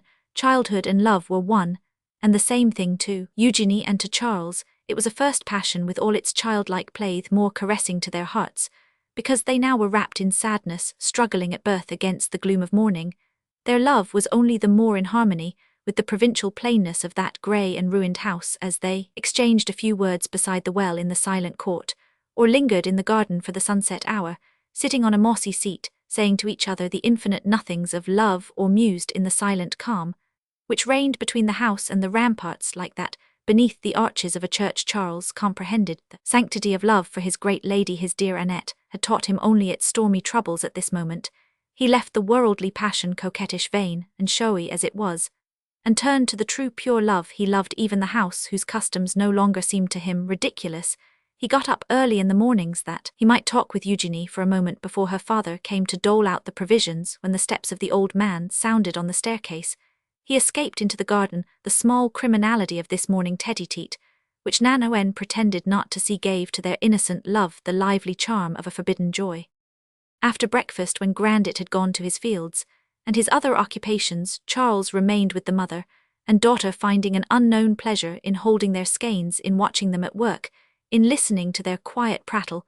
The simplicity of this half-monastic life, which revealed to him the beauty of these souls unknown and unknowing of the world, touched him keenly.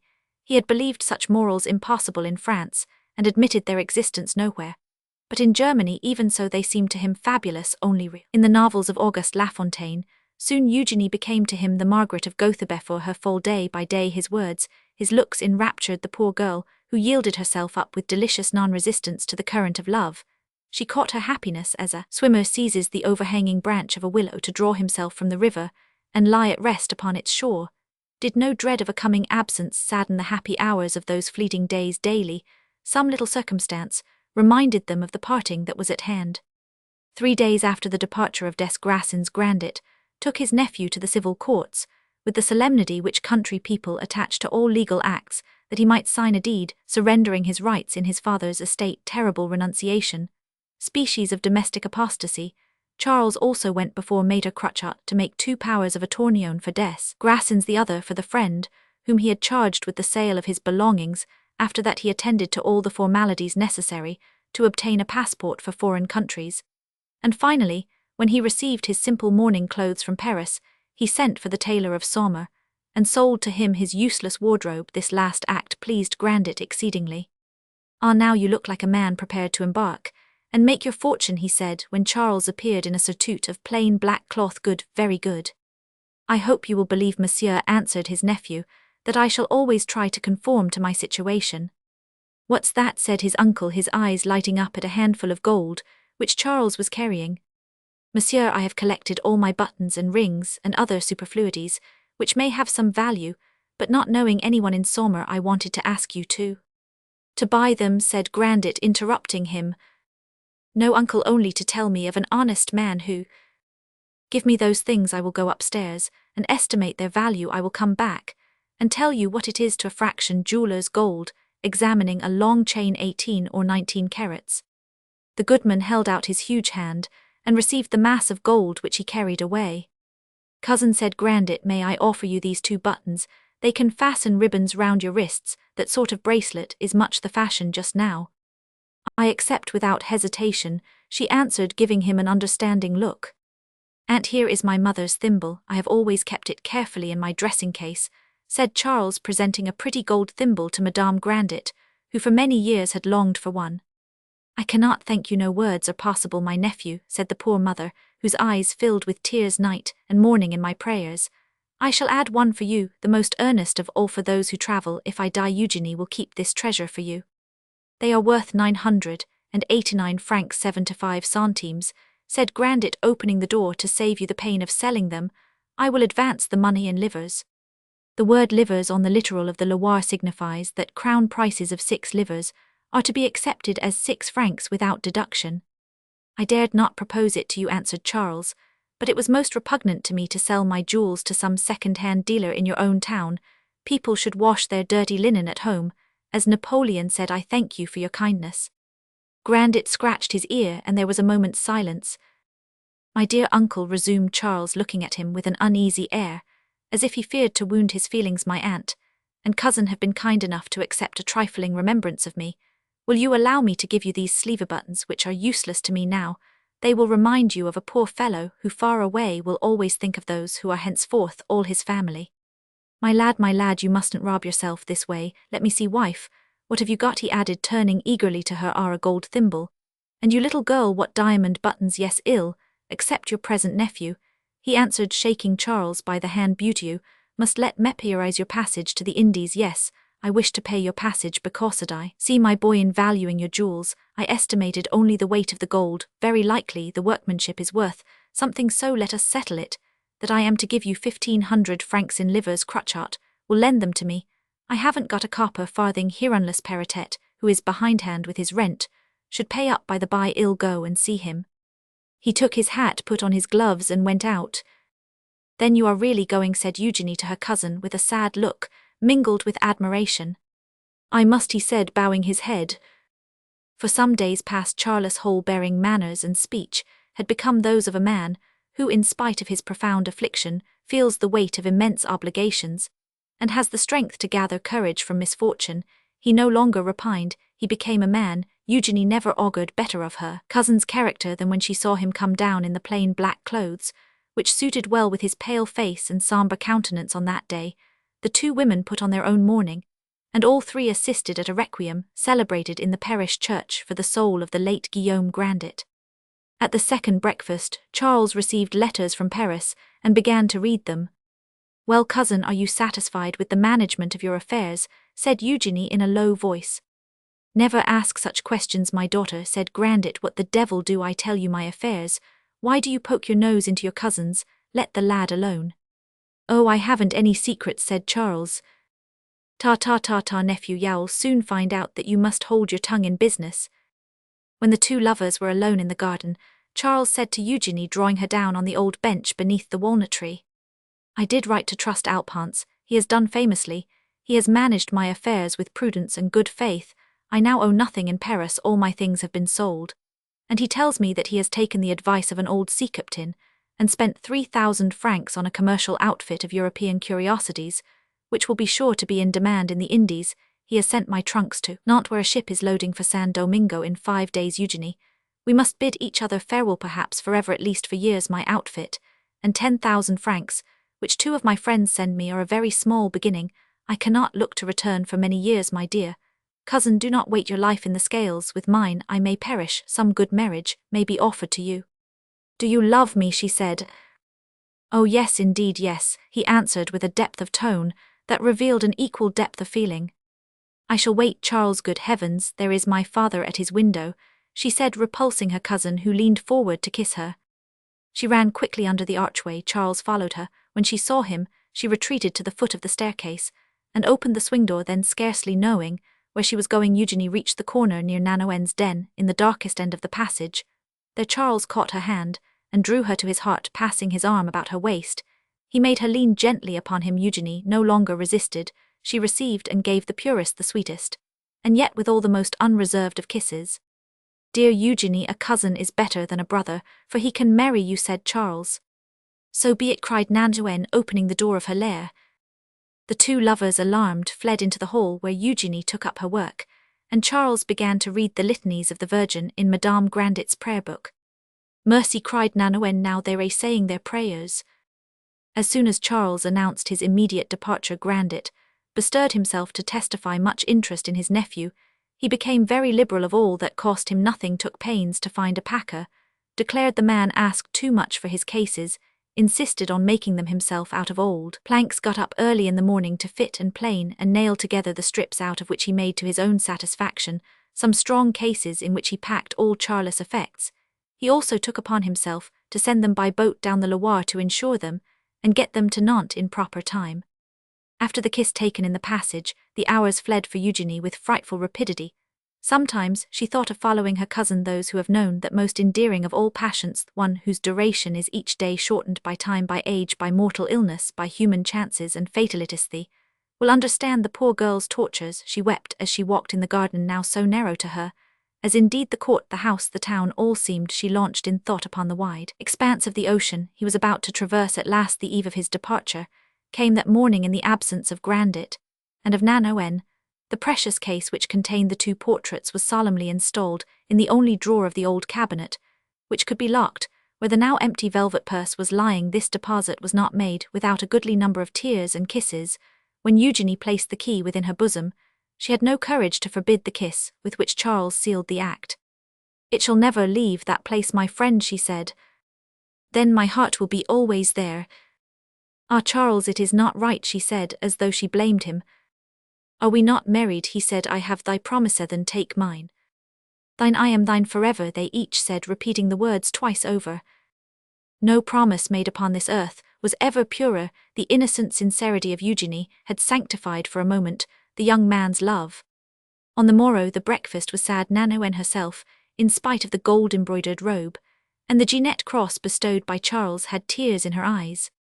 "The poor dear monsieur who is going on the sea, so may God guide him." At 10:30, the whole family started to escort Charles to the diligence for Nantes. Nanoen let loose the dog, locked the door, and insisted on carrying the young man's carpet-bag. All the tradesmen in the tortuous old street were on the sill of their shop doors to watch the procession, which was joined in the marketplace by Maître Crotchat. "Eugenie, be sure you don't cry," said her mother. "Nephew," said Grandet in the doorway of the inn, from which the coach started, kissing Charles on both cheeks. "Depart, poor, return rich. You will find the honor of your father safe. I answer for that myself, I Grandet, for it will only depend on you too. Ah, my uncle, you soften the bitterness of my departure. Is it not the best gift that you could make me?" Not understanding his uncle's words, which he had thus interrupted, Charles shed tears of gratitude upon the tanned cheeks of the old miser, while Eugenie pressed the hand of her cousin, and that of her father with all her strength. The notary smiled, admiring the sly speech of the old man, which he alone had understood. The family stood about the coach until it started. Then, as it disappeared upon the bridge, and its rumble grew fainter in the distance, Grandet said, "Good be to you." Happily no one but Maître Crotchat heard the exclamation. Eugenie and her mother had gone to a corner of the quay, from which they could still see the diligence, and waved their white handkerchiefs, to which Charles made answer by displaying his. "Our mother, would that I had the power of God for a single moment," said Eugenie, when she could no longer see her lover's handkerchief. Not to interrupt the current of events which are about to take place in the bosom of the Grandet family, it is necessary to cast a forestalling eye upon the various operations which the goodman carried on in Paris by means of Monsieur des Grassins. A month after the latter's departure from Saumur, Grandet became possessed of a certificate of 100,000 francs a year from his investment in the funds bought at 80 francs net. The particulars revealed at his death by the inventory of his property threw no light upon the means which his suspicious nature took to remit the price of the investment, and receive the certificate thereof. Maître Crotchat was of opinion that Nanoen, unknown to herself, was the trusty instrument by which the money was transported. For about this time she was absent 5 days under a pretext of putting things to rights at Freudfonder's, if the goodman were capable of leaving anything lying about or out of order.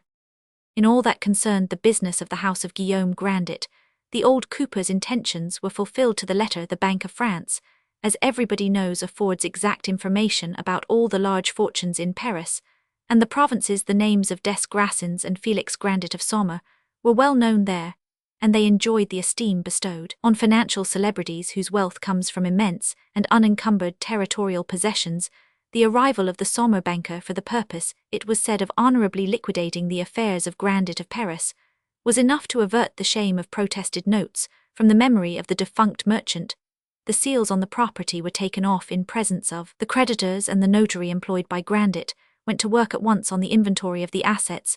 Soon after this, Des Grassins called a meeting of the creditors, who unanimously elected him conjointly with Francois Keller, the head of a rich banking house, and one of those principally interested in the affair, as liquidators with full power to protect both the honor of the family and the interests of the claimants, the credit of Grandet of Saumur. The hopes he diffused by means of Des Grassins in the minds of all concerned facilitated the transactions. Not a single creditor proved recalcitrant, no one thought of passing his claim to his profit and loss account each, and all said confidently, Grandet of Saumur will pay.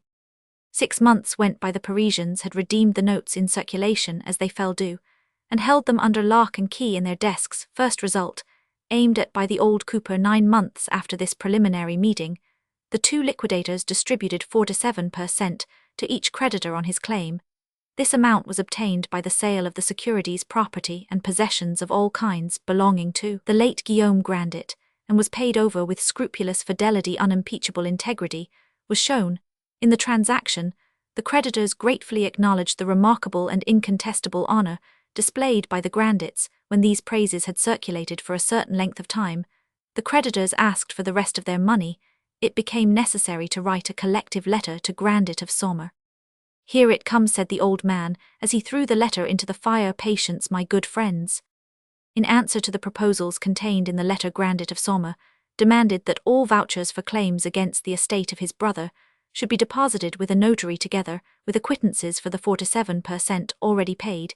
He made this demand under pretense of sifting the accounts, and finding out the exact condition of the estate, it roused at once a variety of difficulties. Generally speaking, the creditor is a species of maniac, ready to agree to anything one day, on the next breathing fire and slaughter later on. He grows amicable and easygoing today, his wife is good-humored, his last baby has cut its first tooth, all is well at home, and he is determined not to lose a sou. On the morrow it rains, he can't go out, he is gloomy, he says yes to any proposal that is made to him so long as it will put an end to the affair. On the third day, he declares he must have guarantees by the end of the month. He wants his debtor's head, and becomes at heart an executioner. The creditor is a good deal like the sparrow on whose tail confiding children are invited to put salt, with this difference that he applies the image to his claim, the proceeds of which he is never able to lay hold of. Grandet had studied the atmospheric variations of creditors, and the creditors of his brother justified all his calculations. Some were angry and flatly refused to give in their vouchers. "Very good, so much the better," said Grandet, rubbing his hands over the letter in which Des Grassins announced the fact. Others agreed to the demand, but only on condition that their rights should be fully guaranteed. They renounced none, and even reserved the power of ultimately compelling a failure. On this began a long correspondence, which ended in Grandet of Saumur agreeing to all conditions. By means of this concession, the placable creditors were able to bring the dissatisfied creditors to reason. The deposit was then made, but not without sundry complaints. "Your goodman," they said to Des Grassins, "is tricking us." 23 months after the death of Guillaume Grandet, many of the creditors, carried away by more pressing business in the markets of Paris, had forgotten their Grandet claims, or only thought of them to say, "I begin to believe that 47% is all I shall ever get out of that affair." The old cooper had calculated on the power of time, which, as he used to say, is a pretty good devil. After all, by the end of the 3rd year, Des Grassins wrote to Grandet that he had brought the creditors to agree to give up their claims for 10% on the 2,400,000 francs still due by the house of Grandet. Grandet answered that the notary and the broker, whose shameful failures had caused the death of his brother, were still living, that they might now have recovered their credit, and that they ought to be sued so as to get something out of them towards lessening the total of the deficit. By the end of the 4th year, the liabilities were definitely estimated at a sum of 1,200,000 francs. Many negotiations lasting over 6 months took place between the creditors and the liquidators, and between the liquidators and Grandet. To make a long story short, Grandet of Saumur, anxious by this time to get out of the affair, told the liquidators, about the 9th month of the 4th year, that his nephew had made a fortune in the Indies and was disposed to pay his father's debts in full. He therefore could not take upon himself to make any settlement without previously consulting him. He had written to him, and was expecting an answer. The creditors were held in check until the middle of the 5th year, by the words payment in full, which the wily old miser threw out from time to time, as he laughed in his beard, saying with a smile and an oath, those Parisians. But the creditors were reserved for a fate unexampled in the annals of commerce. When the events of this history bring them once more into notice, they will be found still in the position Grandet had resolved to force them into from the first. As soon as the funds reached 115 Pierre Grandet sold out his interests, and withdrew 2,400,000 francs in gold, to which he added in his coffers the 600,000 francs compound interest which he had derived from the capital. Des Grassins now lived in Paris. In the first place he had been made a deputy, then he became infatuated father of a family, as he was though horribly bored by the provincial life of Saumur, with a pretty actress at the Théâtre de Madame known as Florine, and he presently relapsed into the old habits of his army life. It is useless to speak of his conduct. Saumur considered it profoundly immoral. His wife was fortunate in the fact of her property being settled upon herself, and in having sufficient ability to keep up the banking house in Saumur, which was managed in her name, and repaired the breach in her fortune caused by the extravagance of her husband. The Cruchotines made so much talk about the false position of the quasi-widow that she married her daughter very badly, and was forced to give up all hope of an alliance between Eugénie Grandet and her son Adolphe, joined his father in Paris, and became, it was said, a worthless fellow. The Cruchots triumphed. "Your husband hasn't common sense," said Grandet, as he lent Madame des Grassins some money on a note, securely endorsed. "I am very sorry for you are a good little woman." "Ah, monsieur," said the poor lady, who could have believed that, when he left Saumur to go to Paris on your business, he was going to his ruin. "Heaven is my witness, madame, that up to the last moment, I did all I could to prevent him from going. Monsieur le Président was most anxious to take his place, but he was determined to go, and now we all see why." In this way Grandet made it quite plain that he was under no obligation to des Grassins. In all situations women have more cause for suffering than men, and they suffer more. Man has strength, and the power of exercising it. He acts, moves, thinks, occupies himself. He looks ahead and sees consolation in the future. It was thus with Charles, but the woman stays at home. She is always face to face with the grief from which nothing distracts her. She goes down to the depths of the abyss which yawns before her, measures it, and often fills it with her tears and prayers. Thus did Eugenie. She initiated herself into her destiny, to feel, to love, to suffer, to devote herself. Is not this the sum of woman's life? Eugenie was to be in all things a woman, except in the one thing that consoles, for all her happiness picked up like nails, scattered on a walto, use the fine simile of bossoot wood, never so much as fill even the hollow of her hand. Sorrows are never long in coming for her. They came soon. The day after Charles' departure, the house of Monsieur Grandet resumed its ordinary aspect in the eyes of all, except in those of Eugenie, to whom it grew suddenly empty. She wished, if it could be done unknown to her father, that Charles' room might be kept as he had left it. Madame Grandet and Nanoën were willing accomplices in this statu quo. "Who knows but he may come back sooner than we think," for she said. "Ah, don't I wish I could see him back," answered Nanoën. "I took to him, he was such a dear sweet young man, pretty too, with his curly hair." Eugenie looked at Nanoën. "Holy Virgin, don't look at me that way, mademoiselle, your eyes are like those of a lost soul." From that day the beauty of Mademoiselle Grandet took a new character, the solemn thoughts of love, which slowly filled her soul, and the dignity of the woman beloved gave to her features an illumination, such as painters render by a halo, before the coming of her cousin. Eugenie might be compared to the Virgin before the conception. After he had gone, she was like the Virgin Mother. She had given birth to love. These two Marys, so different, so well represented by Spanish art, embody one of those shining symbols with which Christianity abounds. Returning from Mass on the morning after Charles' departure, having made a vow to hear it daily, Eugenie bought a map of the world, which she nailed up beside her looking-glass, that she might follow her cousin on his westward way, that she might put herself, were it ever so little, day by day into the ship that bore him, and see him, and ask him 1,000 questions. Art thou well? Dost thou suffer? Dost thou think of me when the star whose beauty and usefulness thou hast taught me to know shines upon thee in the mornings? She sat pensive beneath the walnut tree on the worm-eaten bench, covered with grey lichens, where they had said to each other so many precious things, so many trifles, where they had built the pretty castles of their future home. She thought of the future now as she looked upward to the bit of sky, which was all the high walls suffered her to see. Then she turned her eyes to the angle where the sun crept on, and to the roof above the room in which he had slept. Hers was the solitary love, the persistent love, which glides into every thought, and becomes the substance, or as our fathers might have said, the tissue of life. When the wood friends of Pierre Grandet came in the evening for their game at cards, she was gay and dissimulating, but all the morning she talked of Charles with her mother, and Nanoen had brought herself to see that she could pity the sufferings of her young mistress without failing in her duty to the old master, and she would say to Eugenie, "If I had a man for myself, id'd follow him to hell, yes, id'd exterminate myself for him, but I've none. I shall die, and never know what life is. Would you believe, ma'amselle, that old Corneler, a good fellow,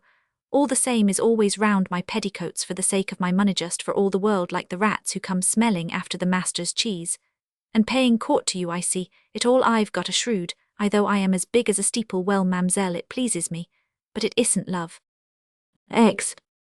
2 months went by. This domestic life, once so monotonous, was now quickened with the intense interest of a secret that bound these women intimately together. For them, Charles lived and moved beneath the grim grey rafters of the whole night and morning. Eugenie opened the dressing case and gazed at the portrait of her aunt one Sunday morning.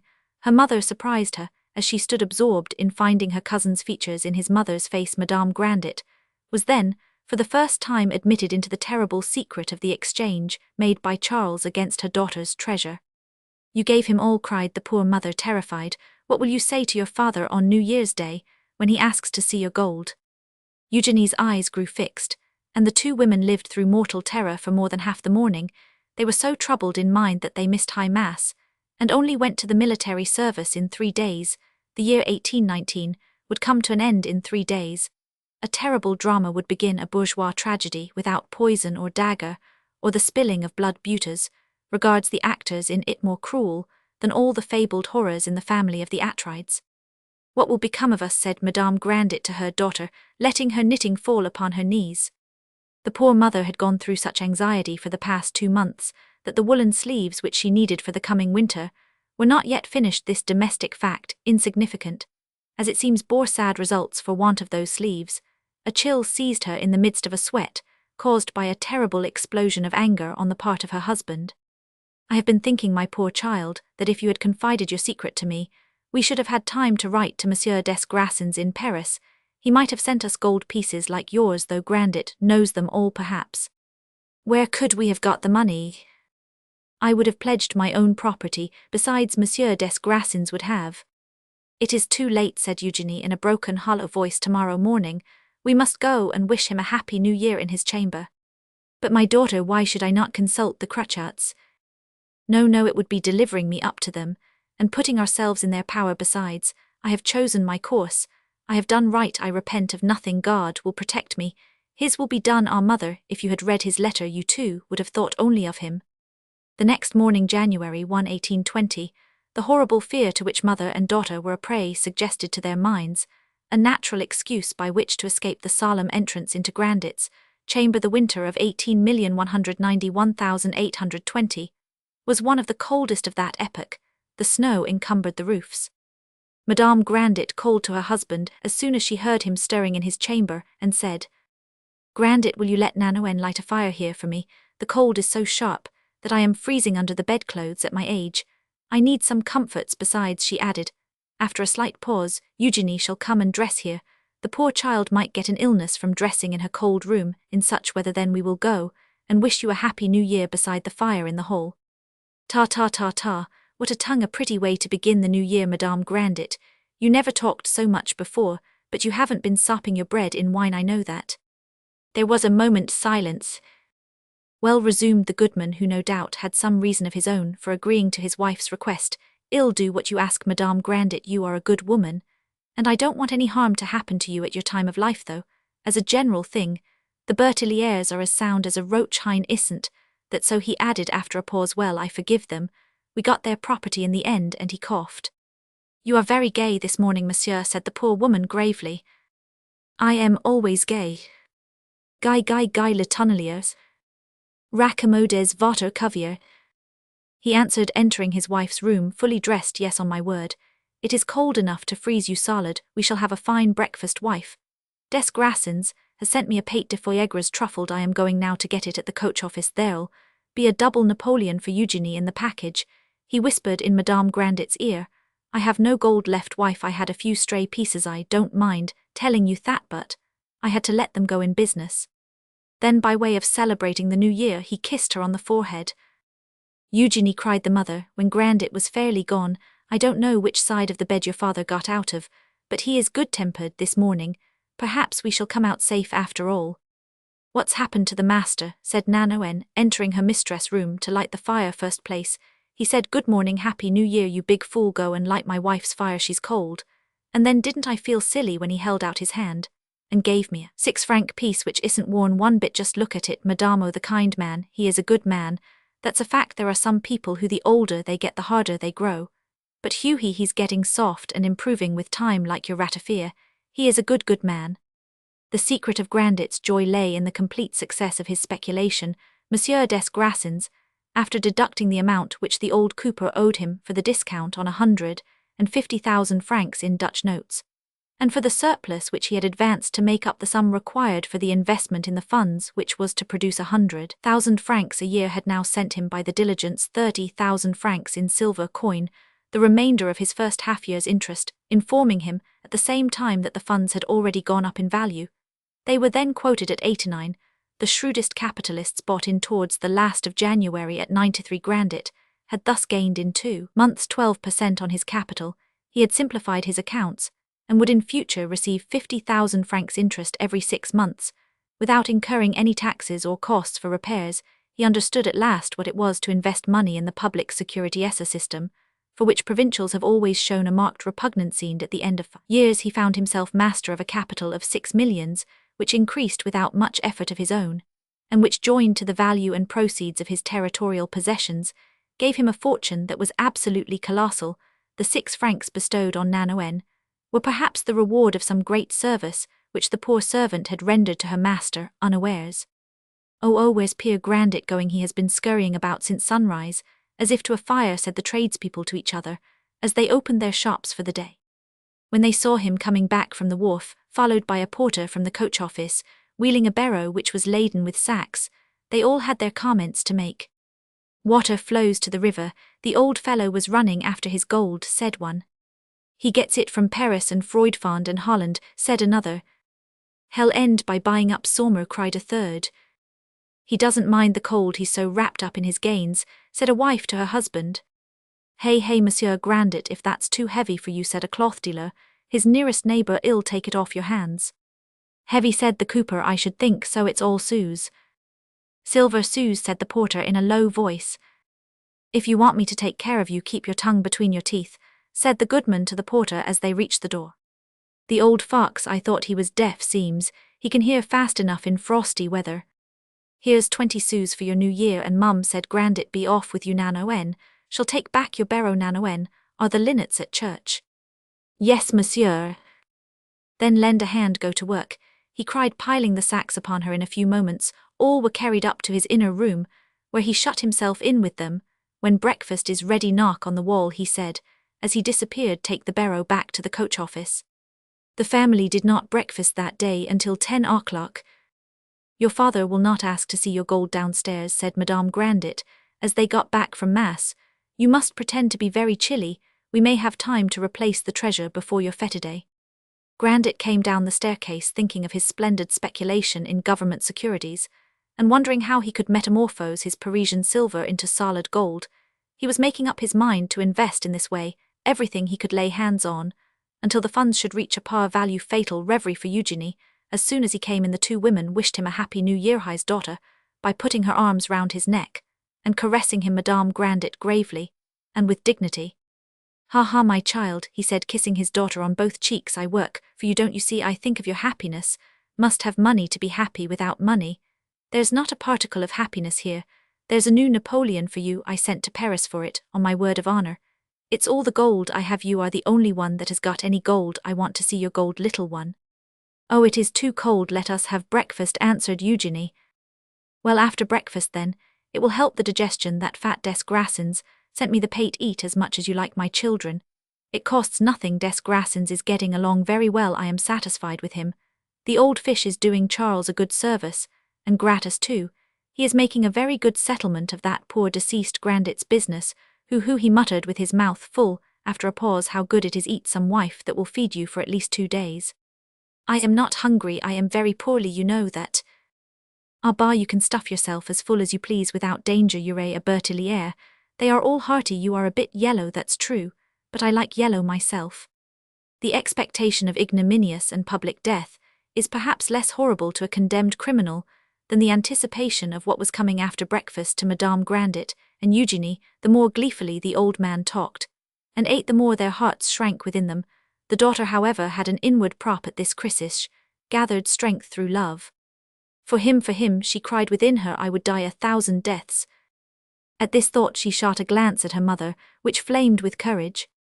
Clear away, said Grandet to Nanoen, when about 11 o'clock breakfast was over, but leave the table, we can spread your little treasure upon it, he said, looking at Eugenie. Little faith, no. It isn't little. You possess in actual value 5,959 francs, and the 40 I gave you just now, that makes 6,000 francs less one. Well, now see here. Little one, I'll give you that 1 franc to make up the round number. Hey, what are you listening for, Nanoen? Mind your own business, go and do your work. Nanoen disappeared. Now listen, Eugenie, you must give me back your gold. You won't refuse your father, my little girl Hein. The 2 women were dumb. I have no gold myself. I had some, but it is all gone. I'll give you in return 6,000 francs in livers, and you are to put them just where I tell you. You mustn't think anything more about your dozen. When I marry you, which will be soon, I shall get you a husband who can give you the finest dozen ever seen in the provinces. Now attend to me, little girl. There's a fine chance for you. You can put your 6,000 francs into government funds, and you will receive every 6 months nearly 200 francs interest, without taxes or repairs or frost or hail or floods or anything else to swallow up the money. Perhaps you don't like to part with your gold. Hey, my girl, never mind, bring it to me all the same. I'll get you some more like it, like those Dutch coins, and the Portugueses, the rupees of Mogul, and the Genevines. I'll give you some more on your fete days, and in 3 years you'll have got back half your little treasure. What's that you say? Look up now, come, go and get it, the precious metal. You ought to kiss me on the eyelids for telling you the secrets and the mysteries of the life and death of money. Yes, silver and gold live and swarm like men. They come and go and sweat and multiply. Eugenie rose, but after making a few steps towards the door she turned, abruptly looked her father in the face and said, I have not got my gold. You have not got your gold, cried Grandet, starting up erect like a horse that hears a cannon fired beside him. No, I have not got it. You are mistaken, Eugenie. No, by the shears of my father. Whenever the old man swore that oath, the rafters trembled. Holy Virgin, Madame is turning pale, cried Nanoen. Grandet, your anger will kill me, said the poor mother. Ta ta ta ta, nonsense, you never die in your family, Eugenie. What have you done with your gold? He cried, rushing upon her. Monsieur, said the daughter, falling at Madame Grandet's knees, my mother is Roman 99. Look at her, do not kill her. Grandet was frightened by the pallor which overspread his wife's face, usually so yellow. Nanoen, help me to bed, said the poor woman in a feeble voice. I am dying. Nanoen gave her mistress an arm. Eugenie gave her another, but it was only with infinite difficulty that they could get her upstairs. She fell with exhaustion at every step. Grandet remained alone, however. In a few moments he went up 6 or 8 stairs and called out, Eugenie, when your mother is in bed, come down. Yes, father. She soon came after, reassuring her mother. My daughter, said Grandet, you will now tell me what you have done with your gold. My father, if you make me presents of which I am not the sole mistress, take them back, she answered coldly, picking up the Napoleon from the chimney-piece and offering it to him. Grandet seized the coin and slipped it into his breeches pocket. I shall certainly never give you anything again, not so much as that, he said, clicking his thumbnail against a front tooth. Do you dare to despise your father? Have you no confidence in him? Don't you know what a father is? If he is nothing for you, he is nothing at all. Where is your gold? Father, I love and respect you in spite of your anger, But I humbly ask you to remember that I am 23 years old.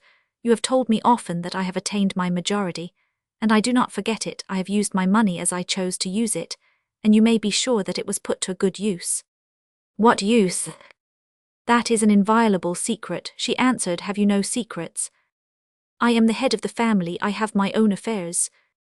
And this is mine. It must be something bad if you can't tell it to your father, Mademoiselle Grandet." "It is good, and I cannot tell it to my father." "At least you can tell me when you parted with your gold." Eugenie made a negative motion with her head. "You had it on your birthday, Hein." She grew as crafty through love as her father was through avarice, and reiterated the negative sign. "Was there ever such obstinacy? It's a theft," cried Grandet, his voice going up in a crescendo, which gradually echoed through the house. "What, here in my own home, under my very eyes, somebody has taken your gold, only gold? We haven't. I am not to know who has got it. Gold is a precious thing. Virtuous girls go wrong sometimes, and give I don't know what they do it among the great people, and even among the bourgeoisie, but give their gold for you have given it to some one Hein." Eugenie was silent and impassive. "Was there ever such a daughter? Is it possible that I am your father? If you have invested it anywhere you must have a receipt. Was I frieze or noto? Do what I would with my own, was it not mine? You are a child of age." Dumbfounded by his daughter's logic, Grandet turned pale and stamped and swore. When at last he found words, he cried, "Serpent, cursed girl, ah, deceitful creature, you know I love you, and you take advantage of it. Cut her father's throat. Good God, you've given our fortune to that ne'er-do-well, that dandy with Morocco boots. By the shears of my father, I can't disinherit you, but I curse you and your cousin, and your children. Nothing good will come of it, do you hear? If it was to Charles, but no, it's impossible. What has that wretched fellow robbed me?" He looked at his daughter, who continued cold and silent. "She won't stir, she won't flinch. She's more Grandet than I'm Grandet. Ha, you have not given your gold for nothing. Come, speak the truth." Eugenie looked at her father with a sarcastic expression that stung him. "Eugenie, you are here in my house, in your father's house. If you wish to stay here, you must submit yourself to me. The priests tell you to obey me." Eugenie bowed her head. "You affront me, and all I hold most dear. I will not see you again. Until you submit, go to your chamber. You will stay there till I give you permission to leave it. Nanoen will bring you bread and water. You hear me, go." Eugenie burst into tears and fled up to her mother. Grandet, after marching 2 or 3 times round the garden in the snow, without heeding the cold, suddenly suspected that his daughter had gone to her mother, only too happy to find her disobedient to his orders. He climbed the stairs with the agility of a cat, and appeared in Madame Grandet's room just as she was stroking Eugenie's hair, while the girl's face was hidden in her motherly bosom. "Be comforted, my poor child," she was saying. "Your father will get over it." "She has no father," said the old man. "Can it be you? And I, Madame Grandet, who have given birth to such a disobedient child, a fine education, religious too well. Why are you not in your chamber? Come to prison, mademoiselle." "Would you deprive me of my daughter, monsieur?" said Madame Grandet, turning towards him a face that was now red with fever. "If you want to keep her, carry her off, clear out of my house. Both of you. Thunder, where is the gold? What's become of the gold?" Eugenie rose, looked proudly at her father, and withdrew to her room. Grandet turned the key of the door. "Nanoen," he cried, "put out the fire in the hall." Then he sat down in an armchair beside his wife's fire, and said to her, "Undoubtedly, she has given the gold to that miserable seducer Charles, who only wanted our money." "I knew nothing about it," she answered, turning to the other side of the bed, that she might escape the savage glances of her husband. "I suffer so much from your violence, that I shall never leave this room, if I trust my own presentiments, till I am carried out of it in my coffin. You ought to have spared me this suffering, monsieur, you, to whom I have caused no pain. That is, I think, so your daughter loves you. I believe her to be as innocent as the babe unborn. Do not make her wretched. Revoke your sentence. The cold is very severe. You may give her some serious illness. I will not see her, neither will I speak to her. She shall stay in her room on bread and water, until she submits to her father. What the devil shouldn't a father know where the gold in his house has gone to? She owned the only rupees in France, perhaps, and the Dutch ducats and the Genevines. Monsieur, Eugenie is our only child, and even if she had thrown them into the water—" "Into the water," cried her husband, "into the water. You are crazy, Madame Grandet. What I have said is said. You know that well enough. If you want peace in this household, make your daughter confess, pump it out of her women. Understand how to do that better than we do. Whatever she has done, I shan't eat her. Is she afraid of me even if she has plastered Charles with gold from head to foot? He is on the high seas, and nobody can get at him hine. But Monsieur, excited by the nervous crisis through which she had passed, and by the fate of her daughter, which brought forth all her tenderness, and all her powers of mind, Madame Grandet suddenly observed a frightful movement of her husband's when, and in the very act of replying, she changed her speech without changing the tones of her voice. But Monsieur, I have not more influence over her than you have. She has said nothing to me. She takes after you. Tut tut, your tongue is hung in the middle this morning. Ta ta ta ta. You are setting me at defiance. I do believe, I dare say you are in league with her. He looked fixedly at his wife. Monsieur Grandet, if you wish to kill me, you have only to go on like this, I tell you, Monsieur, and if it were to cost me my life, I would say it. You do wrong by your daughter. She is more in the right than you are. That money belonged to her. She is incapable of making any but a good use of it, and God alone has the right to know our good deeds. Monsieur, I implore you, take Eugenie back into favor. Forgive her. If you will do this, you will lessen the injury your anger has done me. Perhaps you will save my life, my daughter. Oh, Monsieur, give me back my daughter. I shall decamp, he said. The house is not habitable. A mother and daughter talking and arguing like that. Brew up a fine New Year's present you've made me, Eugenie. He called out. Yes, yes, cry away. What you've done will bring you remorse. Do you hear? What's the good of taking the sacrament 6 times every 3 months if you give away your father's gold secretly to an idle fellow? Who'll eat your heart out when you've nothing else to give him. You'll find out some day what your Charles is worth with his Morocco boots and supercilious airs. He has got neither heart nor soul. If he dared to carry off a young girl's treasure without the consent of her parents. When the street door was shut, Eugenie came out of her room and went to her mother. What courage you have had for your daughter's sake, she said. Ah, my child, see where forbidden things may lead us. You forced me to tell a lie. I will ask God to punish only me. Is it true, cried Nanoen, rushing in alarmed, that Mademoiselle is to be kept on bread and water for the rest of her life? What does that signify, Nanoen? Said Eugenie tranquilly. Goodness, do you suppose ill eat Fripp when the daughter of the house is eating dry bread? No, no. Don't say a word about all this, Nanoen, said Eugenie. I'll be as mute as a fish, but you'll see. Grandet dined alone for the first time in 24 years. So you're a widower, Monsieur, said Nanoen. It must be disagreeable to be a widower with 2 women in the house. I did not speak to you. Hold your jaw, or I'll turn you off. What is that I hear boiling in your saucepan on the stove? It is grease I am trying out. There will be some company tonight. Light the fire. The Crutchots, Madame des Grassins and her son, arrived at the usual hour of 8, and were surprised to see neither Madame Grandet nor her daughter. My wife is not very well, and Eugenie is with her, said the old wine-grower, whose face betrayed no emotion. At the end of an hour spent in idle conversation, Madame des Grassins, who had gone up to see Madame Grandet, came down, and everyone inquired, How is Madame Grandet? Not at all well, she answered. Her condition seems to me really alarming at her age. You ought to take every precaution, Papa Grandet. Well, see about it, said the old man in an absent way. They all wished him good night. When the Crutchots got into the street, Madame des Grassins said to them, There is something going on at the Grandets. The mother is very ill without her knowing it. The girl's eyes are red, as if she had been crying all day. Can they be trying to marry her against her will? When Grandet had gone to bed, Nanoen came softly to Eugenie's room in her stockinged feet, and showed her a pate baked in a saucepan. See, Mademoiselle, said the good soul Corneler, gave me a hare. You eat so little that this pate will last you full a week in such frosty. Whether it won't spoil, you shan't live on dry bread. I am determined it isn't wholesome. Poor Nanoen, said Eugenie, pressing her hand. I've made it downright good and dainty, and he never found it out. I bought the lard and the spices out of my 6 francs. I am the mistress of my own money. And she disappeared rapidly, fancying she heard Grandet. Zai.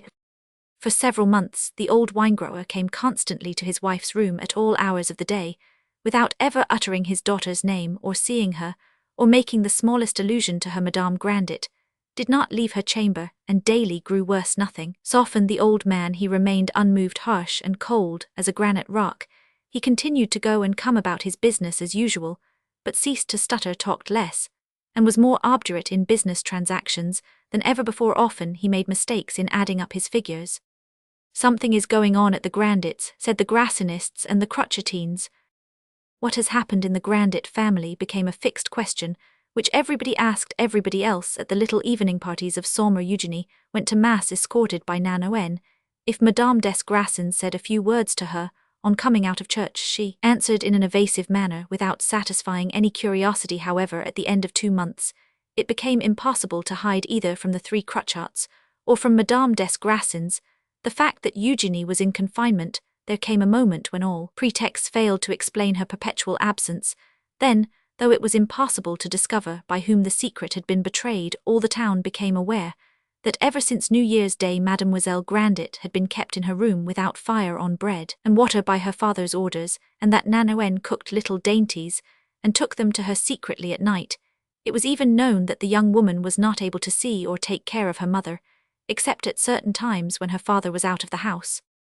Grandet's conduct was severely condemned. The whole town outlawed him, so to speak. They remembered his treachery, his hard-heartedness, and they excommunicated him. When he passed along the streets, people pointed him out and muttered at him. When his daughter came down the winding street, accompanied by Nanoen on her way to Mass or Vespers, the inhabitants ran to the windows and examined with intense curiosity the bearing of the rich heiress and her countenance, which bore the impress of angelic gentleness and melancholy. Her imprisonment and the condemnation of her father were as nothing to her. Had she not a map of the world, the little bench, the garden, the angle of the wall? Did she not taste upon her lips the honey that love's kisses left there? She was ignorant for a time that the town talked about her, just as Grandet himself was ignorant of it. Pious and pure in heart before God, her conscience and her love helped her to suffer patiently the wrath and vengeance of her father. One deep grief silenced all others. Her mother, that gentle, tender creature made beautiful by the light which shone from the inner to the outer. As she approached the tomb, her mother was perishing from day to day. Eugenie often reproached herself as the innocent cause of the slow, cruel malady that was wasting her away. This remorse, though her mother soothed it, bound her still closer to her love. Every morning, as soon as her father left the house, she went to the bedside of her mother, and there Nanoen brought her breakfast. The poor girl, sad and suffering through the sufferings of her mother, would turn her face to the old servant with a mute gesture, weeping, and yet not daring to speak of her cousin. It was Madame Grandet who first found courage to say, "Where is he? Why does he not write? Let us think about him, mother, but not speak of him. You are Elieu before all. All meant him." "My child," said Madame Grandet, "I do not wish to live. God protects me, and enables me to look with joy to the end of my misery." Every utterance of this woman was unfalteringly pious and Christian. Sometimes, during the first months of the year, when her husband came to breakfast with her and tramped up and down the room, she would say to him a few religious words, always spoken with angelic sweetness, yet with the firmness of a woman to whom approaching death lends a courage she had lacked in life. "Monsieur, I thank you for the interest you take in my health," she would answer when he made some commonplace inquiry, "but if you really desire to render my last moments less bitter, and to ease my grief, take back your daughter, be a Christian, a husband and a father." When he heard these words, Grandet would sit down by the bed with the air of a man who sees the rain coming and quietly gets under the shelter of a gateway, till it is over. When these touching, tender and religious supplications had all been made, he would say, "You are rather pale today, my poor wife." Absolute forgetfulness of his daughter seemed graven on his stony brow, on his closed lips. He was unmoved by the tears which flowed down the white cheeks of his unhappy wife as she listened to his meaningless answers. "May God pardon you," she said, "even as I pardon you. You will some day stand in need of mercy." Since Madame Grandet's illness, he had not dared to make use of his terrible ta-ta-ta-ta, yet, for all that his despotic nature was not disarmed by this angel of gentleness, whose ugliness day by day decreased, driven out by the ineffable expression of moral qualities which shone upon her face, she was all soul. The spirit of prayer seemed to purify her and refine those homely features, and make them luminous. Who has not seen the phenomenon of a like transfiguration on sacred faces, where the habits of the soul have triumphed over the plainest features, giving them that spiritual illumination whose light comes from the purity and nobility of the inward thought? The spectacle of this transformation, wrought by the struggle which consumed the last shreds of the human life of this woman, did somewhat affect the old cooper, though feebly, for his nature was of iron. If his language ceased to be contemptuous, and imperturbable silence, which saved his dignity as master of the household, took its place and ruled his conduct. When the faithful Nanoen appeared in the market, many quips and quirks and complaints about the master whistled in her ears, but however loudly public opinion condemned Monsieur Grandet, The old servant defended him for the honor of the family. Well, she would say to his detractors, don't we all get hard as we grow old? Why shouldn't he get horny too? Stop telling lies. Mademoiselle lives like a queen, she's alone, that's true. But she likes it. Besides, my masters have good reasons. At last, towards the end of spring, Madame Grandet, worn out by grief even more than by illness, having failed in spite of her prayers to reconcile the father and daughter, confided her secret troubles to the Crotchats. Keep a girl of 23 on bread and water, cried Monsieur de Bonfons, without any reason too. Why, that constitutes wrongful cruelty. She can contest as much in as upon. Come, nephew, spare us your legal jargon, said the notary. Set your mind at ease, madame. I will put a stop to such treatment tomorrow. Eugenie, hearing herself mentioned, came out of her room. Gentlemen, she said, coming forward with a proud step, I beg you not to interfere in this matter. My father is master in his own house. As long as I live under his roof, I am bound to obey him. His conduct is not subject to the approbation or the disapprobation of the world. He is accountable to God. Only I appeal to your friendship to keep total silence in this affair. To blame my father is to attack our family honor. I am much obliged to you for the interest you have shown in me. You will do me an additional service if you will put a stop to the offensive rumors which are current in the town, of which I am accidentally informed. She is right, said Madame Grandet. Mademoiselle, the best way to stop such rumors is to procure your liberty, answered the old notary, respectfully struck with the beauty which seclusion, melancholy, and love had stamped upon her face. Well, my daughter, let Monsieur Crotchat manage the matter. If he is so sure of success, he understands your father, and how to manage him. If you wish to see me happy for my few remaining days, you must at any cost be reconciled to your father. On the morrow, Grandet, in pursuance of a custom he had begun since Eugenie's imprisonment, took a certain number of turns up and down the little garden. He had chosen the hour when Eugenie brushed and arranged her hair. When the old man reached the walnut tree, he hid behind its trunk, and remained for a few moments watching his daughter's movements, hesitating perhaps between the course to which the obstinacy of his character impelled him and his natural desire to embrace his child. Sometimes he sat down on the rotten old bench where Charles and Eugenie had vowed eternal love, and then she too looked at her father secretly in the mirror before which she stood. If he rose and continued his walk, she sat down obligingly at the window and looked at the angle of the wall where the pale flowers hung, where the venachère grew from the crevices with the bindweed and the sedgemoor, white or yellow stonecrop, very abundant in the vineyards of Saumur. And at Tour Mater, Crotchat came early and found the old wine-grower sitting in the fine June weather on the little bench, his back against the division wall of the garden, engaged in watching his daughter. What may you want, Mater Crotchat? He said, perceiving the notary. I came to speak to you on business. Have you brought some gold in exchange for my silver? No, I have not come about money. It is about your daughter Eugenie. All the town is talking of her and you. What does the town meddle for? A man's house is his castle. Very true, and a man may kill himself if he likes, or what is worse, he may fling his money into the gutter. What do you mean? Why, your wife is very ill, my friend. You ought to consult Monsieur Bergerin. She is likely to die. If she does die without receiving proper care, you will not be very easy in mind, I take it. Ta, you know a deal about my wife. These doctors, if they once get their foot in your house, will come 5 and 6 times a day. Of course you will do as you think best. We are old friends. There is no one in all Saumur who takes more interest than I in what concerns you. Therefore, I was bound to tell you this. However happen what may, you have the right to do as you please. You can choose your own course. Besides, that is not what brings me here. There is another thing which may have serious results for you. After all, you can't wish to kill your wife. Her life is too important to you. Think of your situation in connection with your daughter. If Madame Grandet dies, you must render an account to Eugenie, because you enjoy your wife's estate only during her lifetime. At her death, your daughter can claim a division of property, and she may force you to sell Freudfond. In short, she is her mother's heir, and you are not. These words fell like a thunderbolt on the old man, who was not as wise about law as he was about business. He had never thought of a legal division of the estate. Therefore I advise you to treat her kindly, added Crotchat in conclusion. But do you know what she has done, Crotchat? What? Asked the notary, curious to hear the truth and find out the cause of the quarrel. She has given away her gold. Well, wasn't it hers? Said the notary. They all tell me that, exclaimed the old man, letting his arms fall to his sides with a movement that was truly tragic. Are you going for a mere nothing? Resumed Crotchat, to put obstacles in the way of the concessions, which you will be obliged to ask from your daughter as soon as her mother dies. Do you call 6,000 francs a mere nothing? Hey, my old friend, do you know what the inventory of your wife's property will cost if Eugenie demands the division? How much? 2, 3, 4,000 francs. Perhaps the property would have to be put up at auction and sold to get at its actual value, instead of that if you are on good terms with. By the shears of my father, cried Grandet, turning pale, as he suddenly sat down. We will see about it, Crutchart. After a moment's silence full of anguish, perhaps the old man looked at the notary and said, Life is very hard, it has many griefs, Crutchart.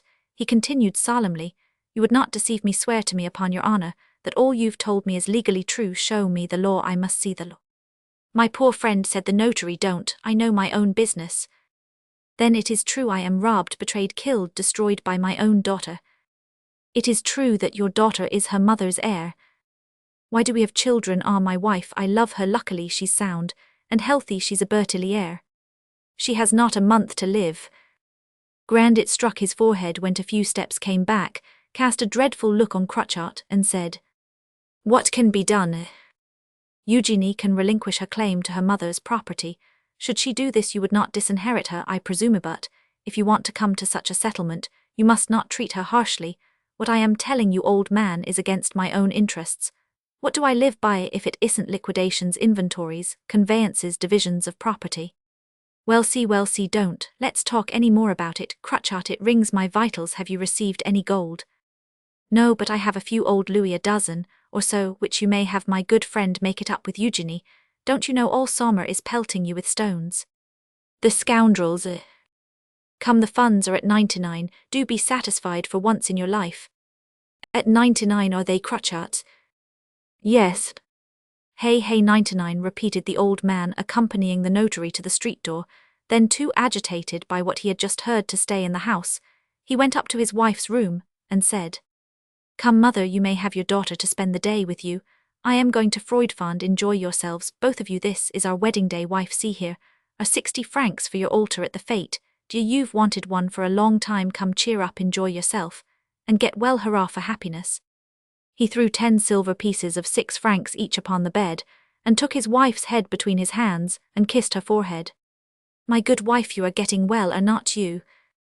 How can you think of receiving the God of mercy in your house, when you refuse to forgive your daughter? She said with emotion. Ta, said Grandet in a coaxing voice. Well, see about that. Merciful heaven, Eugenie, cried the mother, flushing with joy. Come, and kiss your father, he forgives you. But the old man had disappeared. He was going as fast as his legs could carry him towards his vineyards, trying to get his confused ideas into order. Grandet had entered his 76th year. During the last 2 years, his avarice had increased upon him, as all the persistent passions of men increase at a certain age, as if to illustrate an observation which applies equally to misers, ambitious men, and others whose lives are controlled by any dominant idea. His affections had fastened upon one special symbol of his passion. The sight of gold, the possession of gold, had become a monomania. His despotic spirit had grown in proportion to his avarice, and to part with the control of the smallest fraction of his property at the death of his wife seemed to him a thing against nature. To declare his fortune to his daughter, to give an inventory of his property, landed and personal, for the purposes of division. Why, he cried aloud in the midst of a field where he was pretending to examine a vine, it would be cutting my throat. He came at last to a decision, and returned to Saumur in time for dinner, resolved to unbend to Eugenie, and pet and coax her that he might die regally holding the reins of his millions in his own hands, so long as the breath was in his body. At the moment when the old man, who chanced to have his passkey in his pocket, opened the door and climbed with a stealthy step up the stairway to go into his wife's room, Eugenie had brought the beautiful dressing-case from the oak cabinet, and placed it on her mother's bed. Mother and daughter, in Grandet's absence, allowed themselves the pleasure of looking for a likeness to Charles in the portrait of his mother. It is exactly his forehead, and his mouth, Eugenie was saying as the old man opened the door at the look which her husband cast upon the gold. Madame Grandet cried out, "O God, have pity upon us!" The old man sprang upon the box as a famished tiger might spring upon a sleeping child. "What's this?" he said, snatching the treasure and carrying it to the window. "Gold, good gold," he cried, "all gold. It weighs 2 pounds. Ha ha, Charles gave you that for your money, did he, Hein? Why didn't you tell me so? It was a good bargain, little one. Yes, you are my daughter. I see that Eugenie trembled in every limb. This came from Charles, of course, didn't it? Continued the old man. Yes, father, it is not mine, it is a sacred trust. Ta ta ta ta, he took your fortune, and now you can get it back. Father, Grandet took his knife to pry out some of the gold. To do this, he placed the dressing case on a chair. Eugenie sprang forward to recover it, but her father, who had his eye on her, and on the treasure too, pushed her back so violently with a thrust of his arm that she fell upon her mother's bed. Monsieur, monsieur, cried the mother, lifting herself up. Grandet had opened his knife, and was about to apply it to the gold. Father, cried Eugenie, falling on her knees, and dragging herself close to him with clasped hands. Father, in the name of all the saints, and the Virgin, in the name of Christ who died upon the cross, in the name of your eternal salvation, Father, for my life's sake, Father, do not touch, that it is neither yours nor mine, it is a trust placed in my hands by an unhappy relation. I must give it back to him uninjured. If it is a trust, why were you looking at it? To look at it is as bad as touching it. Father, don't destroy it, or you will disgrace me. Father, do you hear? Oh, have pity, said the mother. Father, cried Eugenie in so startling a voice that Nanoen ran upstairs. Terrified, Eugenie sprang upon a knife that was close at hand. Well, what now? Said Grandet coldly with a callous smile. Oh, you are killing me, said the mother. Father, if your knife so much as cuts a fragment of that gold, I will stab myself with this one. You have already driven my mother to her death. You will now kill your child. Do as you choose, wound for wound. Grandet held his knife over the dressing case and hesitated as he looked at his daughter. Are you capable of doing it, Eugenie? He said. Yes, yes, said the mother. Shall do it if she says so, cried Nanoen. Be reasonable, monsieur, for once in your life.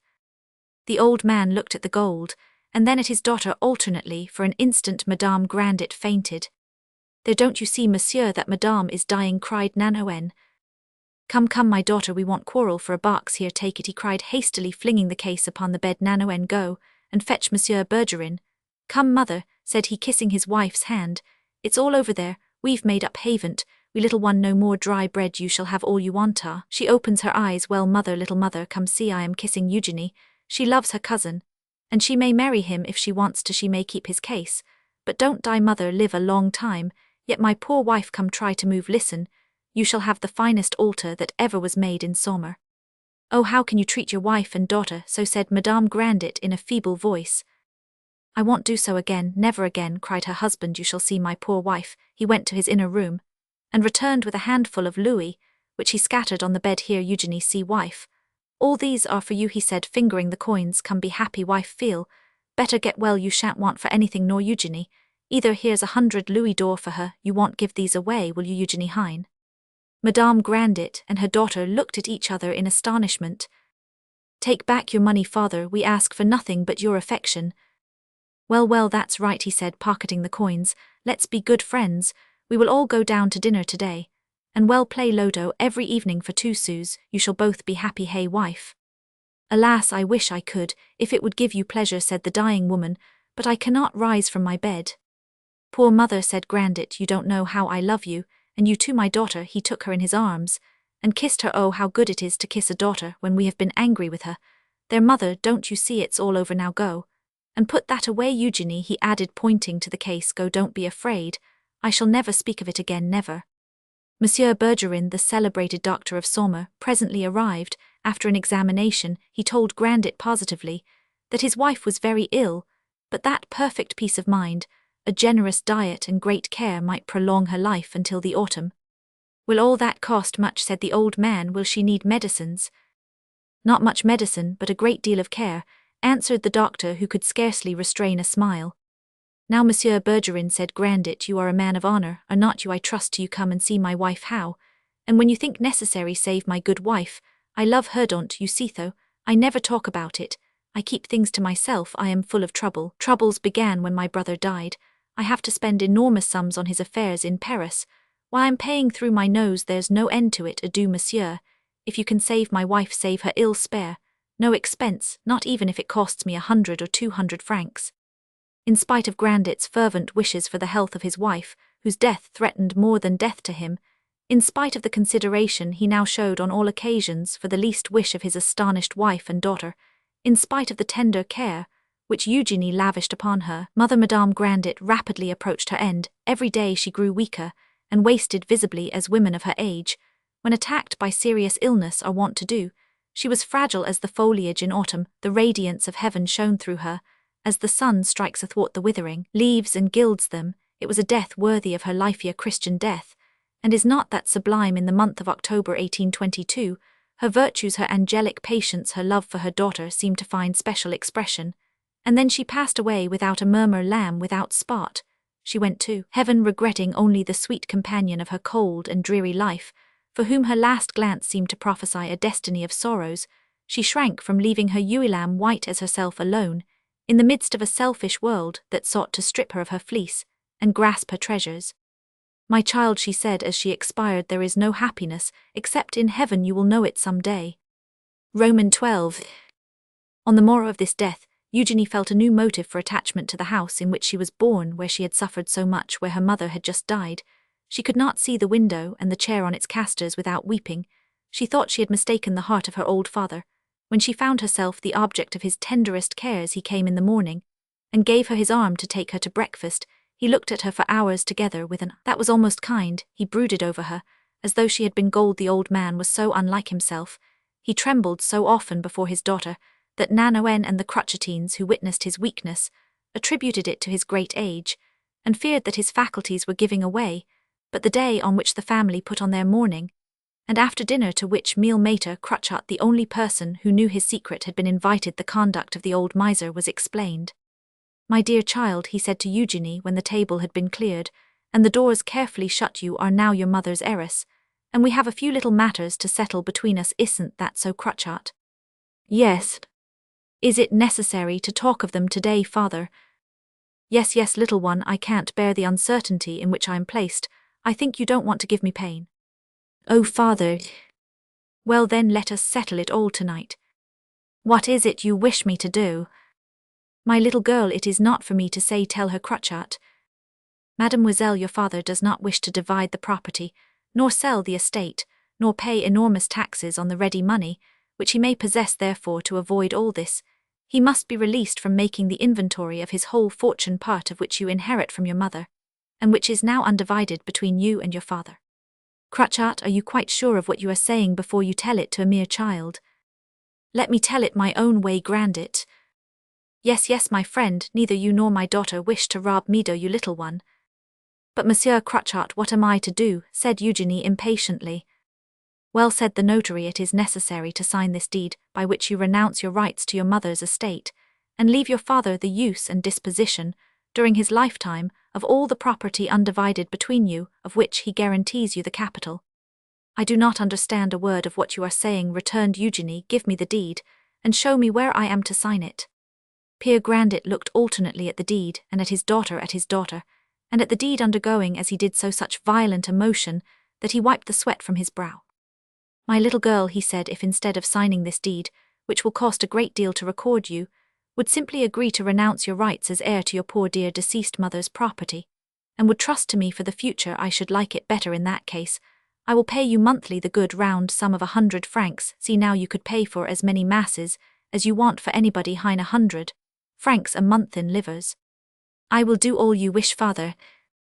"Mademoiselle," said the notary, "it is my duty to point out to you that you are despoiling yourself without guarantee." "Good heavens, what is all that to me?" "Hold your tongue, Crutchet, it's settled, all settled," cried Grandet, taking his daughter's hand, and striking it with his own. "Eugenie, you won't go back on your word. You are an honest girl, hein?" "Oh, father." He kissed her effusively, and pressed her in his arms till he almost choked her. "Go, my good child, you restore your father's life, but you only return to him that which he gave you. We are quits. This is how business should be done. Life is a business. I bless you, you are a virtuous girl, and you love your father. Do just what you like in future. Tomorrow, Crutchet," he added, looking at the horrified notary, "you will see about preparing the deed of relinquishment, and then enter it on the records of the court." The next morning Eugenie signed the papers by which she herself completed her spoliation. At the end of the first year, however, in spite of his bargain, the old man had not given his daughter 1 sou of the 100 francs he had so solemnly pledged to her. When Eugenie pleasantly reminded him of this, he could not help colouring, and went hastily to his secret hiding place, from whence he brought down about a third of the jewels he had taken from his nephew, and gave them to her. "Dear little one," he said in a sarcastic tone, "do you want those for your 1,200 francs? Oh, father, truly, will you really give them to me?"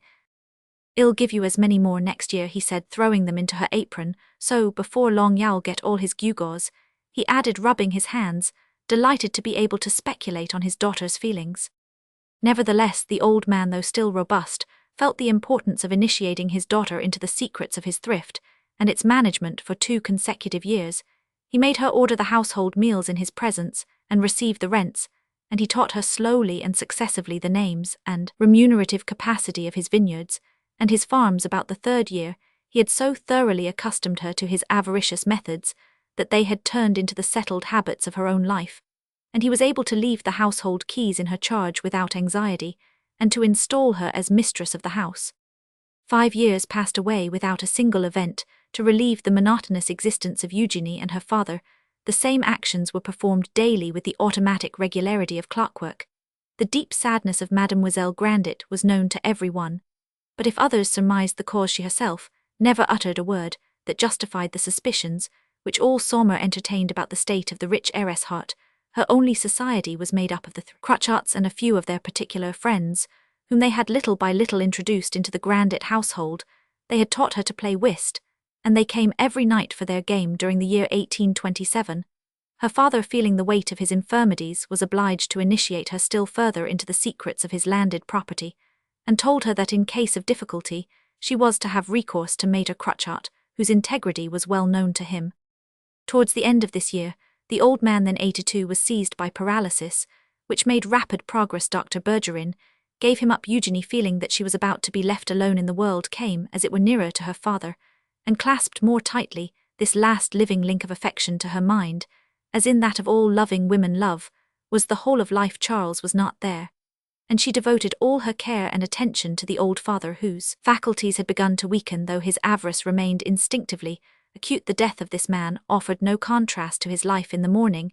He made them roll him to a spot between the chimney of his chamber and the door of the secret room, which was filled no doubt with gold. He asked for an explanation of every noise he heard, even the slightest, to the great astonishment of the notary. He even heard the watchdog yawning in the courtyard. He woke up from his apparent stupor at the day and hour when the rents were due, or when accounts had to be settled with his vinedressers and receipts given at such times. He worked his chair forward on its casters until he faced the door of the inner room. He made his daughter open it and watched while she placed the bags of money one upon another in his secret receptacles, and relocked the door. Then she returned silently to her seat, after giving him the key, which he replaced in his waistcoat pocket, and fingered from time to time his old friend, the notary, feeling sure that the rich heiress would inevitably marry his nephew the president if Charles Grandet did not return. Redoubled all his attentions. He came every day to take Grandet's orders, went on his errands to Froidfond, to the farms and the fields and the vineyards, sold the vintages, and turned everything into gold and silver, which found their way in sacks to the secret hiding place. At length the last struggle came, in which the strong frame of the old man slowly yielded to destruction. He was determined to sit at the chimney corner, facing the door of the secret room. He drew off and rolled up all the coverings, which were laid over him, saying to Nanoen, "Put them away, lock them up, for fear they should be stolen."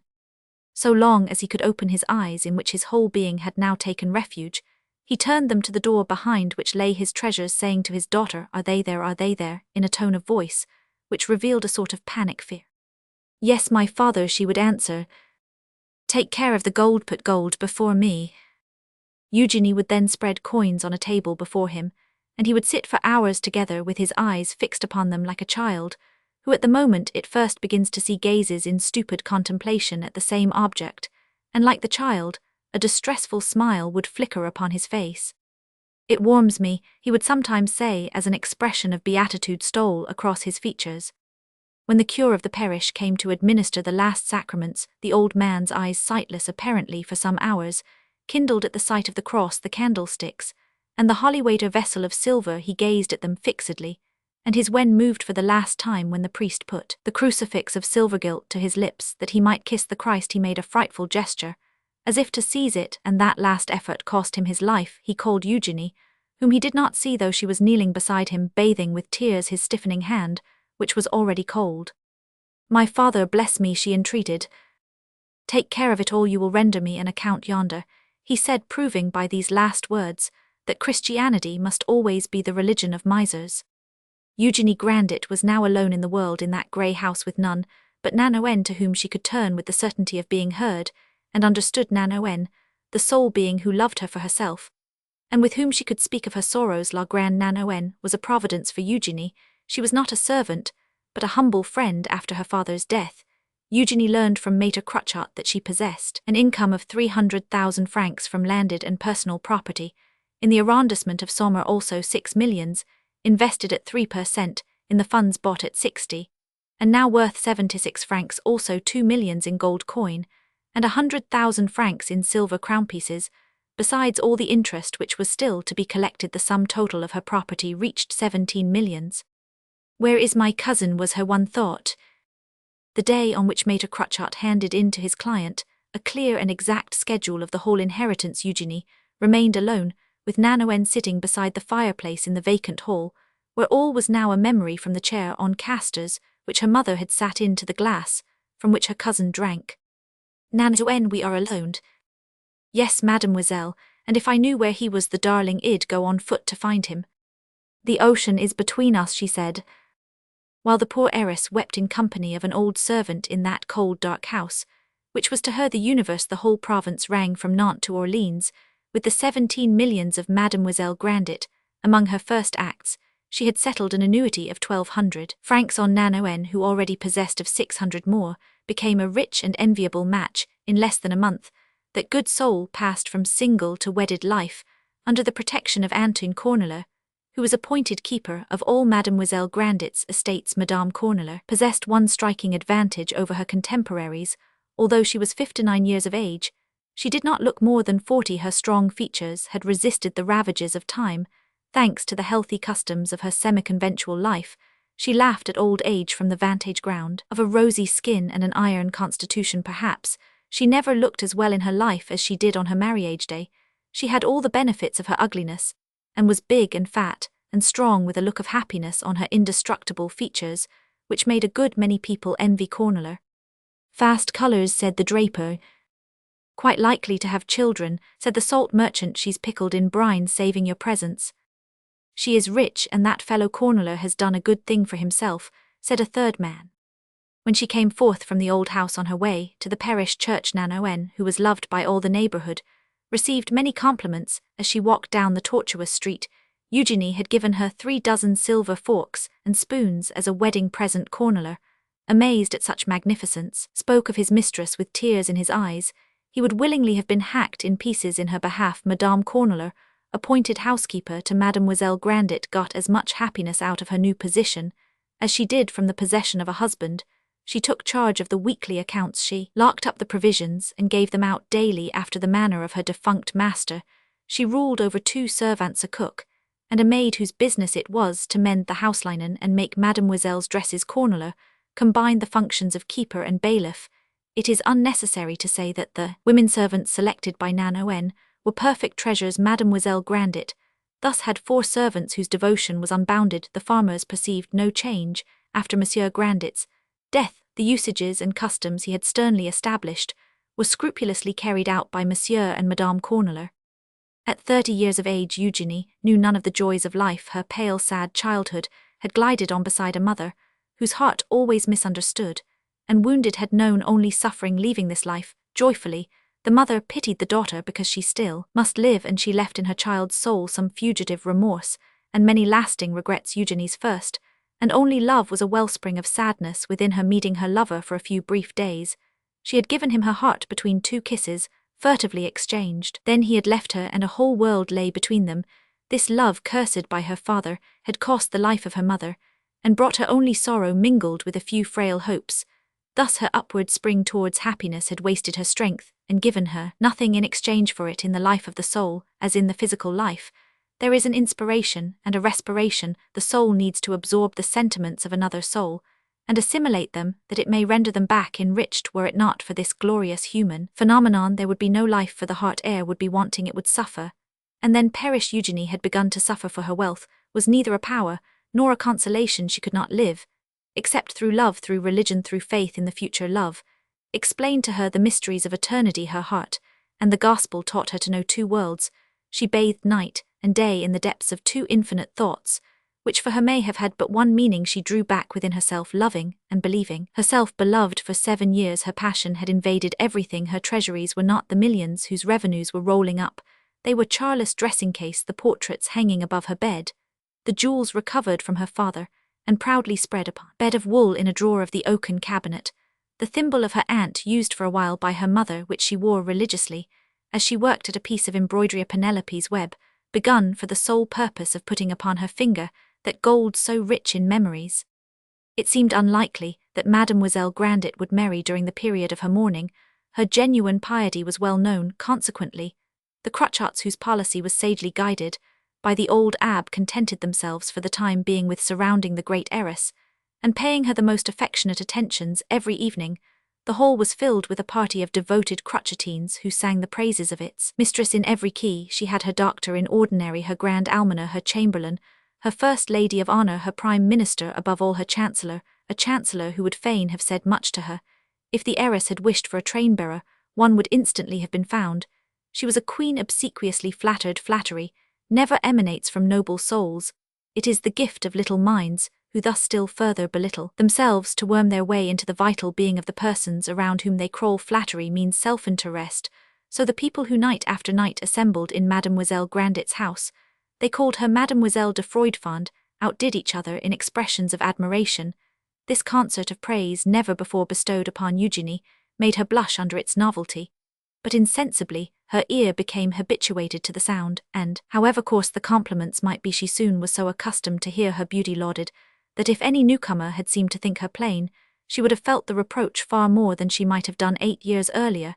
She ended at last by loving the incense which she secretly laid at the feet of her idol. By degrees, she grew accustomed to be treated as a sovereign, and to see her court pressing around her every evening. Monsieur de Bonfons was the hero of the little circle, where his wit, his person, his education, his amiability were perpetually praised. One or another would remark that in 7 years he had largely increased his fortune, that Bonfons brought in at least 10,000 francs a year, and was surrounded, like the other possessions of the Crotchats, by the vast domains of the heiress. "Do you know, mademoiselle," said an habitual visitor, "that the Crotchats have an income of 40,000 francs among them?" "And then their savings," exclaimed an elderly female Crotchatine, Mademoiselle de Gribecourt. "A gentleman from Paris has lately offered Monsieur Crotchat 200,000 francs for his practice," said another. "He will sell it if he is appointed juge de paix. He wants to succeed Monsieur de Bonfons as president of the civil courts, and is taking measures," replied Madame d'Orsanville. "Monsieur le Président will certainly be made councillor." "Yes, he is a very distinguished man," said another. "Don't you think so, mademoiselle?" Monsieur de Bonfons endeavoured to put himself in keeping with the role he sought to play, in spite of his 40 years, in spite of his dusky and crabbed features, withered like most judicial faces. He dressed in youthful fashions, toyed with a bamboo cane, never took snuff in Mademoiselle de Froidfond's house, and came in a white cravat and a shirt whose pleated frill gave him a family resemblance to the race of turkeys. He addressed the beautiful heiress familiarly, and spoke of her as "our dear Eugenie." In short, except for the number of visitors, the change from loto to whist, and the disappearance of Monsieur and Madame Grandet, the scene was about the same as the one with which this history opened. The pack were still pursuing Eugenie and her millions, but the hounds, more in number, lay better on the scent, and beset the prey more unitedly. If Charles could have dropped from the Indian Isles, he would have found the same people and the same interests. Madame des Grassins, to whom Eugenie was full of kindness and courtesy, still persisted in tormenting the Crotchats. Eugenie, as in former days, was the central figure of the picture, and Charles, as heretofore, would still have been the sovereign of all. Yet there had been some progress. The flowers which the president formerly presented to Eugenie on her birthdays and fête days had now become a daily institution. Every evening he brought the rich heiress a huge and magnificent bouquet, which Madame Cornelia placed conspicuously in a vase, and secretly threw into a corner of the courtyard when the visitors had departed. Early in the spring, Madame des Grassins attempted to trouble the peace of the Crotchatines by talking to Eugenie of the Marquis de Froidfond, whose ancient and ruined family might be restored if the heiress would give him back his estates through marriage. Madame des Grassins rang the changes on the peerage and the title of Marquise, until, mistaking Eugenie's disdainful smile for acquiescence, she went about proclaiming that the marriage with Monsieur Crotchat was not nearly as certain as people thought. Though Monsieur de Freudfond is 50, she said, he does not look older than Monsieur Cruchot. He is a widower, and he has children, that's true, but then he is a marquis, he will be peer of France, and in times like these where you will find a better match, I know it for a fact that Pierre Grandet, when he put all his money into Freudfond, intended to graft himself upon that stock. He often told me so. He was a deep one, that old man. Ah, Nanoen, said Eugenie one night, as she was going to bed, how is it that in 7 years he has never once written to me? Roman 13. While these events were happening in Saumur, Charles was making his fortune in the Indies. His commercial outfit had sold well. He began by realizing a sum of $6,000. Crossing the line had brushed a good many cobwebs out of his brain. He perceived that the best means of attaining fortune in tropical regions as well as in Europe was to buy and sell men. He went to the coast of Africa and bought Negroes, combining his traffic in human flesh with that of other merchandise, equally advantageous to his interests. He carried into this business an activity which left him not a moment of leisure. He was governed by the desire of reappearing in Paris with all the prestige of a large fortune, and by the hope of regaining a position even more brilliant than the one from which he had fallen.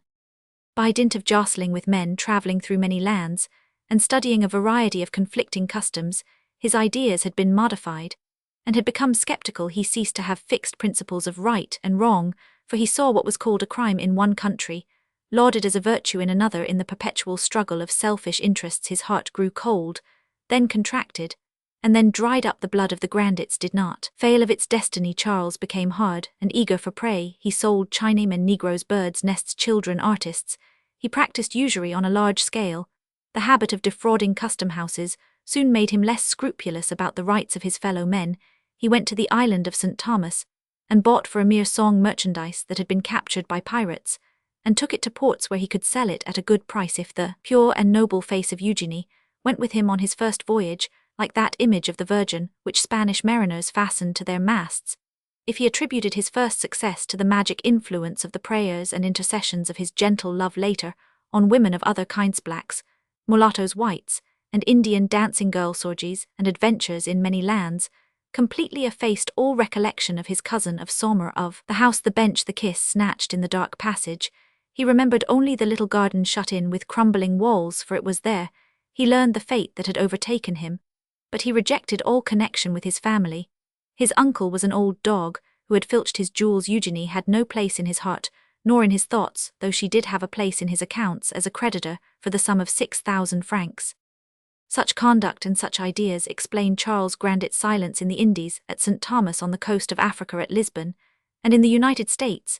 The adventurer had taken the pseudonym of Shepherd, that he might not compromise his own name. Charles Shepherd could safely be indefatigable, bold, grasping, and greedy of gain, like a man who resolves to snatch his fortune quibus cum vis, and makes haste to have done with villainy, that he may spend the rest of his life as an honest man. With such methods prosperity was rapid and brilliant, and in 1827 Charles Grandet returned to Bordeaux on the Marie Caroline, a fine brig belonging to a royalist house of business.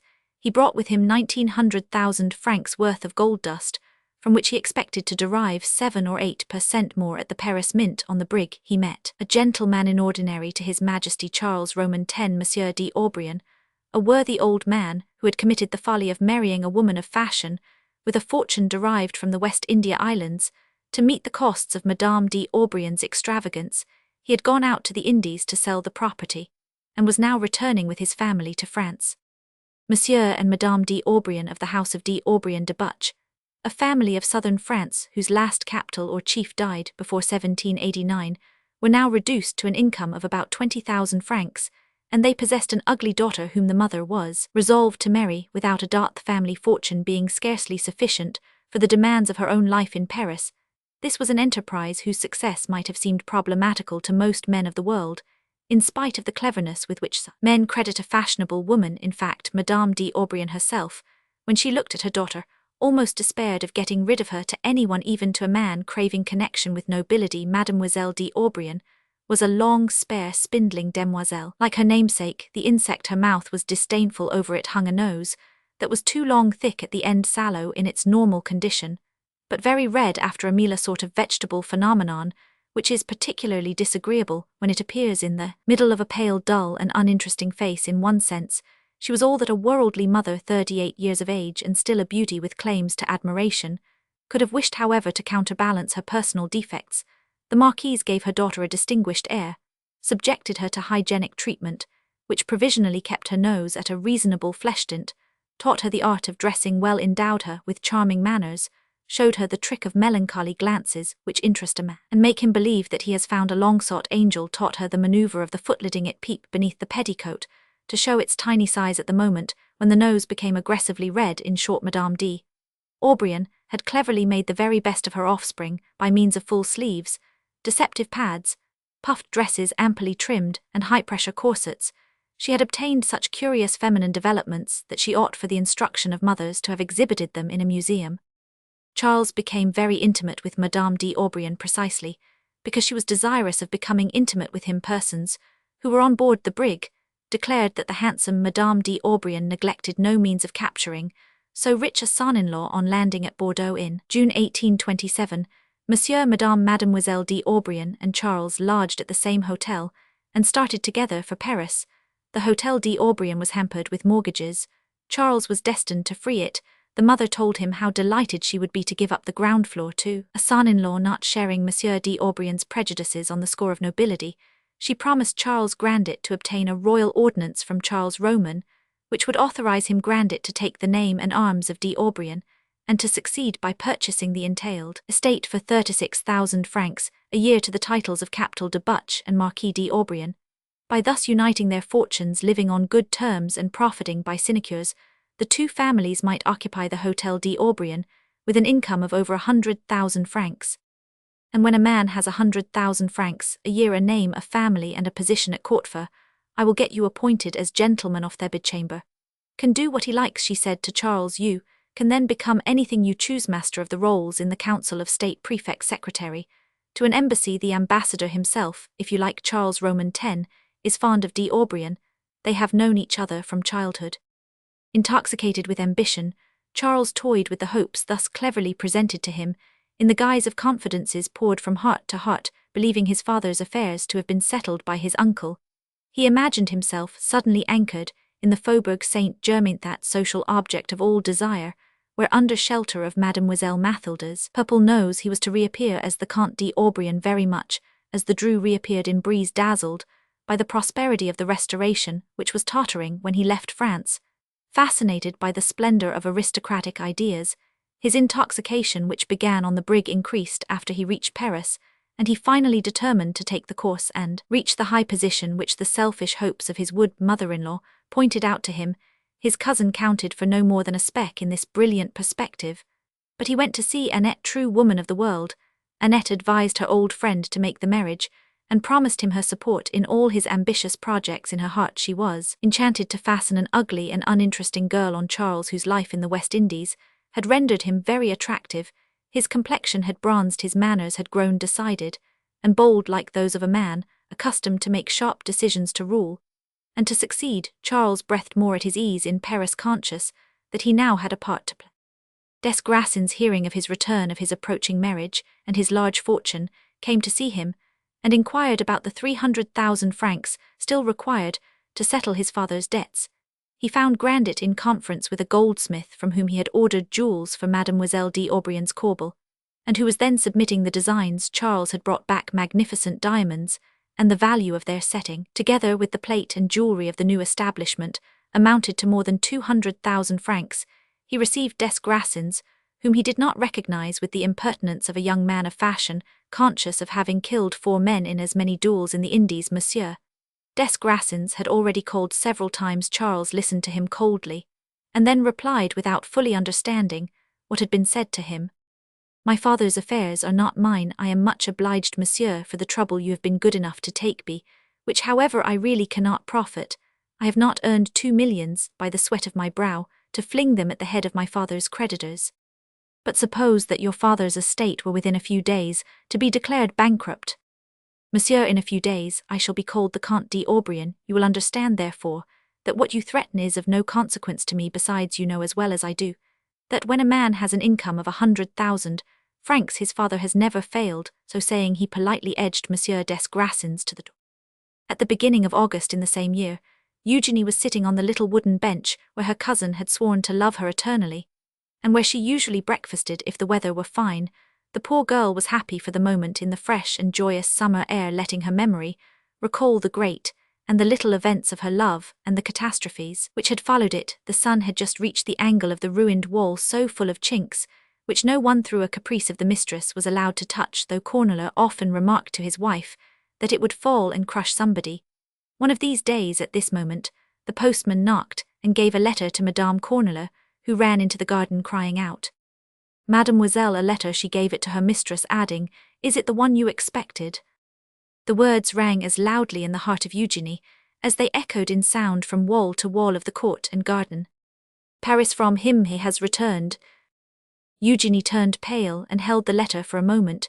She trembled so violently that she could not break the seal. La Grande Nanoen stood before her, both hands on her hips, her joy puffing, as it were, like smoke through the cracks of her brown face. "Read it, mademoiselle." "Ah, Nanoen, why did he return to Paris? He went from Saumur." "Read it, and you'll find out." Eugenie opened the letter with trembling fingers. A check on the house of Madame Desgrassins and Court of Saumur fluttered down. Nanoen picked it up. "My dear cousin." No longer Eugenie, she thought, and her heart quailed. "You." He once said thou. She folded her arms and dared not read another word. Great tears gathered in her eyes. "Is he dead?" asked Nanoen. "If he were, he could not write," said Eugenie. She then read the whole letter, which was as follows. "My dear cousin, you will, I am sure, hear with pleasure of the success of my enterprise. You brought me luck. I have come back rich, and I have followed the advice of my uncle, whose death, together with that of my aunt, I have just learned from Monsieur Desgrassins. The death of parents is in the course of nature, and we must succeed them. I trust you are by this time consoled. Nothing can resist time, as I am well aware. Yes, my dear cousin, the day of illusions is unfortunately gone for me. How could it be otherwise? Travelling through many lands, I have reflected upon life. I was a child when I went away. I have come back a man. Today I think of many I did not dream of then. You are free, my dear cousin, and I am free still. Nothing apparently hinders the realization of our early hopes, but my nature is too loyal to hide from you the situation in which I find myself. I have not forgotten our relations. I have always remembered throughout my long wanderings the little wooden seat. Eugenie rose as if she were sitting on live coals, and went away and sat down on the stone steps of the court.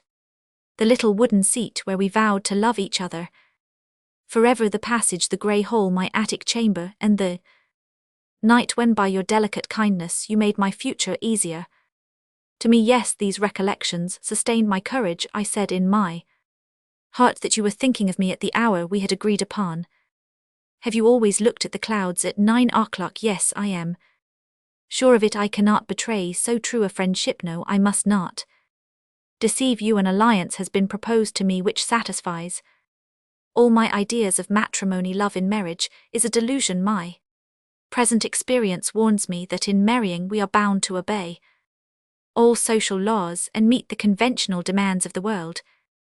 Now between you and me there are differences which might affect your future, my dear cousin, even more than they would mine. I will not here speak of your customs and inclinations, your education, nor yet of your habits, none of which are in keeping with Parisian life or with the future which I have marked out for myself. My intention is to keep my household on a stately footing, to receive much company, in short, to live in the world, and I think I remember that you love a quiet and tranquil life. I will be frank and make you the judge of my situation. You have the right to understand it and to judge it.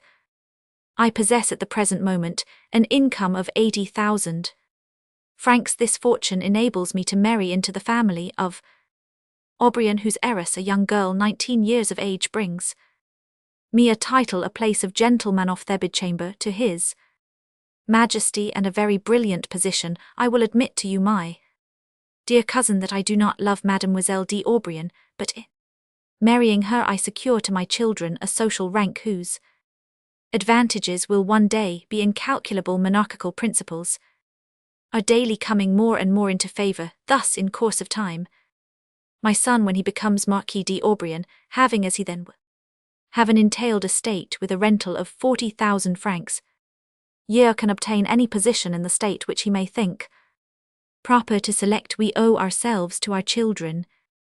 You see, my cousin, with what good faith I lay the state of my heart, my hopes, and my fortune before you. Possibly after 7 years' separation you have yourself forgotten our youthful loves, but I have never forgotten either your kindness or my own words. I remember all, even words that were lightly uttered, words by which a man less conscientious than I, with a heart less youthful and less upright, would scarcely feel himself bound in telling you that the marriage I propose to make is solely one of convenience, that I still remember our childish love. Am I not putting myself entirely in your hands and making you the mistress of my fate? Am I not telling you that if I must renounce my social ambitions, I shall willingly content myself with the pure and simple happiness of which you have shown me so sweet an image? Tan-ta-ta-tan-ta-ti, sang Charles Grandet to the air of Non più andrai, as he signed himself, your devoted cousin Charles. Thunder, that's doing it handsomely, he said as he looked about him for the cheque. Having found it, he added the words, "I enclose a cheque on the desk Grassin's bank for 8,000 francs to your order, payable in gold, which includes the capital and interest of the sum you were kind enough to lend me. I am expecting a case from Bordeaux which contains a few things which you must allow me to offer you as a mark of my unceasing gratitude. You can send my dressing case by the diligence to the Hotel d'Aubrion, Rue Hillerin, Burton." "By the diligence," said Eugenie, "a thing for which I would have laid down my life." Terrible and utter disaster, the ship went down, leaving not a spar, not a plank on a vast ocean of hope. Some women, when they see themselves abandoned, will try to tear their lover from the arms of a rival. They will kill her, and rush to the ends of the earth, to the scaffold, to their tomb. That no doubt is fine. The motive of the crime is a great passion, which awes even human justice. Other women bow their heads and suffer in silence. They go their way dying, resigned, weeping, forgiving, praying, and recollecting, till they draw their last breath. This is love, true love, the love of angels, the proud love which lives upon its anguish and dies of it. Such was Eugenie's love. After she had read that dreadful letter, she raised her eyes to heaven, thinking of the last words uttered by her dying mother, who with the prescience of death had looked into the future with clear and penetrating eyes. Eugenie, remembering that prophetic death, that prophetic life, measured with one glance her own destiny. Nothing was left for her. She could only unfold her wings, stretch upward to the skies, and live in prayer until the day of her deliverance. "My mother was right," she said, weeping, "suffer and die." Roman 14. Eugenie came slowly back from the garden to the house, and avoided passing, as was her custom, through the corridor, but the memory of her cousin was in the grey old hall, and on the chimney-piece where stood a certain saucer, and the old Sevres sugar bowl which she used every morning at her breakfast. This day was destined to be solemn throughout, and full of events. Nanoen announced the cure of the parish church. He was related to the Crutcharts, and therefore, in the interests of Monsieur de Bonfons, for some time past the old abbe had urged him to speak to Mademoiselle Grandet from a purely religious point of view about the duty of marriage for a woman in her position. When she saw her pastor, Eugenie supposed he had come for the 1,000 francs which she gave monthly to the poor, and she told Nanoen to go and fetch them, but the cure only smiled. "Today, Mademoiselle," he said, "I have come to speak to you about a poor girl in whom the whole town of Saumur takes an interest, who through lack of charity to herself neglects her Christian duties. Monsieur le Curé, you have come to me at a moment when I cannot think of my neighbor. I am filled with thoughts of myself.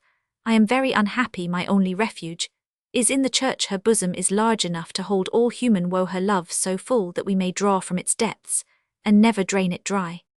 Mademoiselle, in speaking of this young girl, we shall speak of you. Listen, if you wish to ensure your salvation, you have only 2 paths to take: either leave the world, or obey its laws. Obey either your earthly destiny or your heavenly destiny. Your voice speaks to me when I need to hear a voice. Yes, God has sent you to me. I will bid farewell to the world, and live for God alone in silence and seclusion. My daughter, you must think long before you take so violent a step. Marriage is life, the veil is death." "Yes, death, a quick death," she said with dreadful eagerness. "Death, but you have great obligations to fulfill to society, Mademoiselle.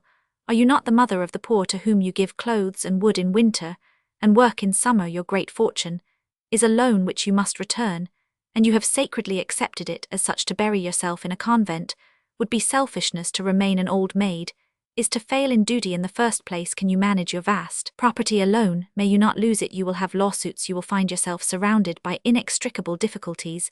Believe your pastor a husband is useful. You are bound to preserve what God has bestowed upon you. I speak to you as a precious lamb of my flock. You love God too truly not to find your salvation in the midst of his world, of which you are noble ornament, and to which you owe your example.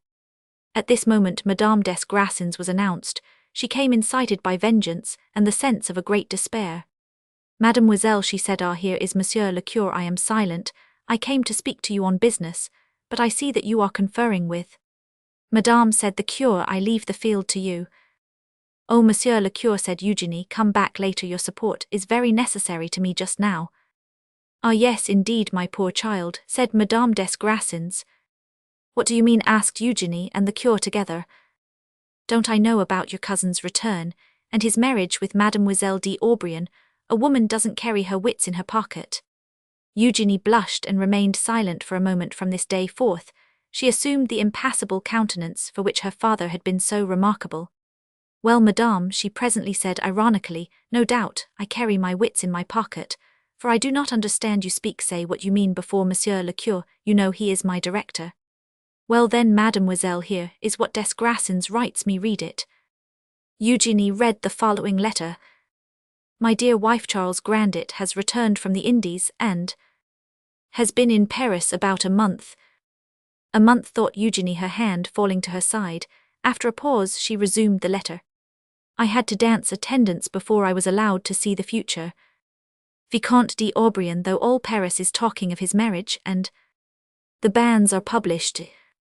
He wrote to me after that, thought Eugenie. She did not conclude the thought. She did not cry out, as a Parisian woman would have done, the villain, but though she said it not, contempt was none the less present in her mind.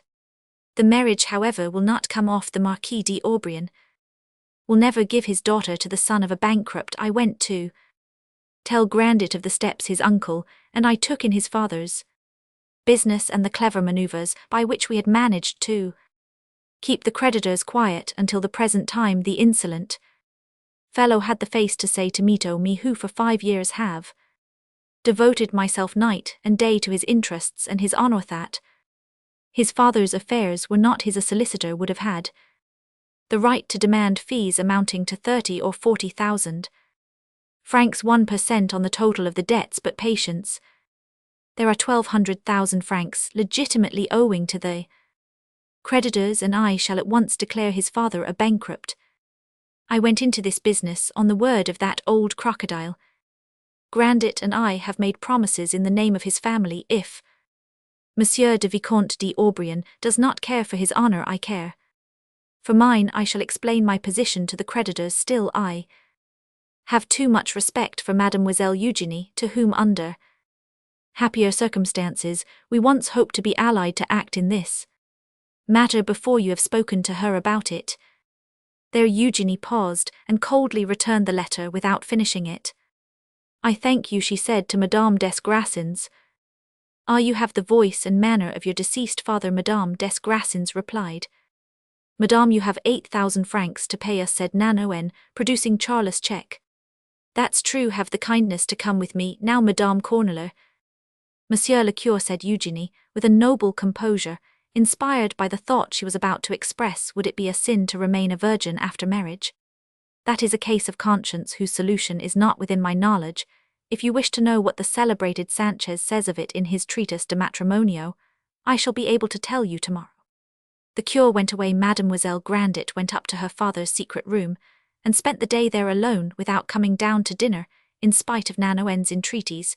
She appeared in the evening at the hour when the usual company began to arrive. Never was the old hall so full as on this occasion. The news of Charles' return and his foolish treachery had spread through the whole town, but however watchful the curiosity of the visitors might be, it was left unsatisfied. Eugenie, who expected scrutiny, allowed none of the cruel emotions that wrung her soul to appear on the calm surface of her face. She was able to show a smiling front in answer to all who tried to testify their interest by mournful looks or melancholy speeches.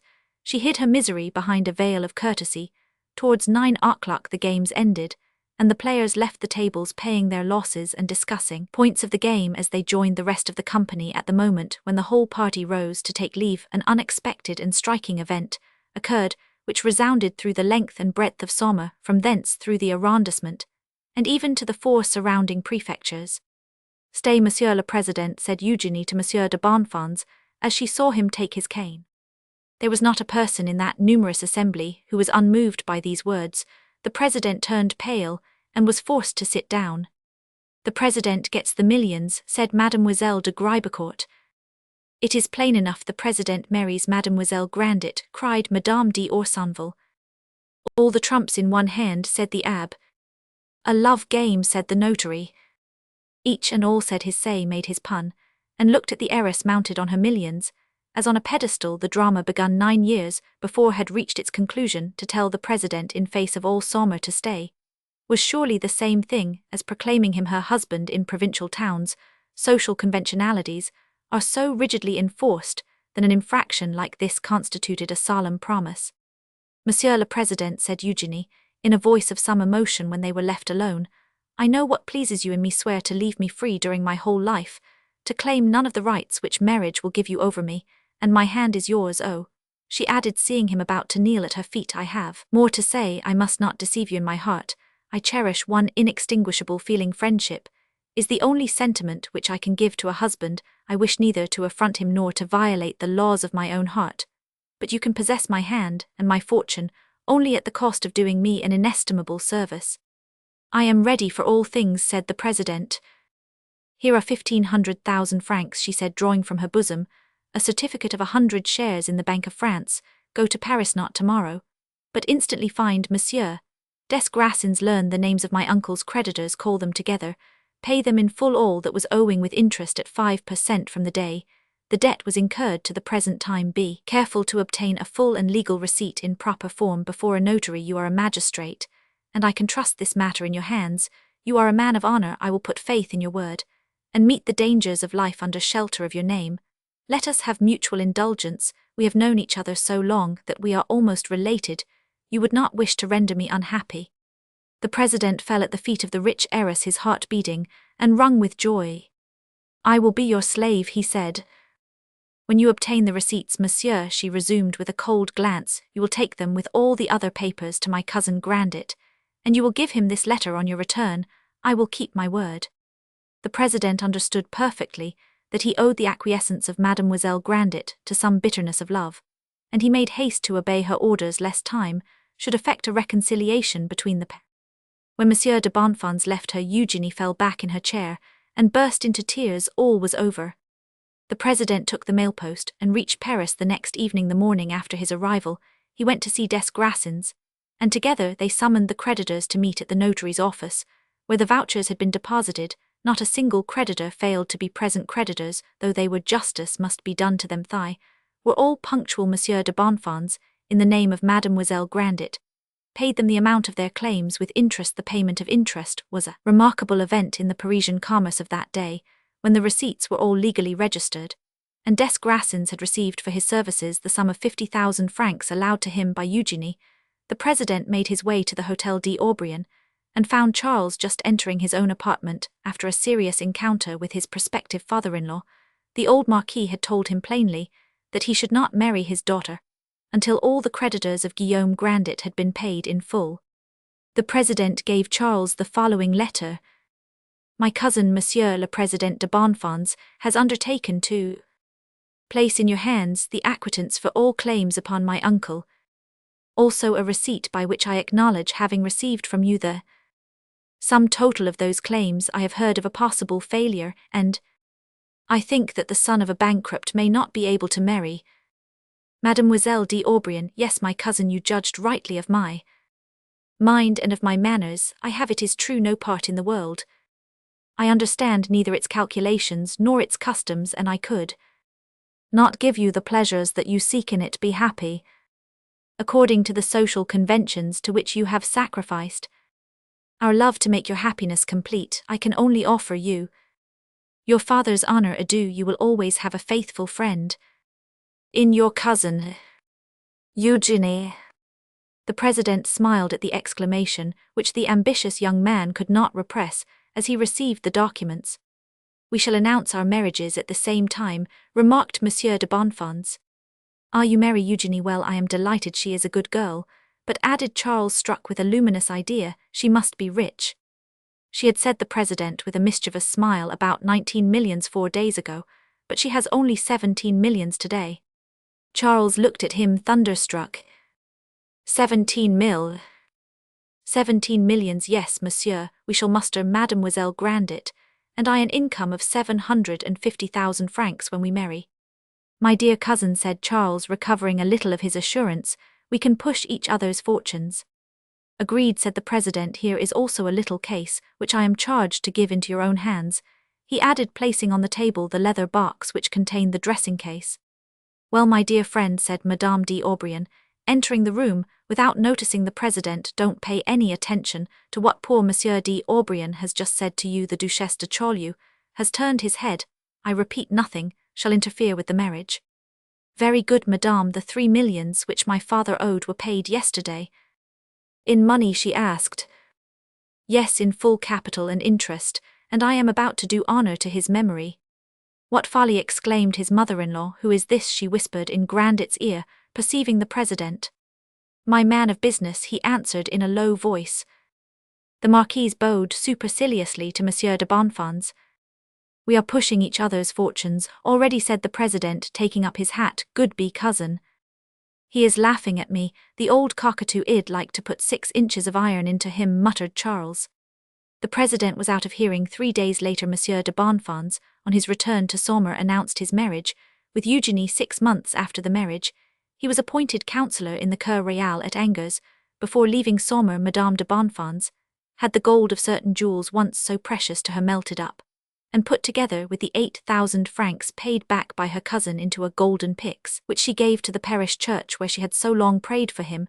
She now spent her time between Angers and Saumur. Her husband, who had shown some public spirit on a certain occasion, became a judge in the superior courts, and finally, after a few years president of them, he was anxiously awaiting a general election in the hope of being returned to the Chamber of Deputies. He hankered after a peerage, and then, "The king will be his cousin want," he said. "Nanoen, la grande Nanoen," Madame Cornelia Bourgeoise of Saumur, as she listened to her mistress, who was recounting the honours to which she was called.